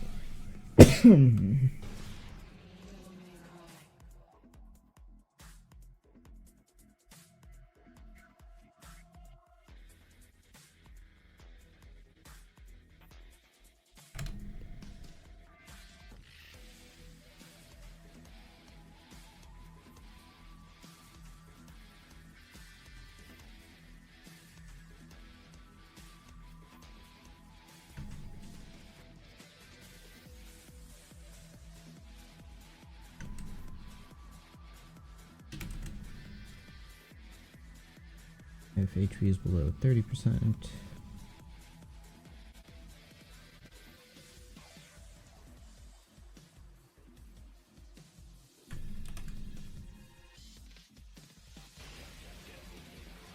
Sign. Powerhouse characters.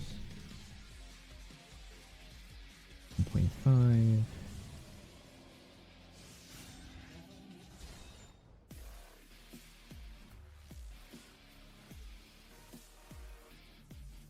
Tandem orbs beneficial for Psi and Powerhouse characters.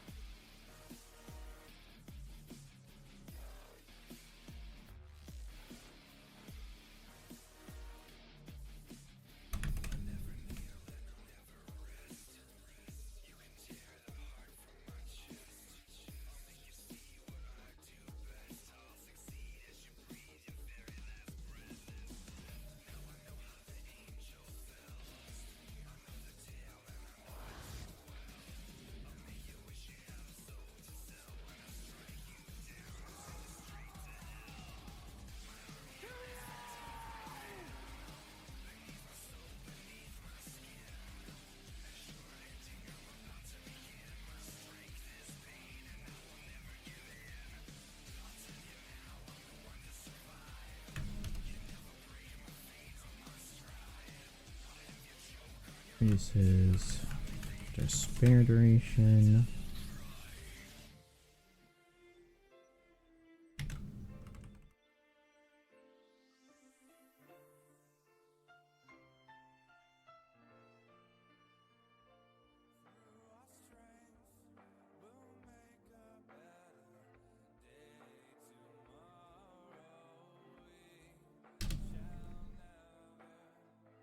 Do I know if it's going to be a good event where it's worth pulling in the banners? No, I don't. Unfortunately. I don't know anything about the future of this game.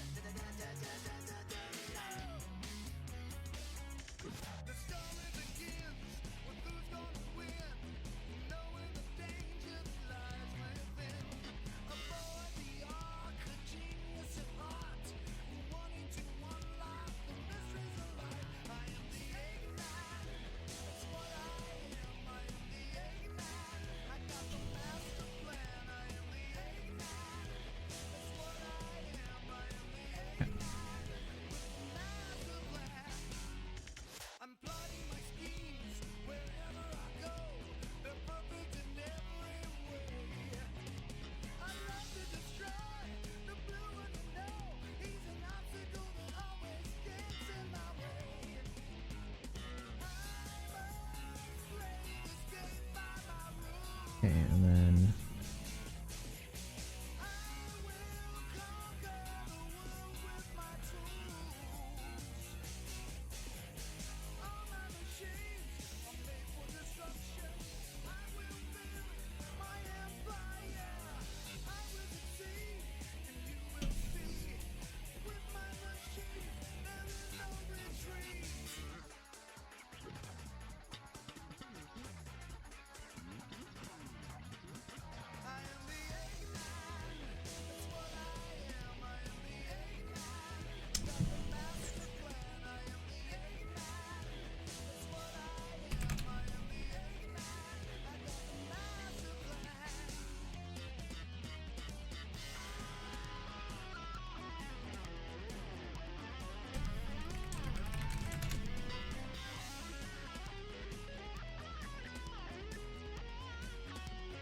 If a crew member uses a special...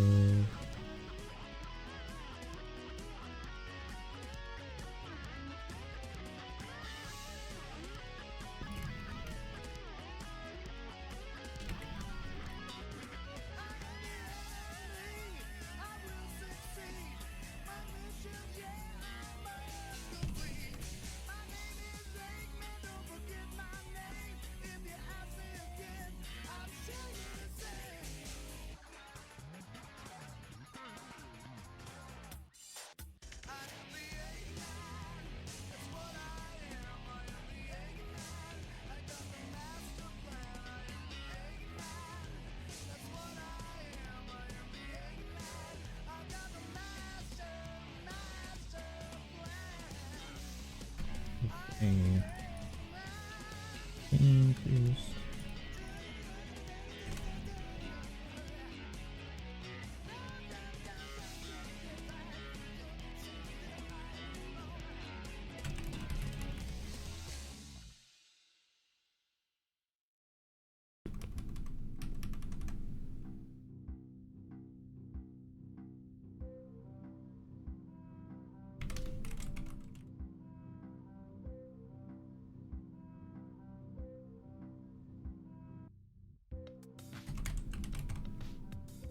Remember, use this special with Despair debuff, including support abilities, or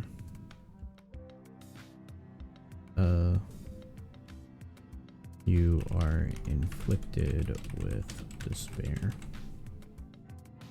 Places that debuff.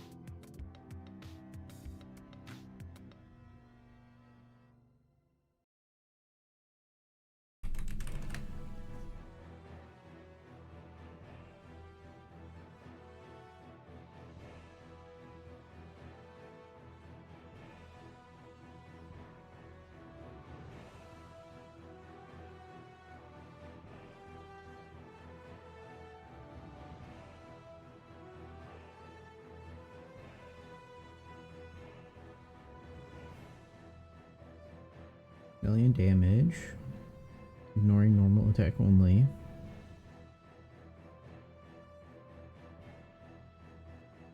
Changes all orbs.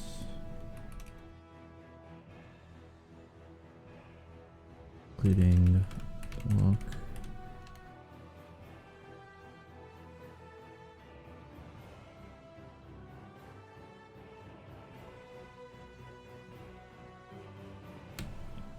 Into tandem orbs.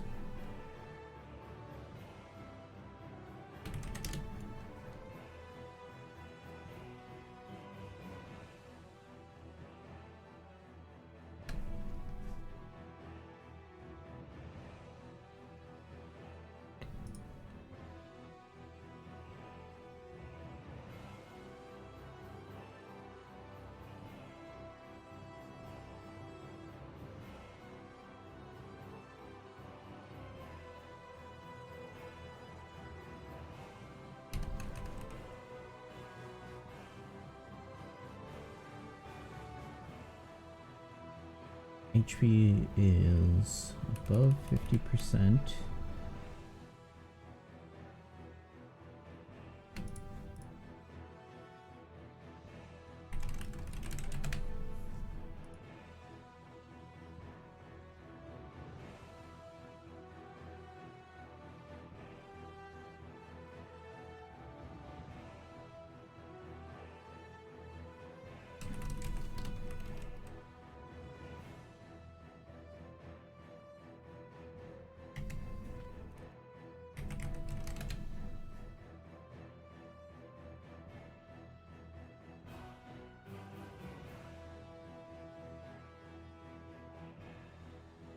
Boosts HP by 80%. Boosts the chain rate of...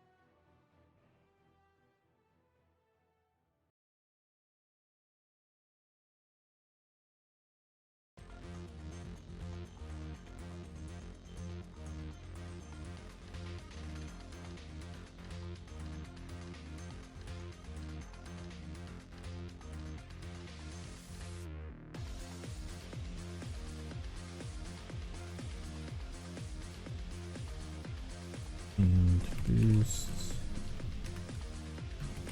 Dex and Powerhouse characters. Boost effects by 2.5x.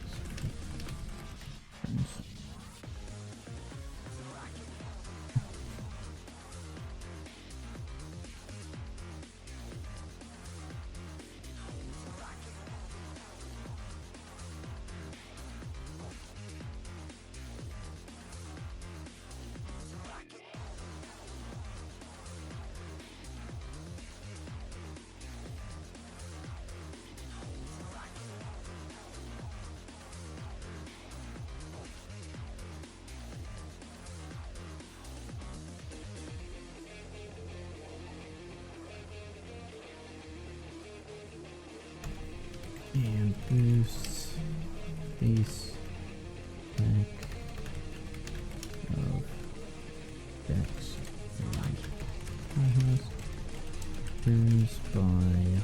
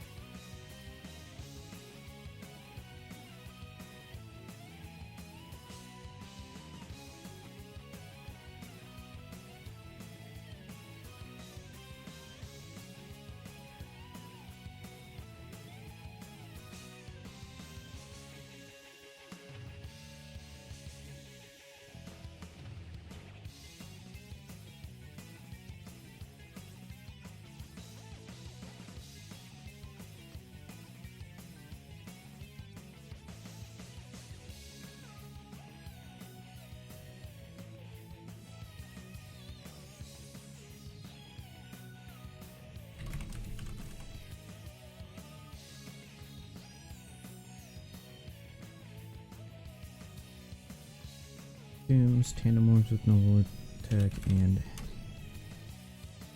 hits. Perfect. 24 times.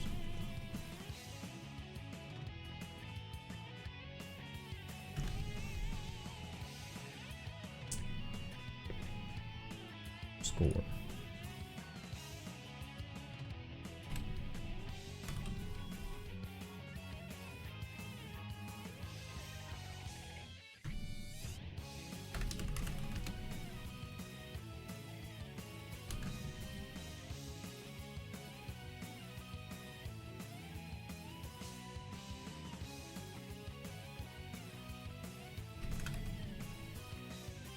Reduces enemies 6% damage reduction. Duration by 3 turns. And boosts color affinity of eye and past characters by 2.5 for 3 turns.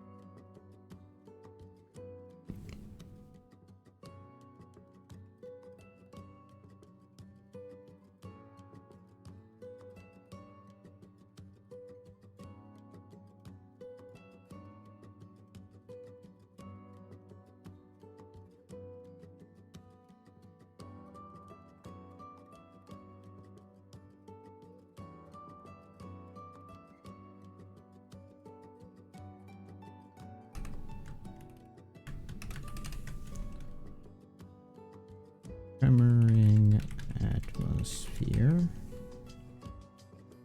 All-consuming darkness.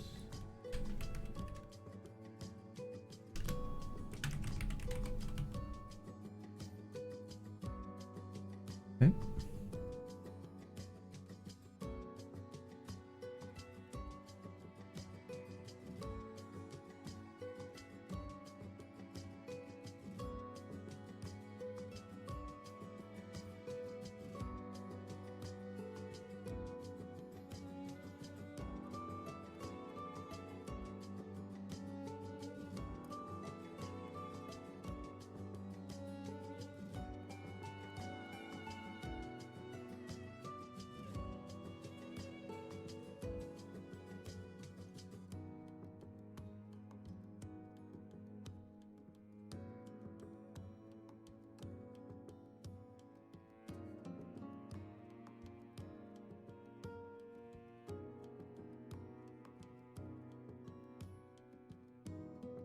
Pika.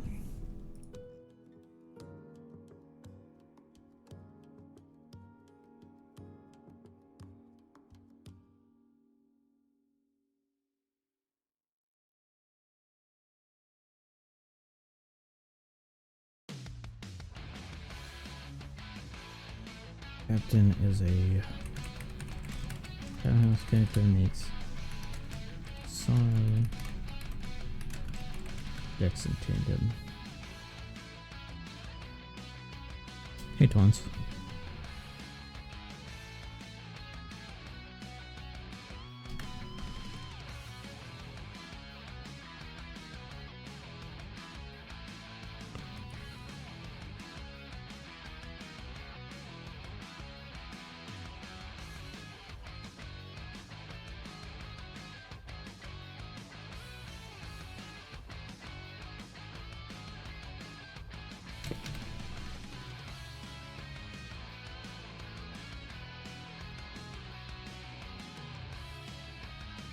One, two, three.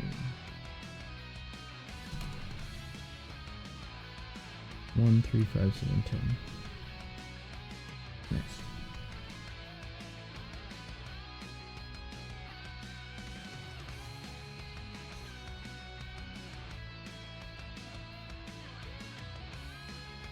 hose oneself. I'm doing not too bad. Okay, so final tap on the last stage. If is below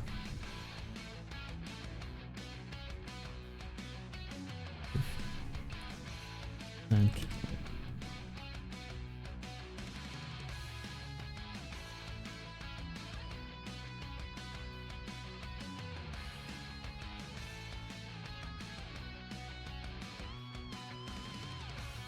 at the start of the turn. Makes normal characters hit all enemies. Oh my god. Blackbeard has my favorite effect. No! Blackbeard has my favorite effect. AoE. AoE is so funny.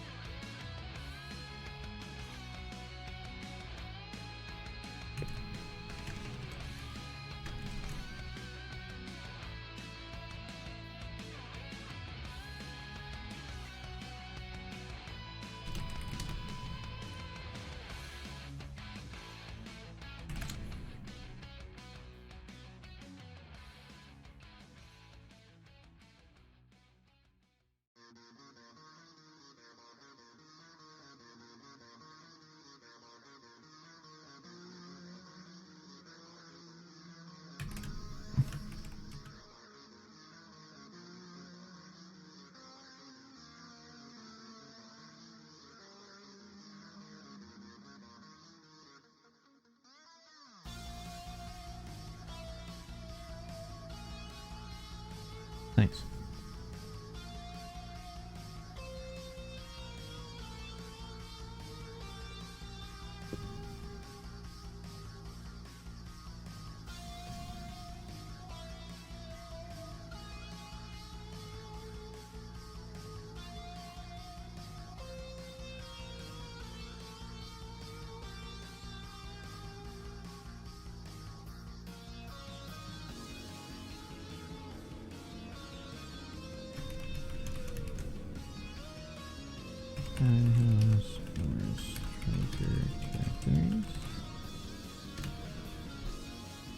One, 1, 2, 2, 1.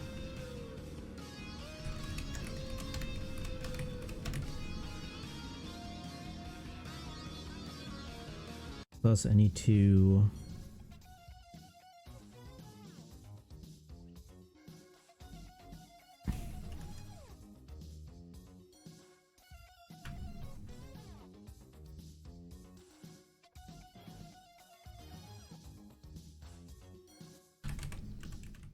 Podcast, the Ace, Marco, Jozu, Vista, Izo, Fossa, Kuyo, Kingu, Atmos, Namul, Blenheim, Haruto, Flamenco, Speed, Jill,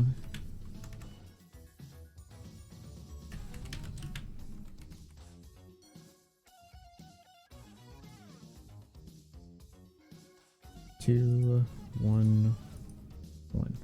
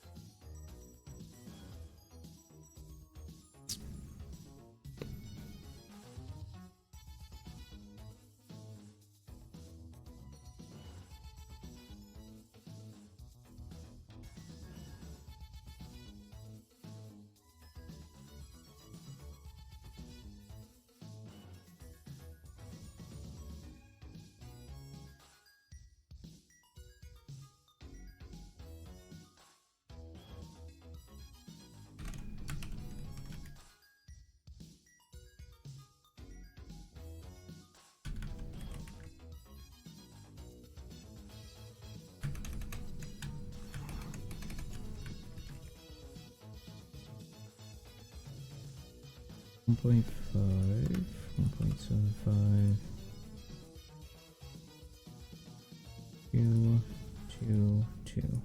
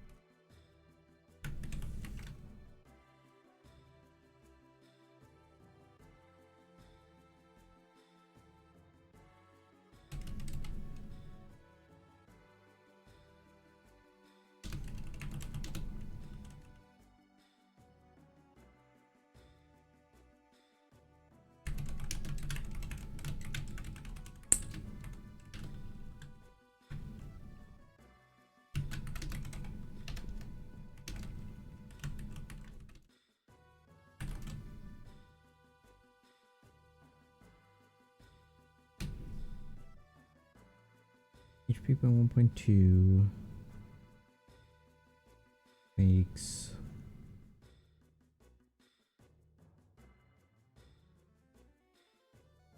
psi and tandem beneficial for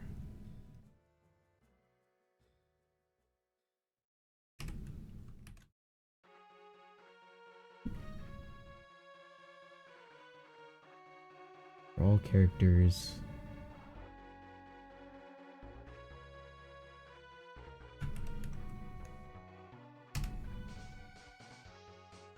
And recovers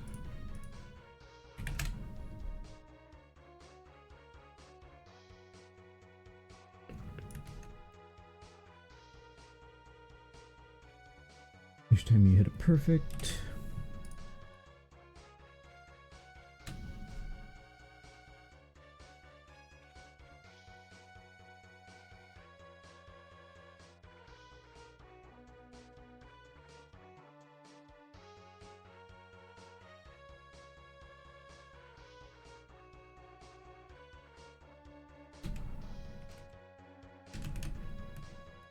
Increases duration of any orb amplification buffs.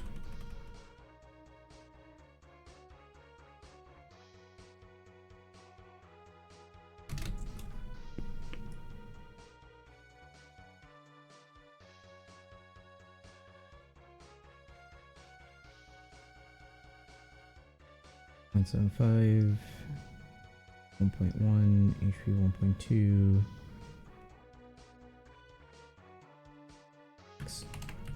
Dex and tandem heals.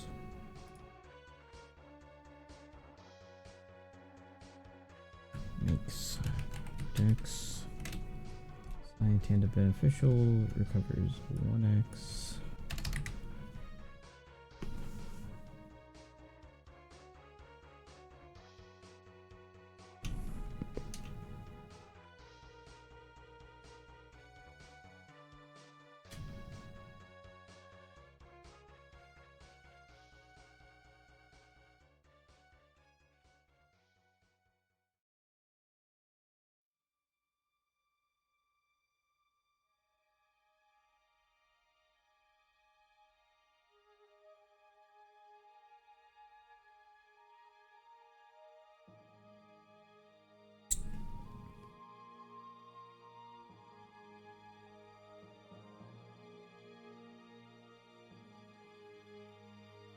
Five, 2.5.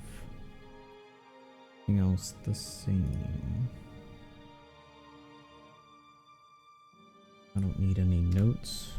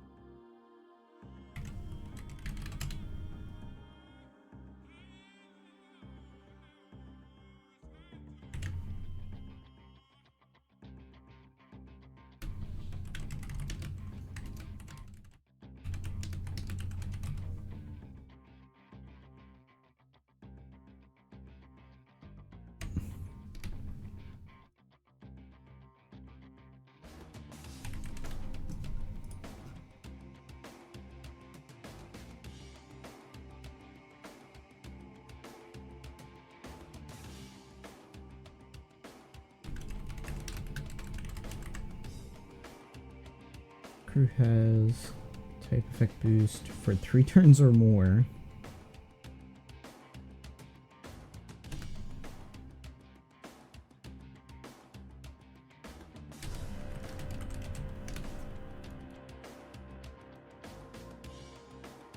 Why?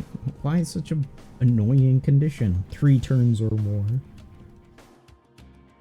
Reduces duration of type effects boost by 2 turns, but further increases it by 0.75.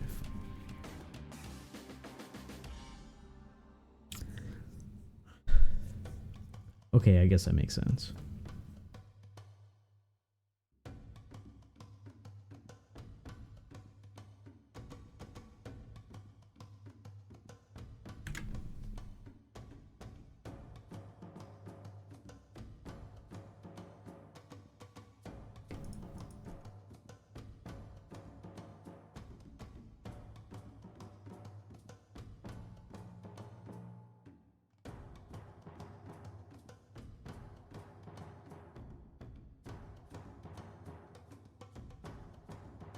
Decreases duration of any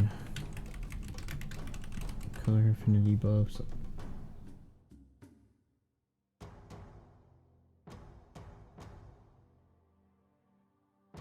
By 2 turns.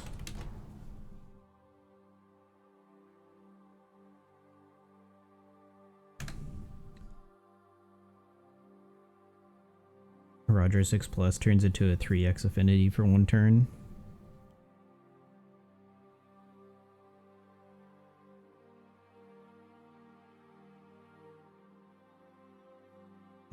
So then you need attack up, then you use Roger, then you get a color affinity buff.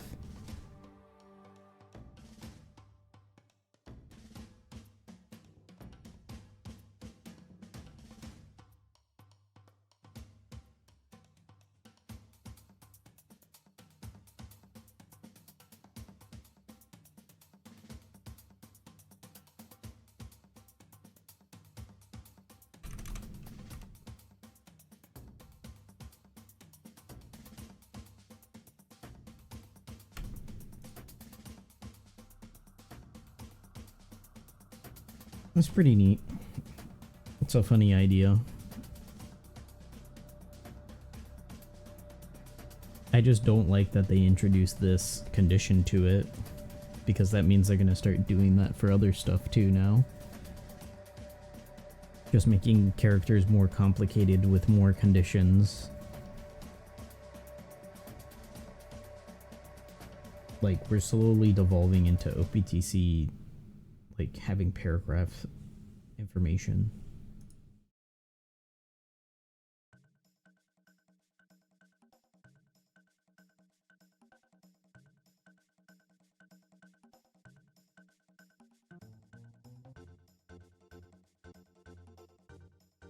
Makes tandem official.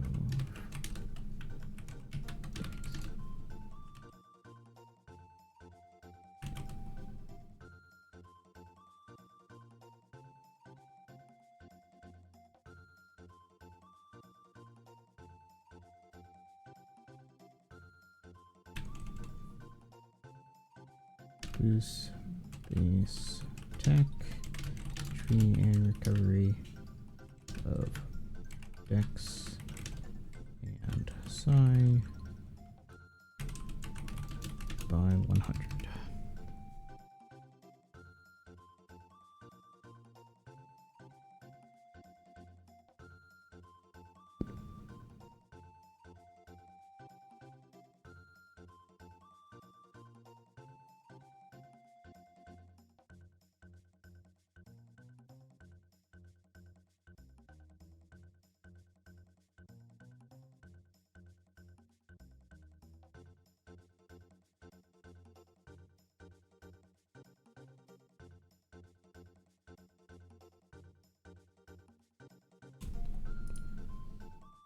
Changes the orb, including block orbs.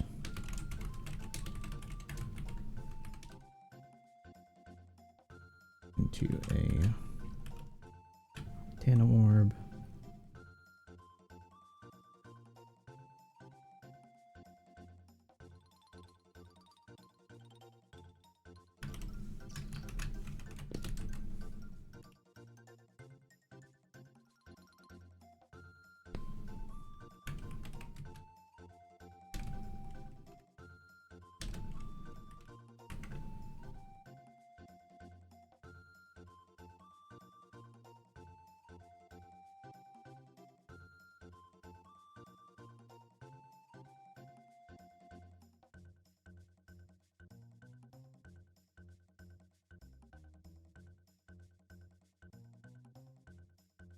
Changes the orb of this character.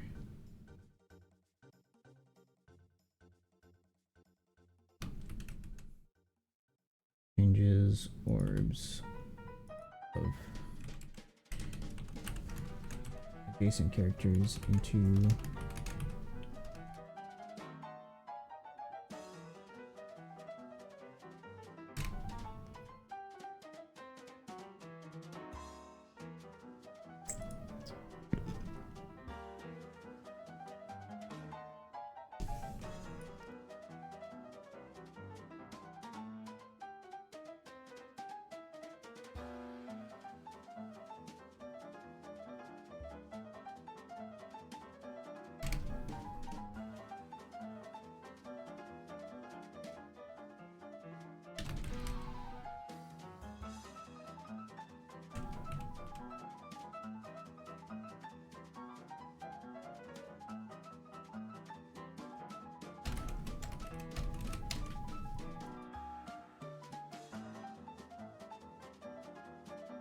$40, $50, $70, $80.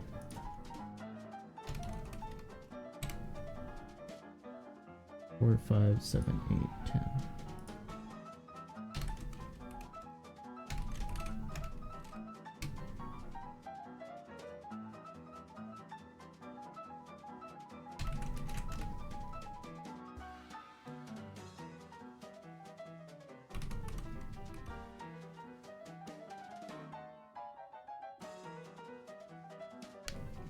What's my opinion on the new units?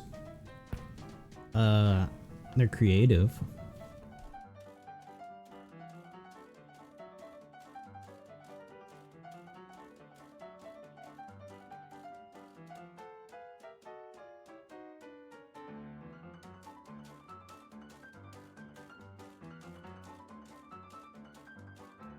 They're pretty unique.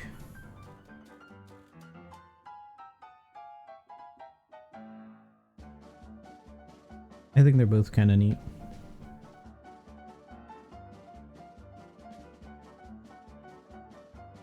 What is your final tap? Ooh, your final tap might actually be really good. Defense to 0, defense down 2.5, base attack 1000. Shank's Buggy final tap. It's kind of wild. Blackbeard final tap is kind of wild.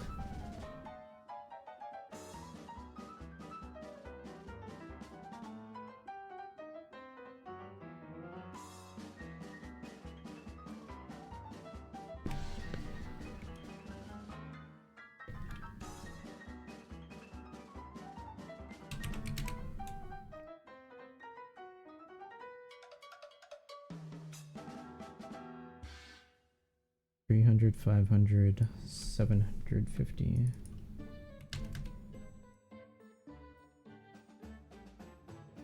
$750.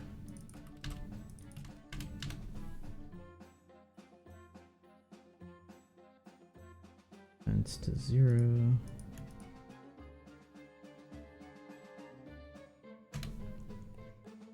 Kind of useless if you already have conditional. Yeah. But sometimes you just can't fit it in. Now that we're getting more unique attack boosts like damage reduction based and all that other stuff, like you can fit that in.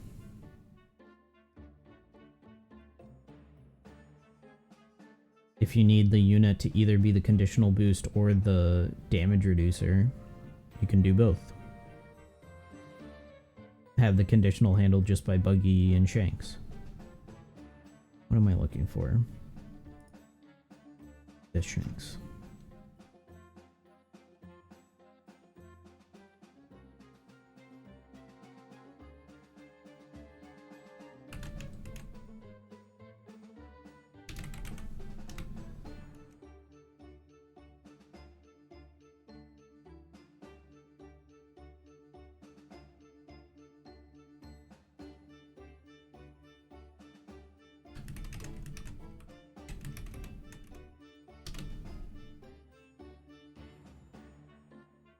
then Cavendish. Like,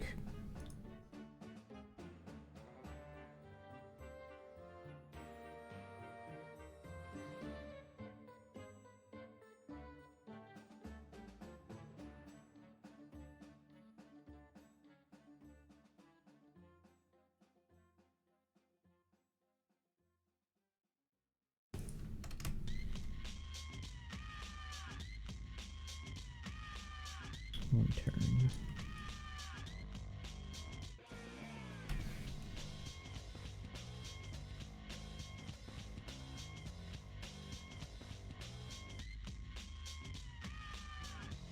It's also good if you have to handle a lot of debuffs. Yeah, exactly. If you just need the flexibility.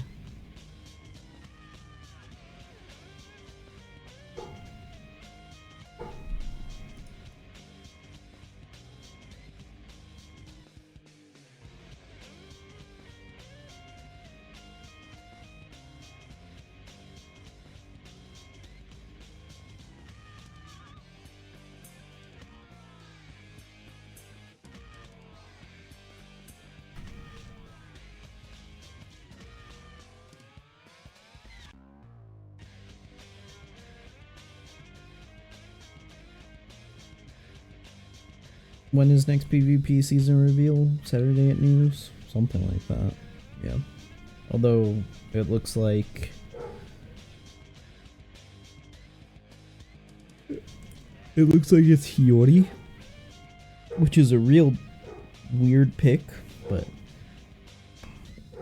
Like, of all characters to give a 6+, Hiyori? Like, why? She's fine. She's not bad. She's just only good as utility as a sub. Like, she's not great as a captain. Whatever. She's guaranteed Wano orbs.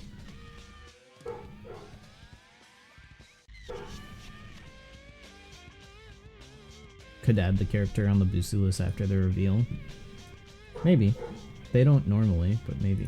Oh yeah, I forgot. Shoot. Stage everything.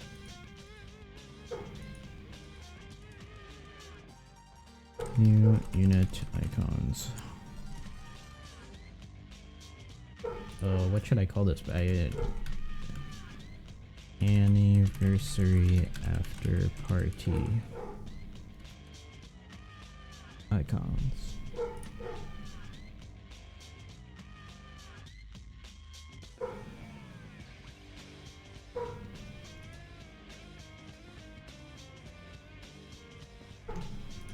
Okay.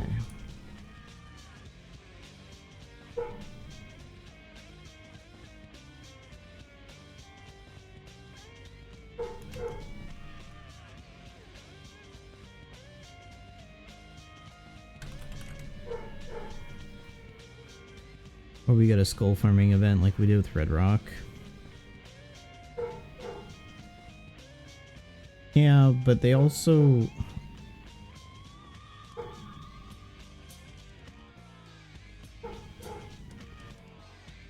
I'm gonna have to deal with him. I'm ignoring him until he stops barking.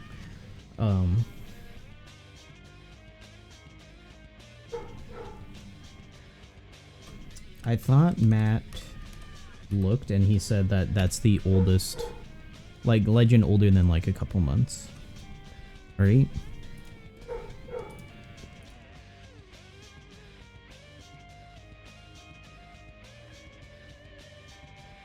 Dory is the only old legend boosted in the upcoming treasure map.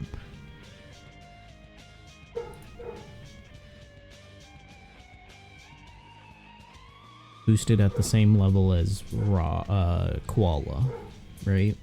They do boost old legends though.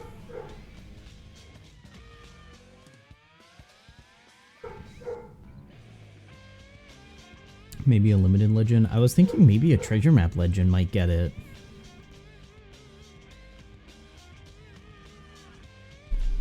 Maybe, no, treasure map planner. Momonosuke. Let's see. So this is showing Hiyori after Koala, so that's saying that she has the same boost as Koala.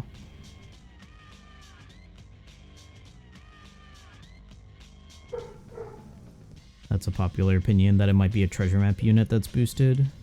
Why are the icons not loading? There we go. Okay. So, last treasure map, Big Mom was boosted, but that was a higher boost than... Does it sort by the boost or the stat boost? The point boost or the stat boost when you sort by boosters? Pretty sure it sorts by points. So if that's true, that means Hiyori is the same points boost as a treasure map Koala, which doesn't make sense because Big Mom was a higher boost than treasure map Koala and all the treasure map legends.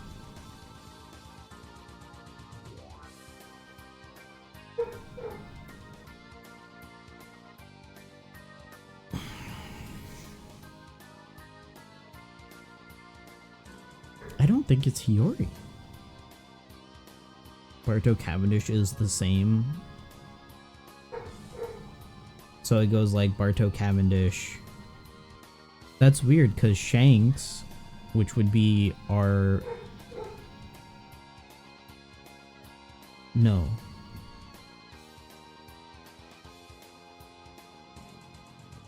Barto Cavendish was 135 and then Shanks was lower. They're bringing all the old legends up.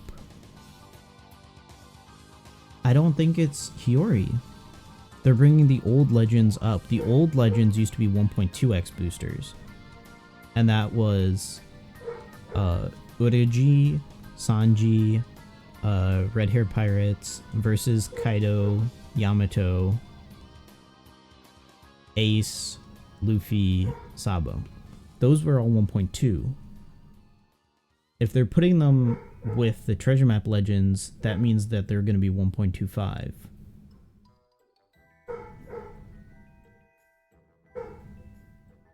Because that includes non-6+. They're just limited.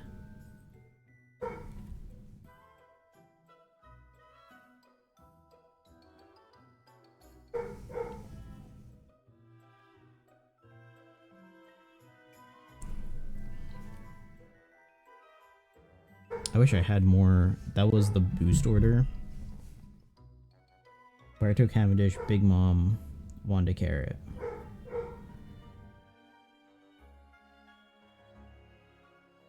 You don't see any legends above that?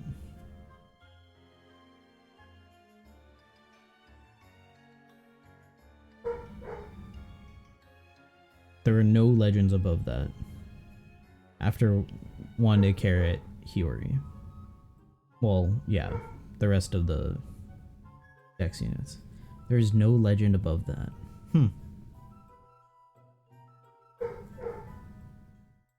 Well, it's nice to know Bandai's nerfing point growth again. They're giving us less 1.35 boosters. Because that means Hiyori's not a 1.35 booster. Hiyori is 1.25. Unless they brought everyone up to 1.35. That'd also be cool, but I doubt that happened.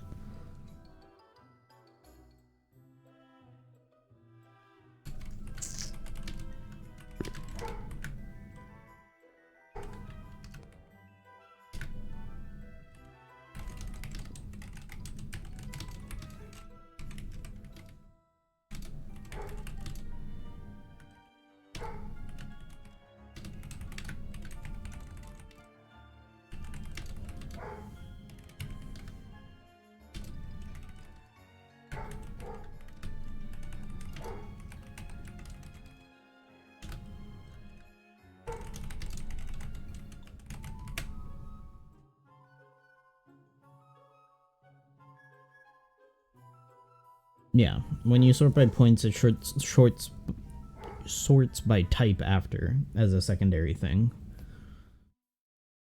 And then by character release, soft character release, or special order, or whatever it is.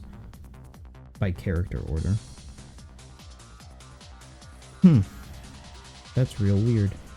I mean, I guess that supports if all the legends are at the same spot,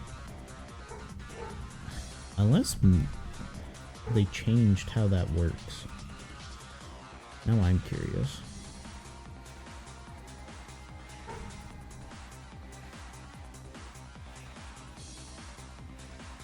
I don't want to time travel on this, because I messed up my phone the other day when I tried time traveling.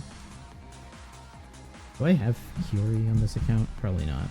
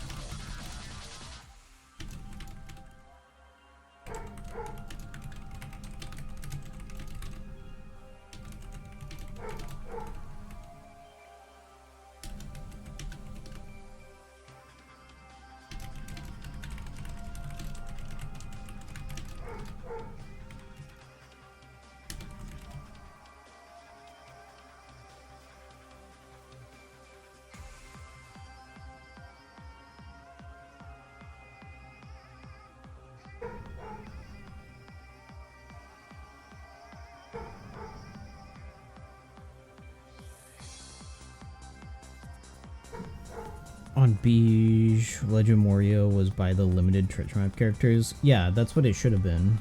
Because if you go to the treasure map planner...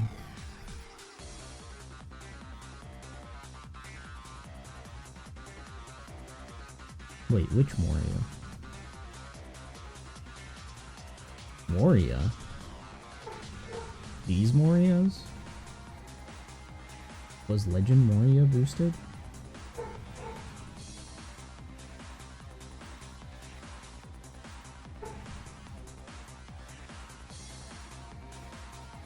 Moria.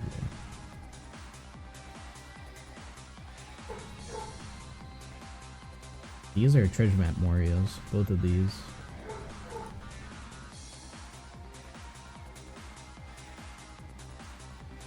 Yeah, these are treasure map Morias.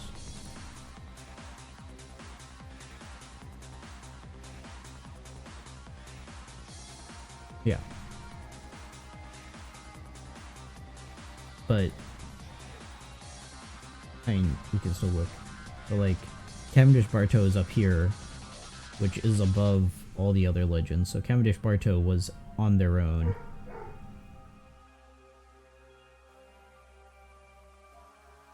Then like above Carrot Wanda, right? Although I think they would have been above Carrot Wanda anyways.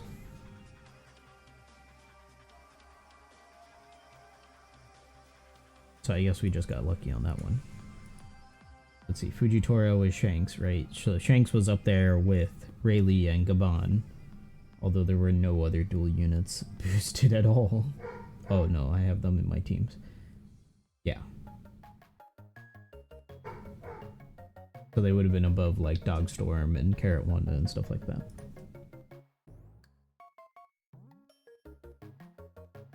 But I don't know.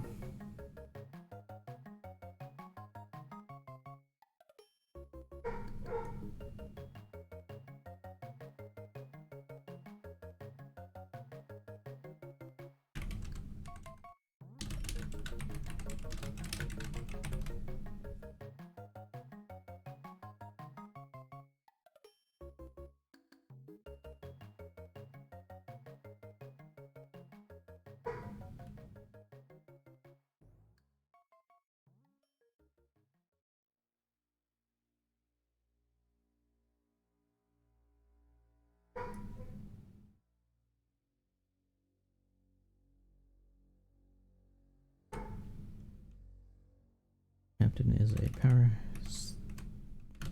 slasher or powerhouse character.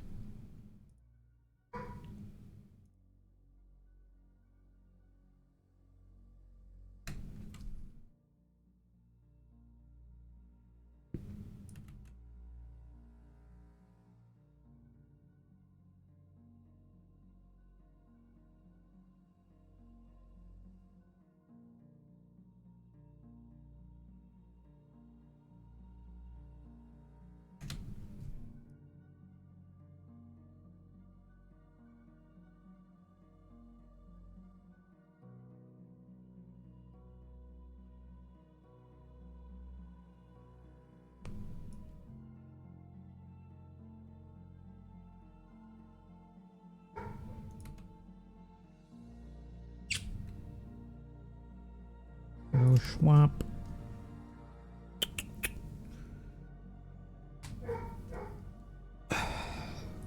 Guy's still working.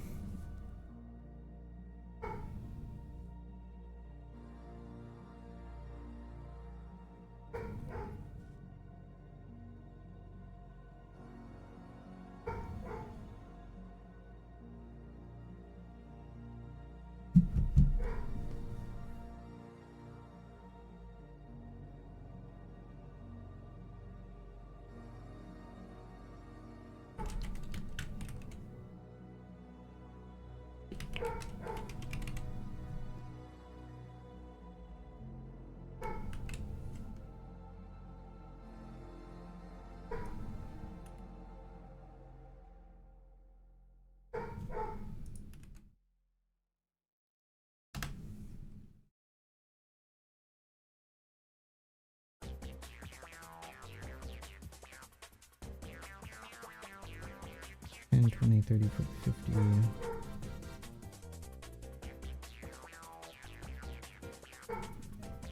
50, 50, 100, 100.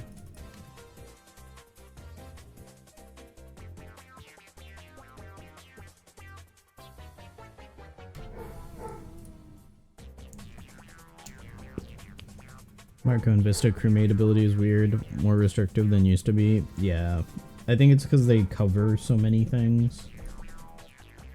They cover special bind, they cover cooldown reduction, they give you an attack boost. Although, it's not a lot on paper. Like, there's been characters who have done more and not had this much restriction on their failure ability, but in reality, you're probably not going to use them on a team that isn't Powerhouse, at least, so.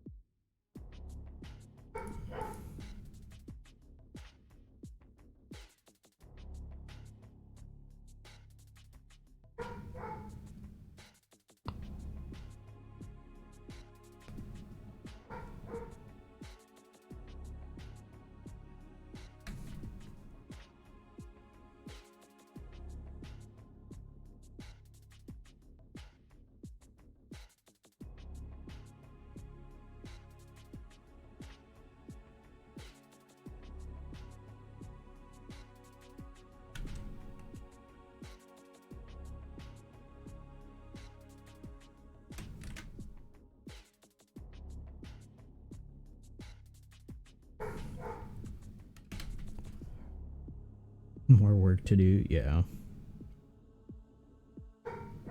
Keys got posted. Oh, the new limit break batch.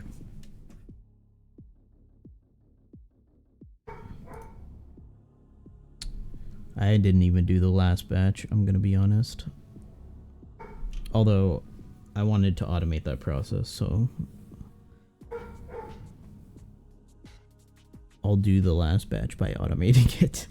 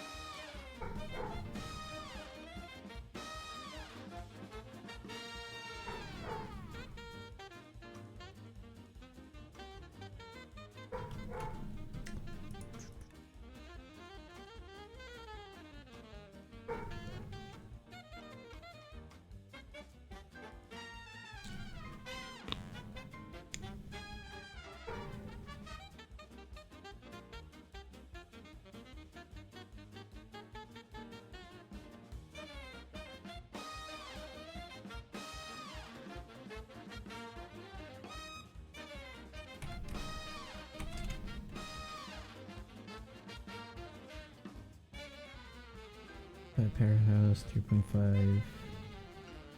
The recovery.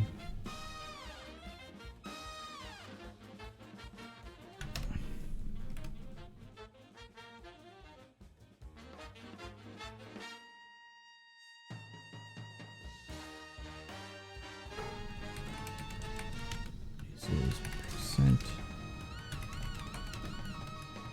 This is enemies. Percent damage reduction. Duration by 6 turns.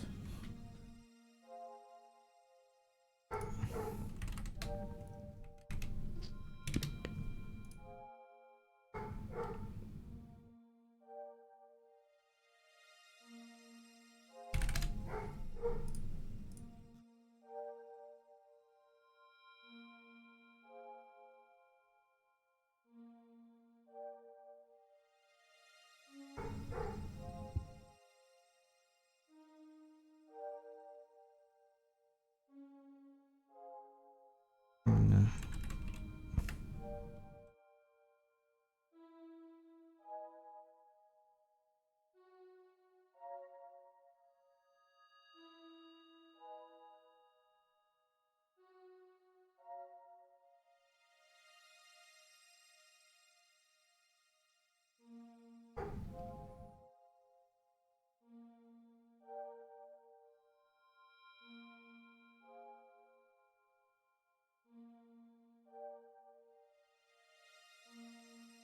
okay. If crew has attack up.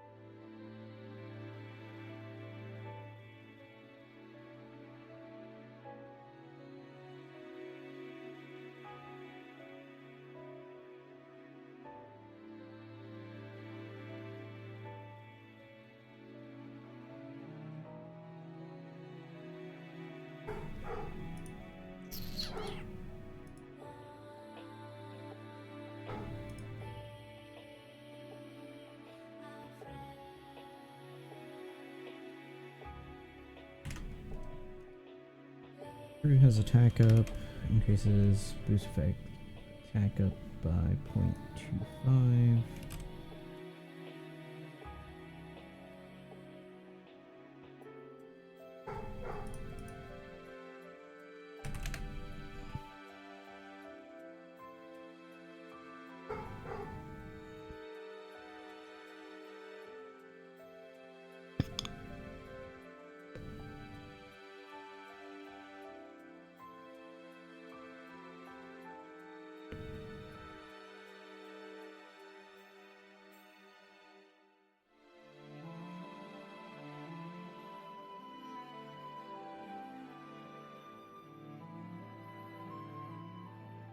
Increases boost effects of attack up buffs applied by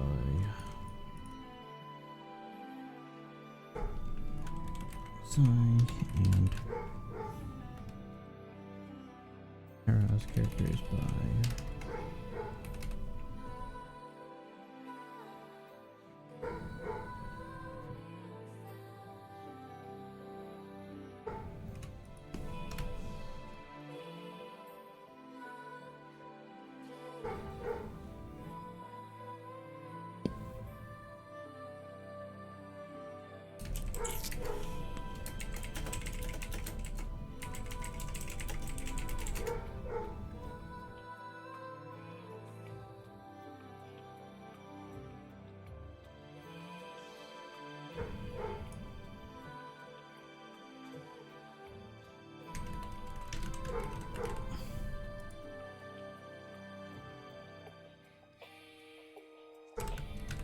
boost space attack and recovery of all characters by 70.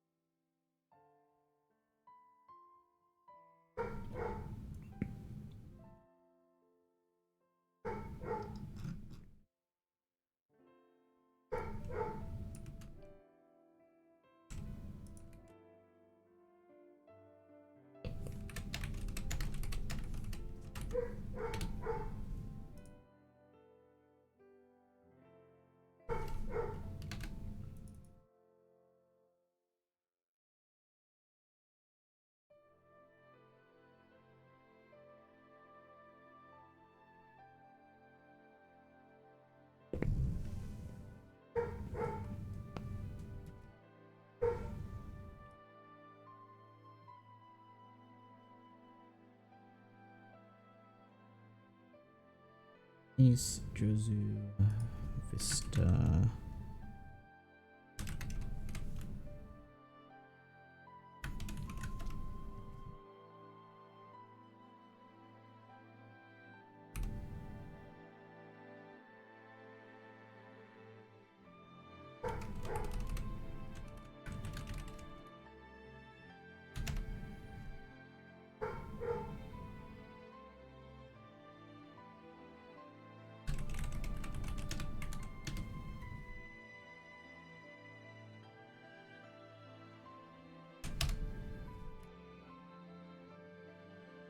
Okay. Jozu.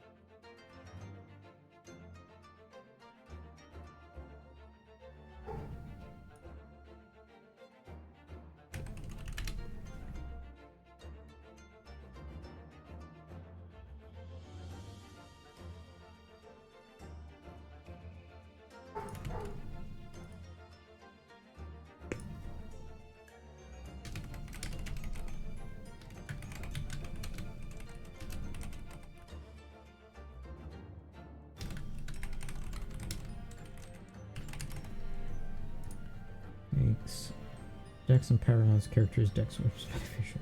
Okay, that's.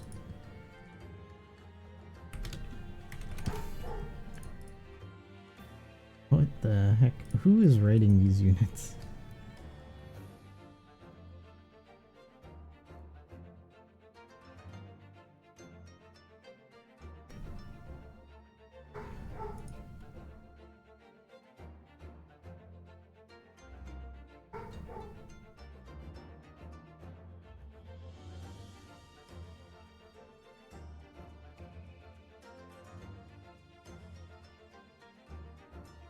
Deals 60 times. Characters attack in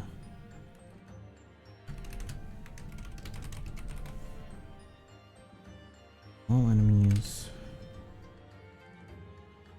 And reduces enemies increased defense and threshold.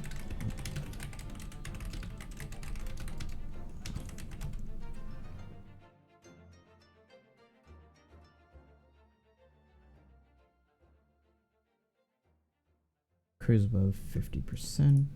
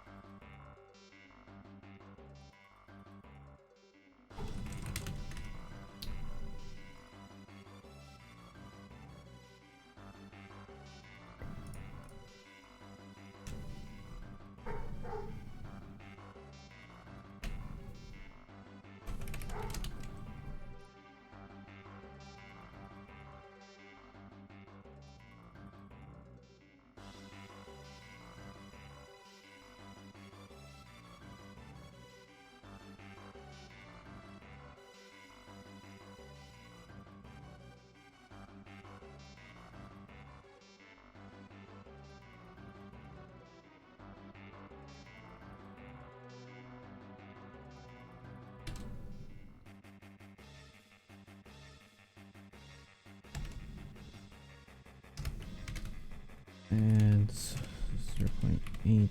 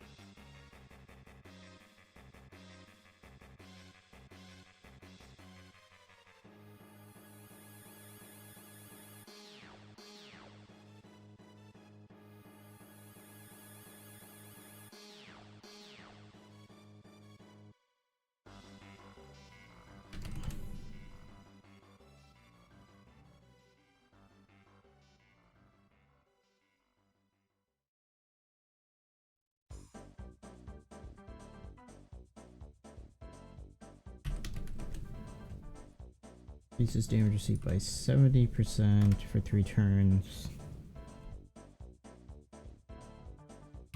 0.2.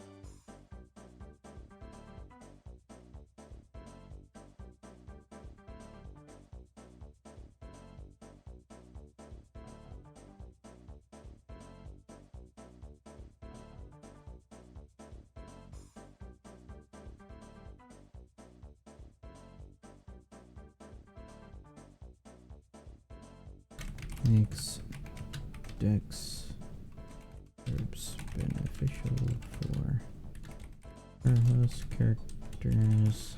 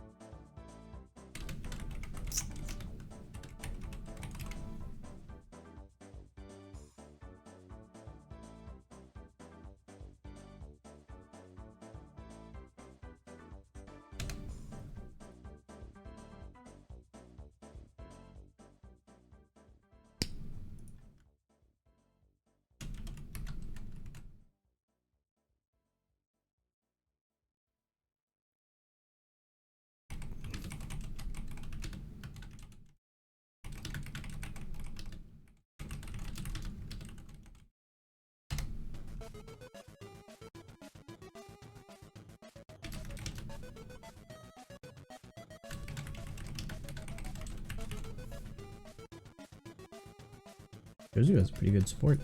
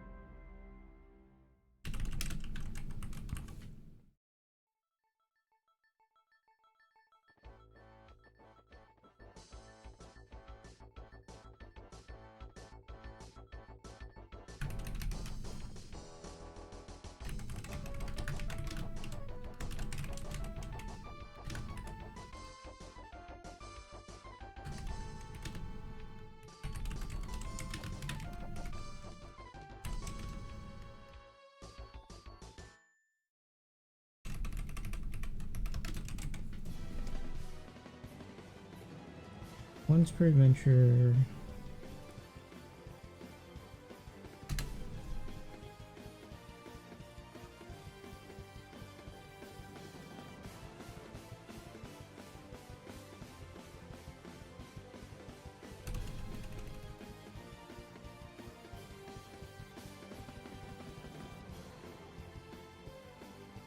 The supported character is your captain and uses blah blah blah.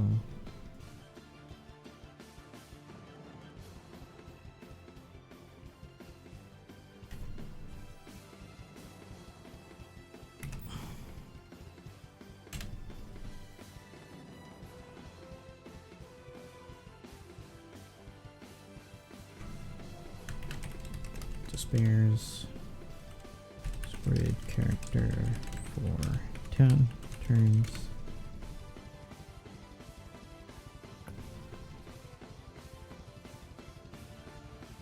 Reduce attack of Kyle's characters by 2x for turn and reduces enemies duration by 2 turns. 52555.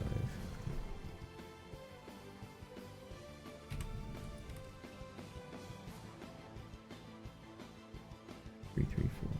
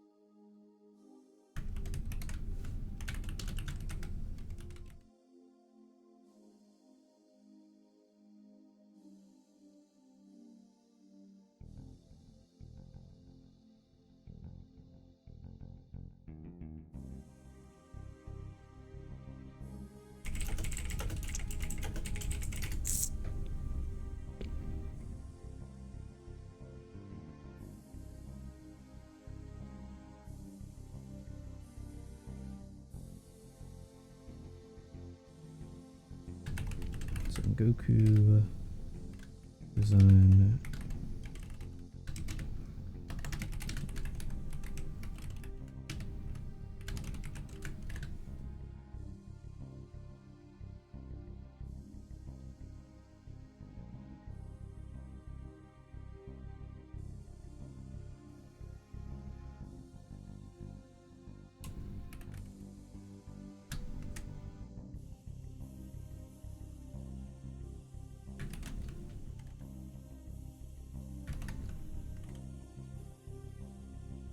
Five, 6, 7, 9, 11.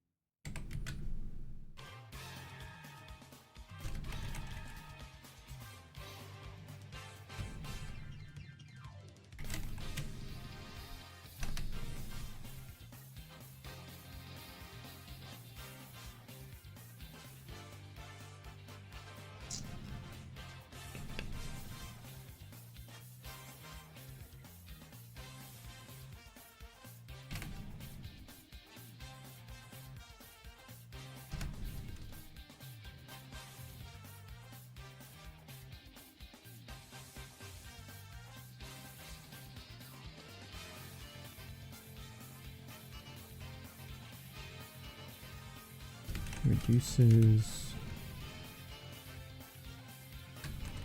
burn duration by turns.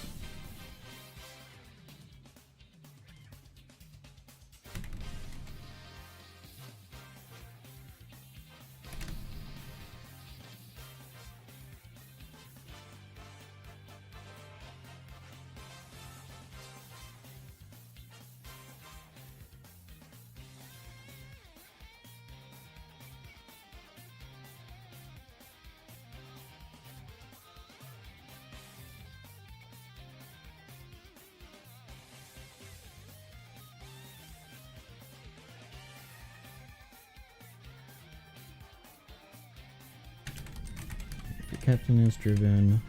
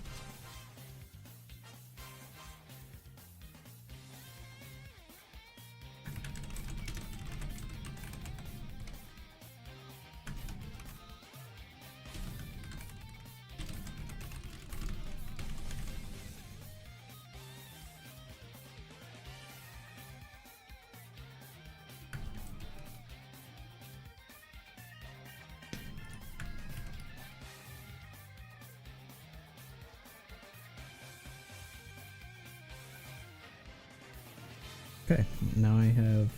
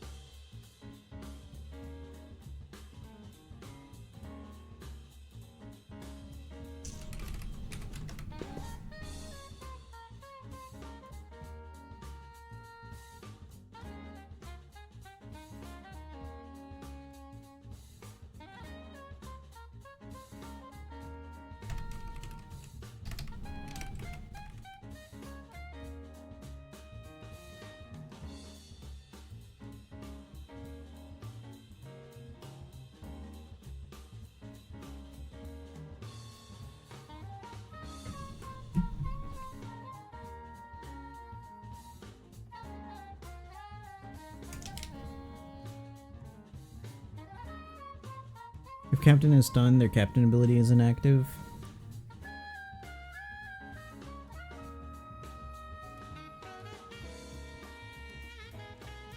I have no clue. I think no. I'm pretty sure it's no. Their Captain ability is not active.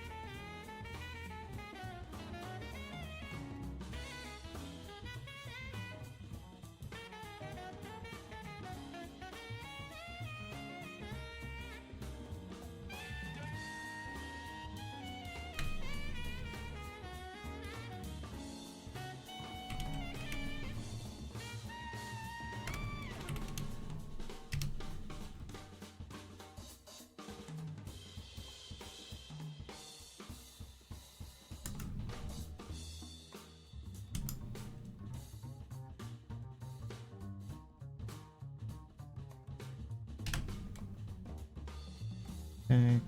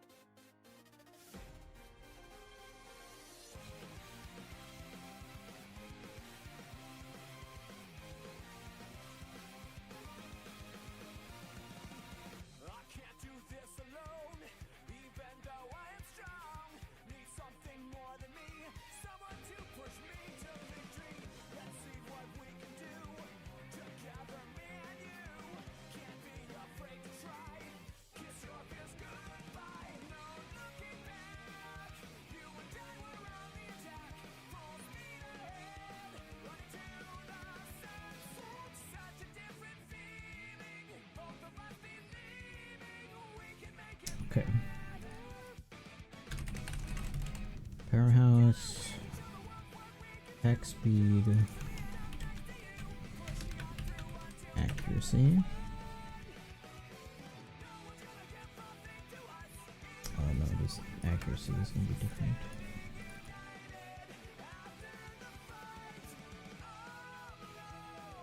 Breaker, defense, HP recovery.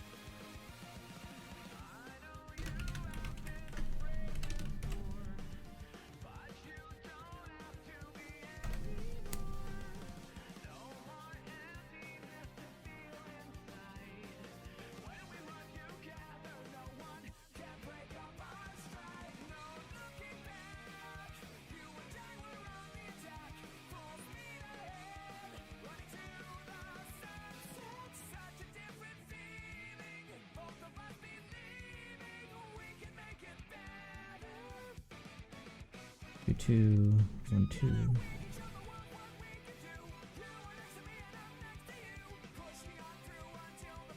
Two, 2, 2, 2, 2.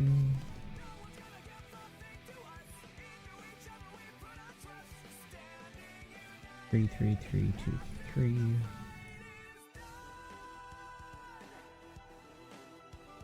4, 4, 3, 2, 3.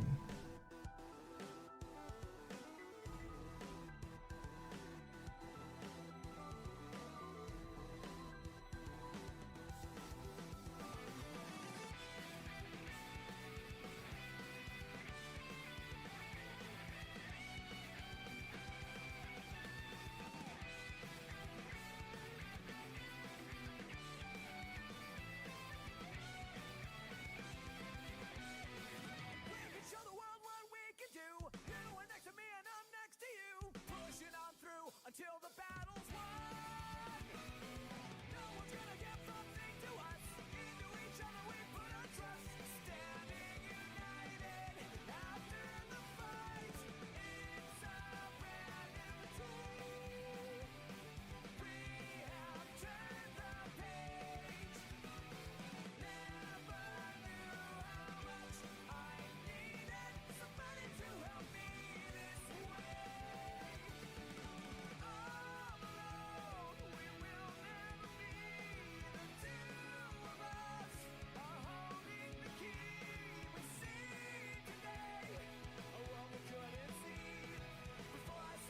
Fire gives 3 high defense for a cut.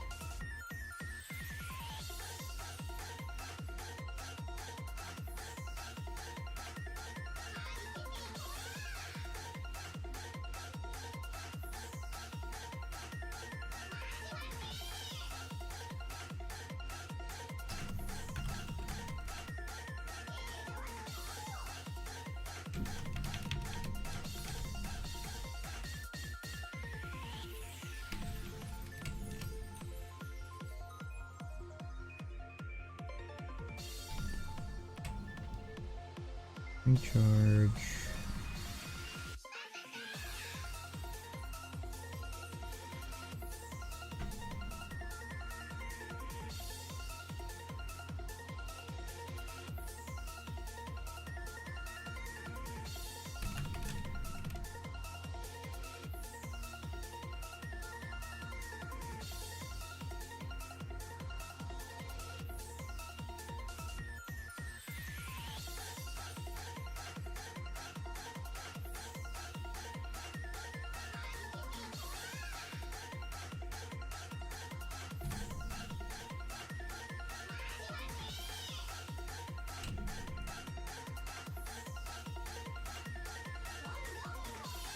When 7 teammates are defeated. What the heck?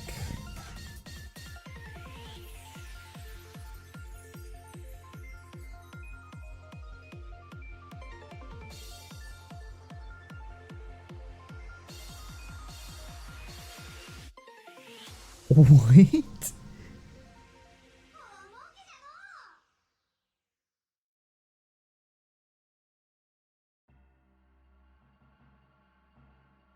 How are you supposed to use this Whitebeard? All in on fights 2 and 3? This is actually bad. This is actually bad. Oh my god.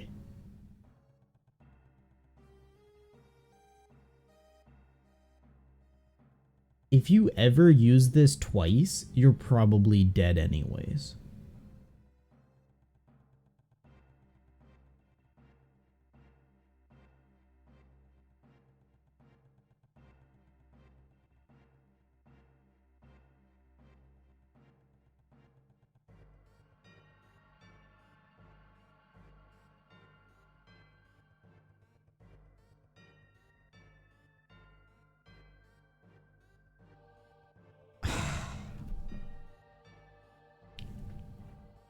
That's actually painful how bad this special is.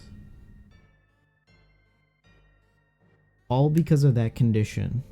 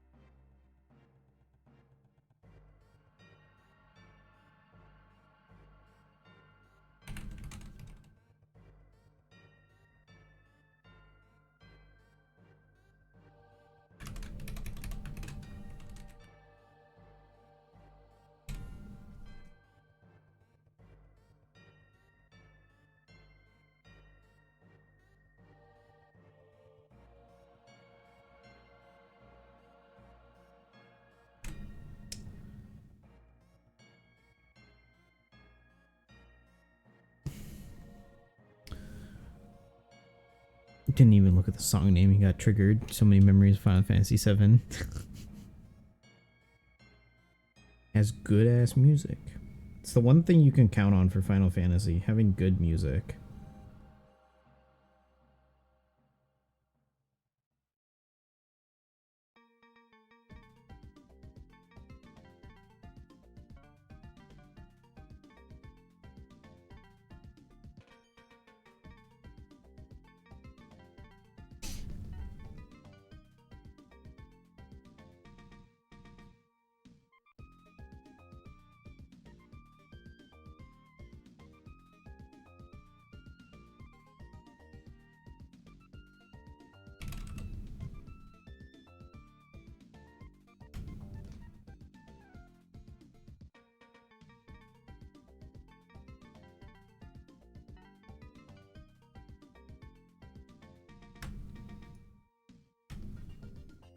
Okay, no change, amount, and amount.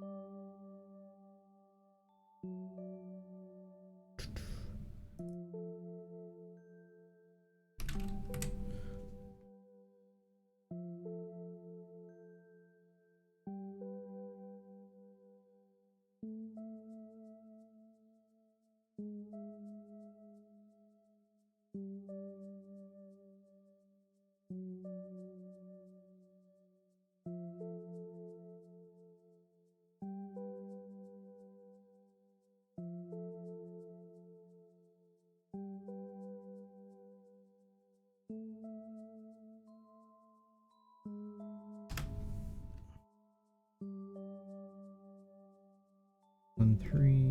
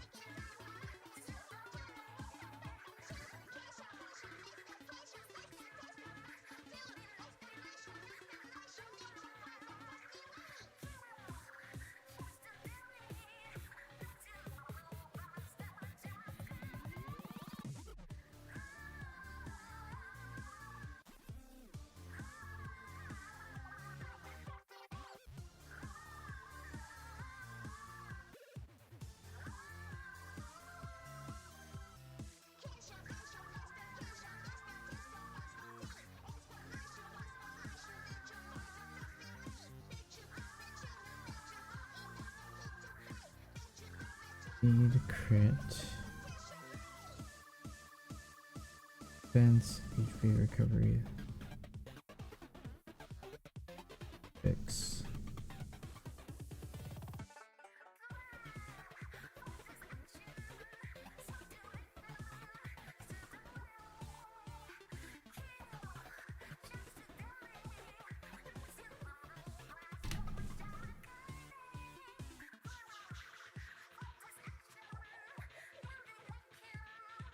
One, two, two, two.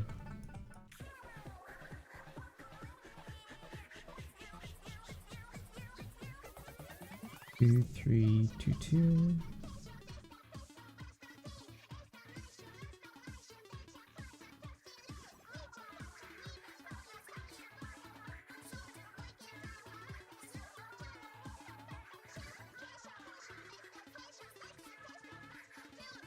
Two, three, three, three.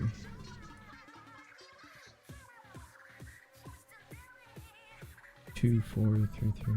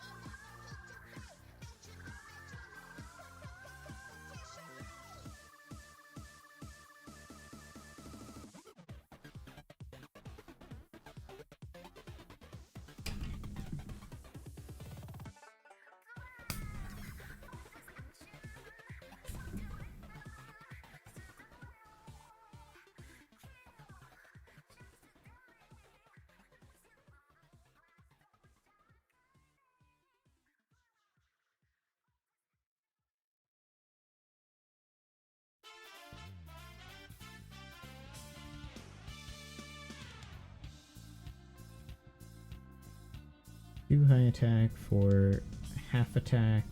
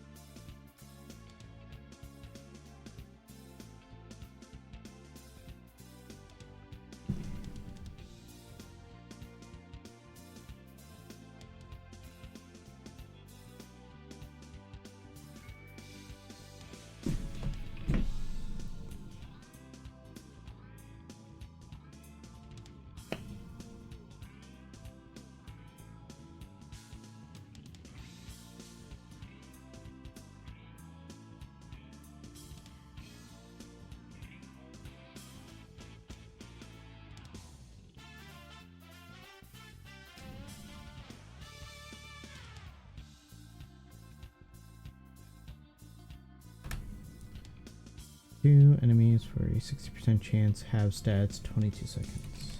Or have attack.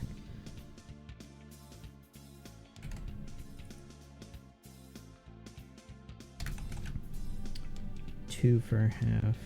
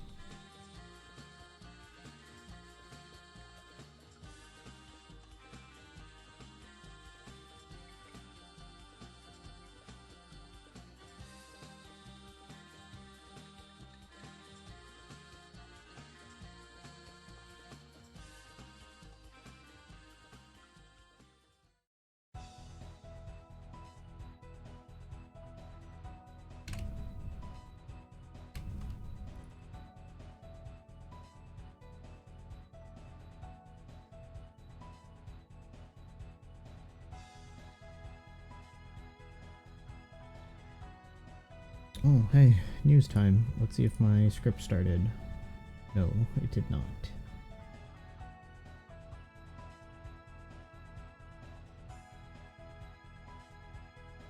It crashed.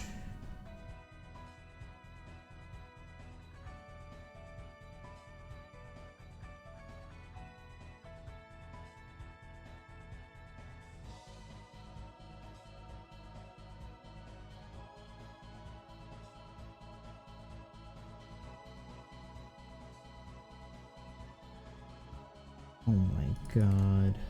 I'm so stupid.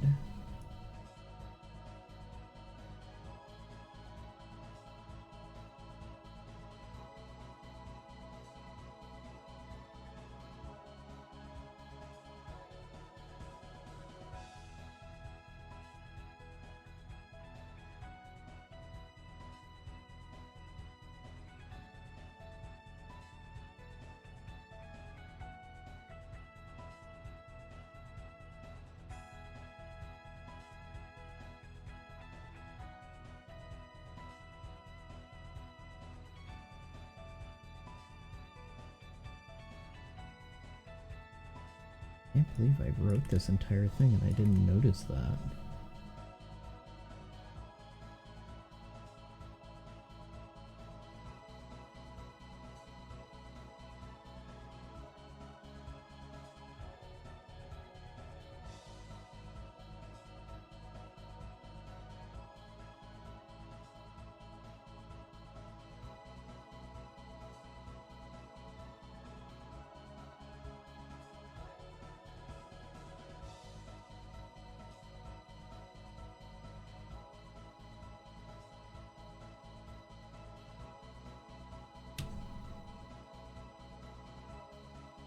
Okay, let's see if this works.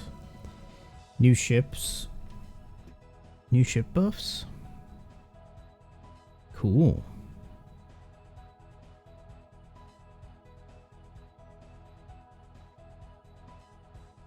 Oh, they did change the points. Alright. B1105 now, so I can see if my code works.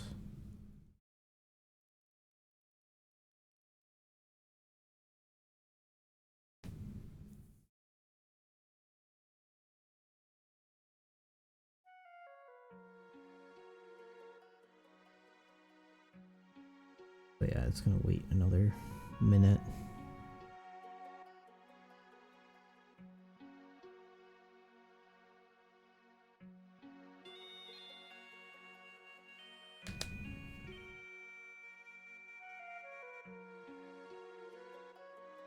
Aha, it's working.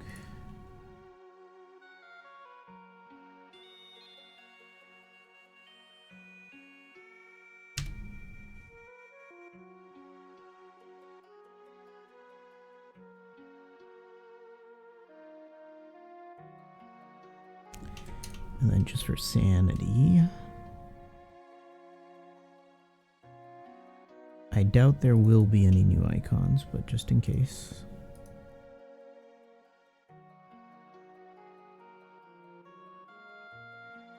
No.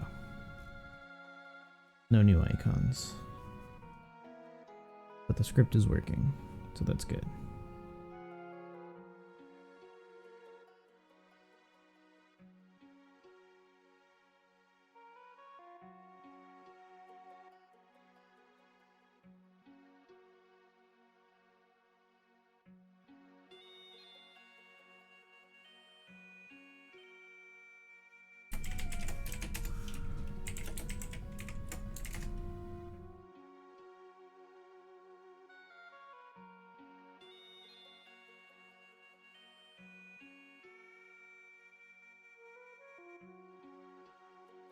Wait, 5-star units are getting level limit break? What the heck? Interesting. Oh, no.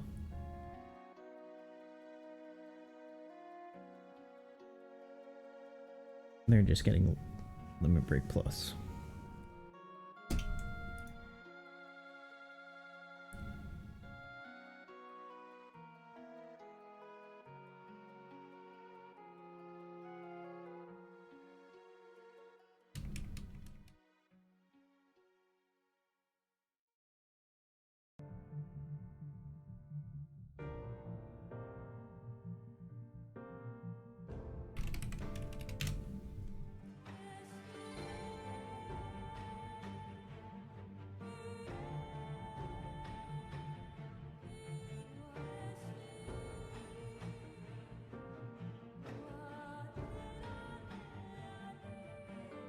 Oh, they are getting level limit break.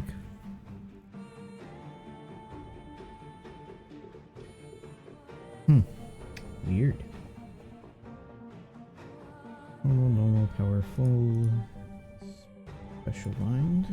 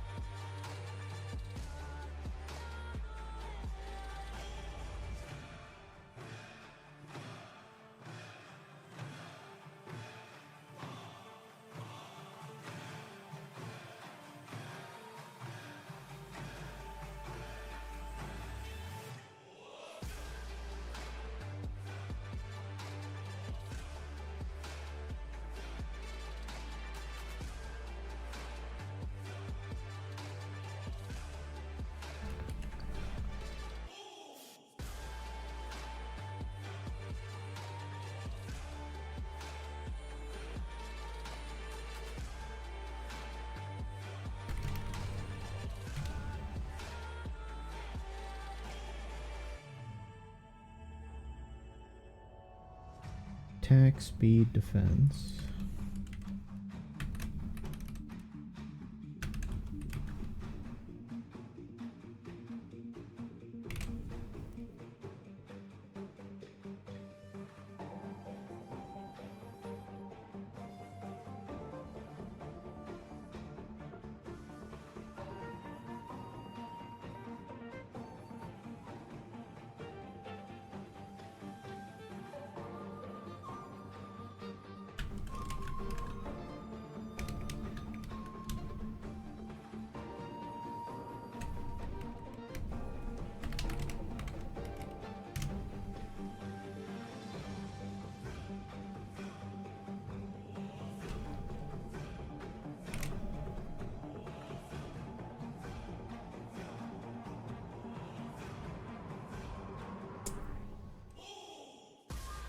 Defense is different too.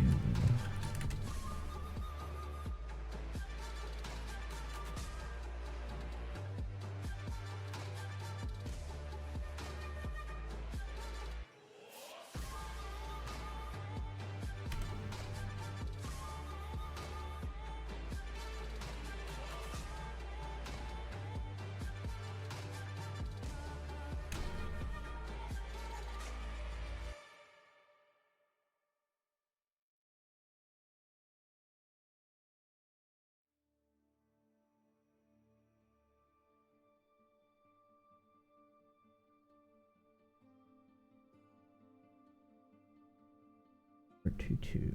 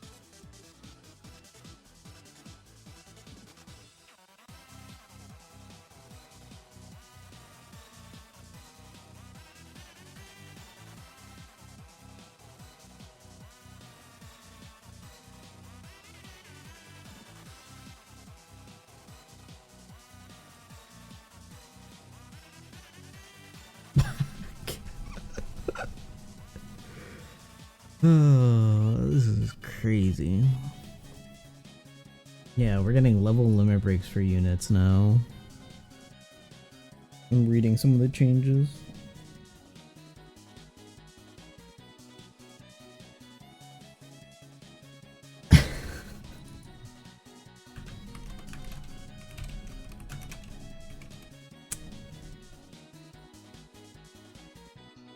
They still won't give me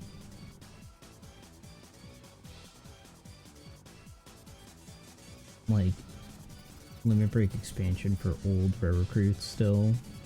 But no, let's get level limit break for rumble units that are out of meta.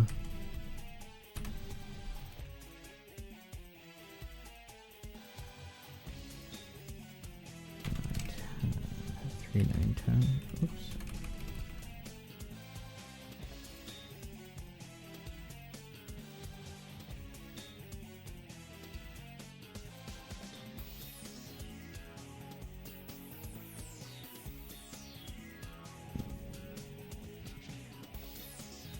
Time to use the ticket for them.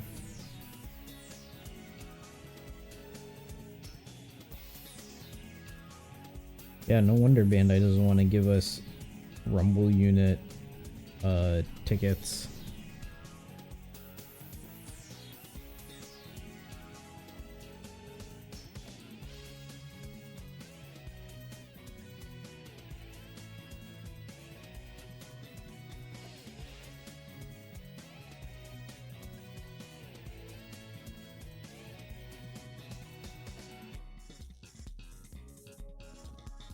Slasher. More slasher buffs. HP attack, which Rise the same.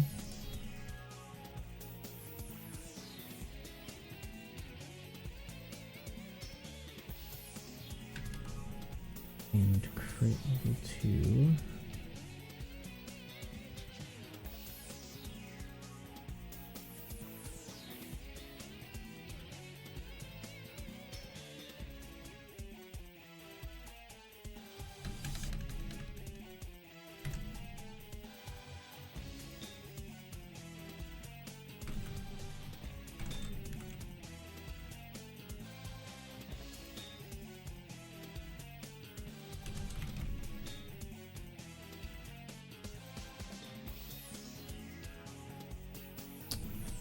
That's what it was.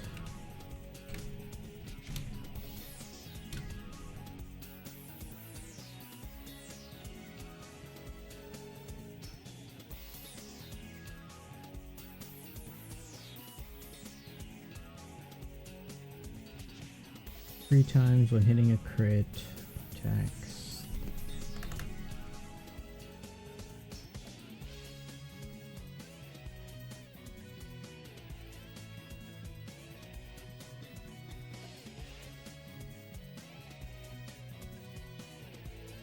And now something up on Blackbeard.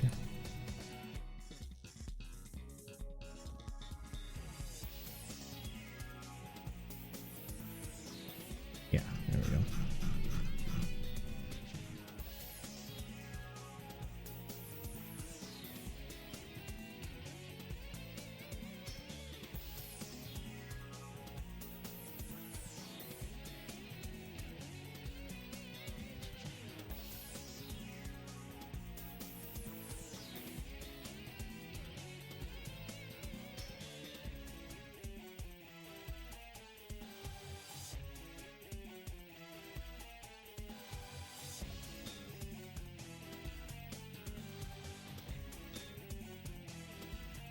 Featuring one. 3-4-1.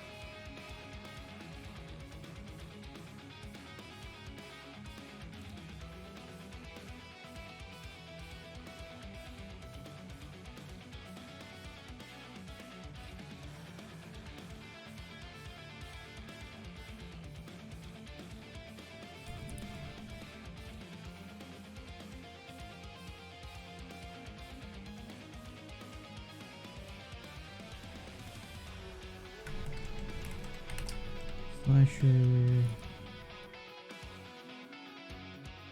Attack. Speed.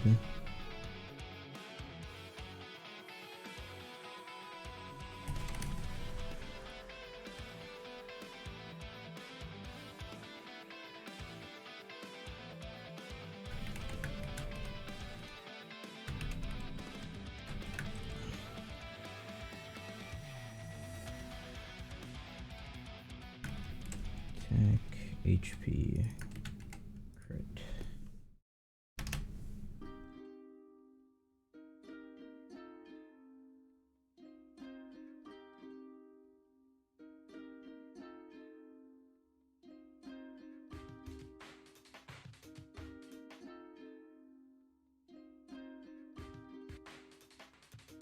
Three, two, three again.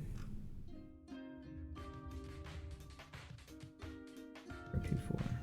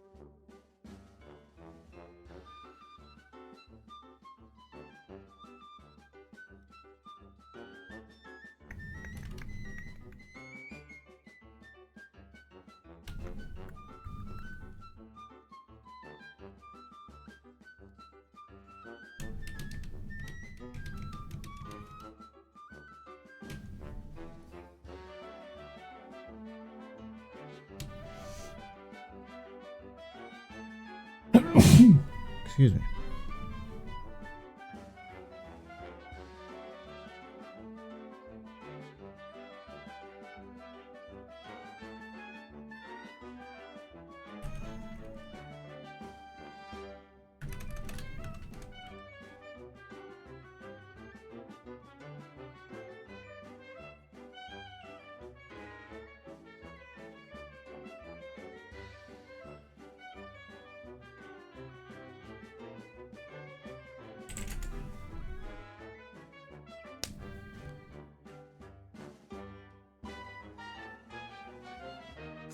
Targets enemies for defense, speed, attack.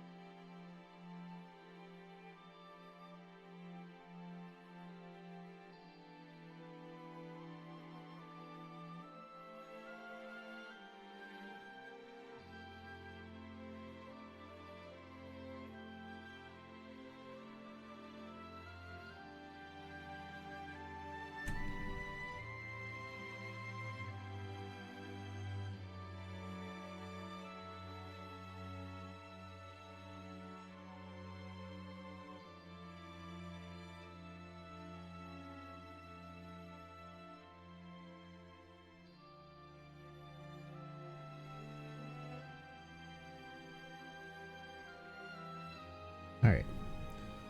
I'm gonna call it here. It's getting late. I'll finish the database update up either tomorrow or sometime. But I'm exhausted and I need to go to bed. Excuse me.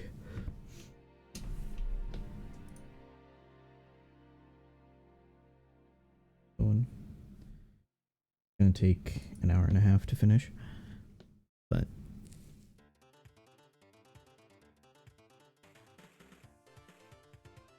yeah.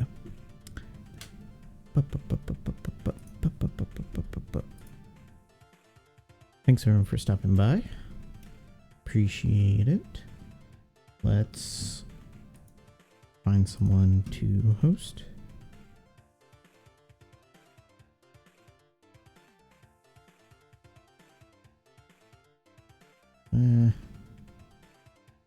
Apparently Twitch only thinks I have one viewer.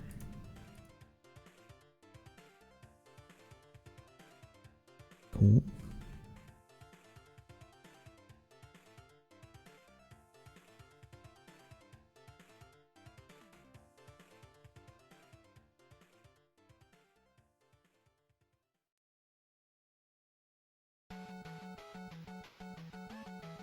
Yeah. Oh well, that's fine then. I won't rate anybody. I don't like rating people when Twitch thinks I only have one viewer, so that's cool. Yeah, I think it will still say one. Alright. I'm gonna end here. Thanks everybody. See you at once. You have a nice night too.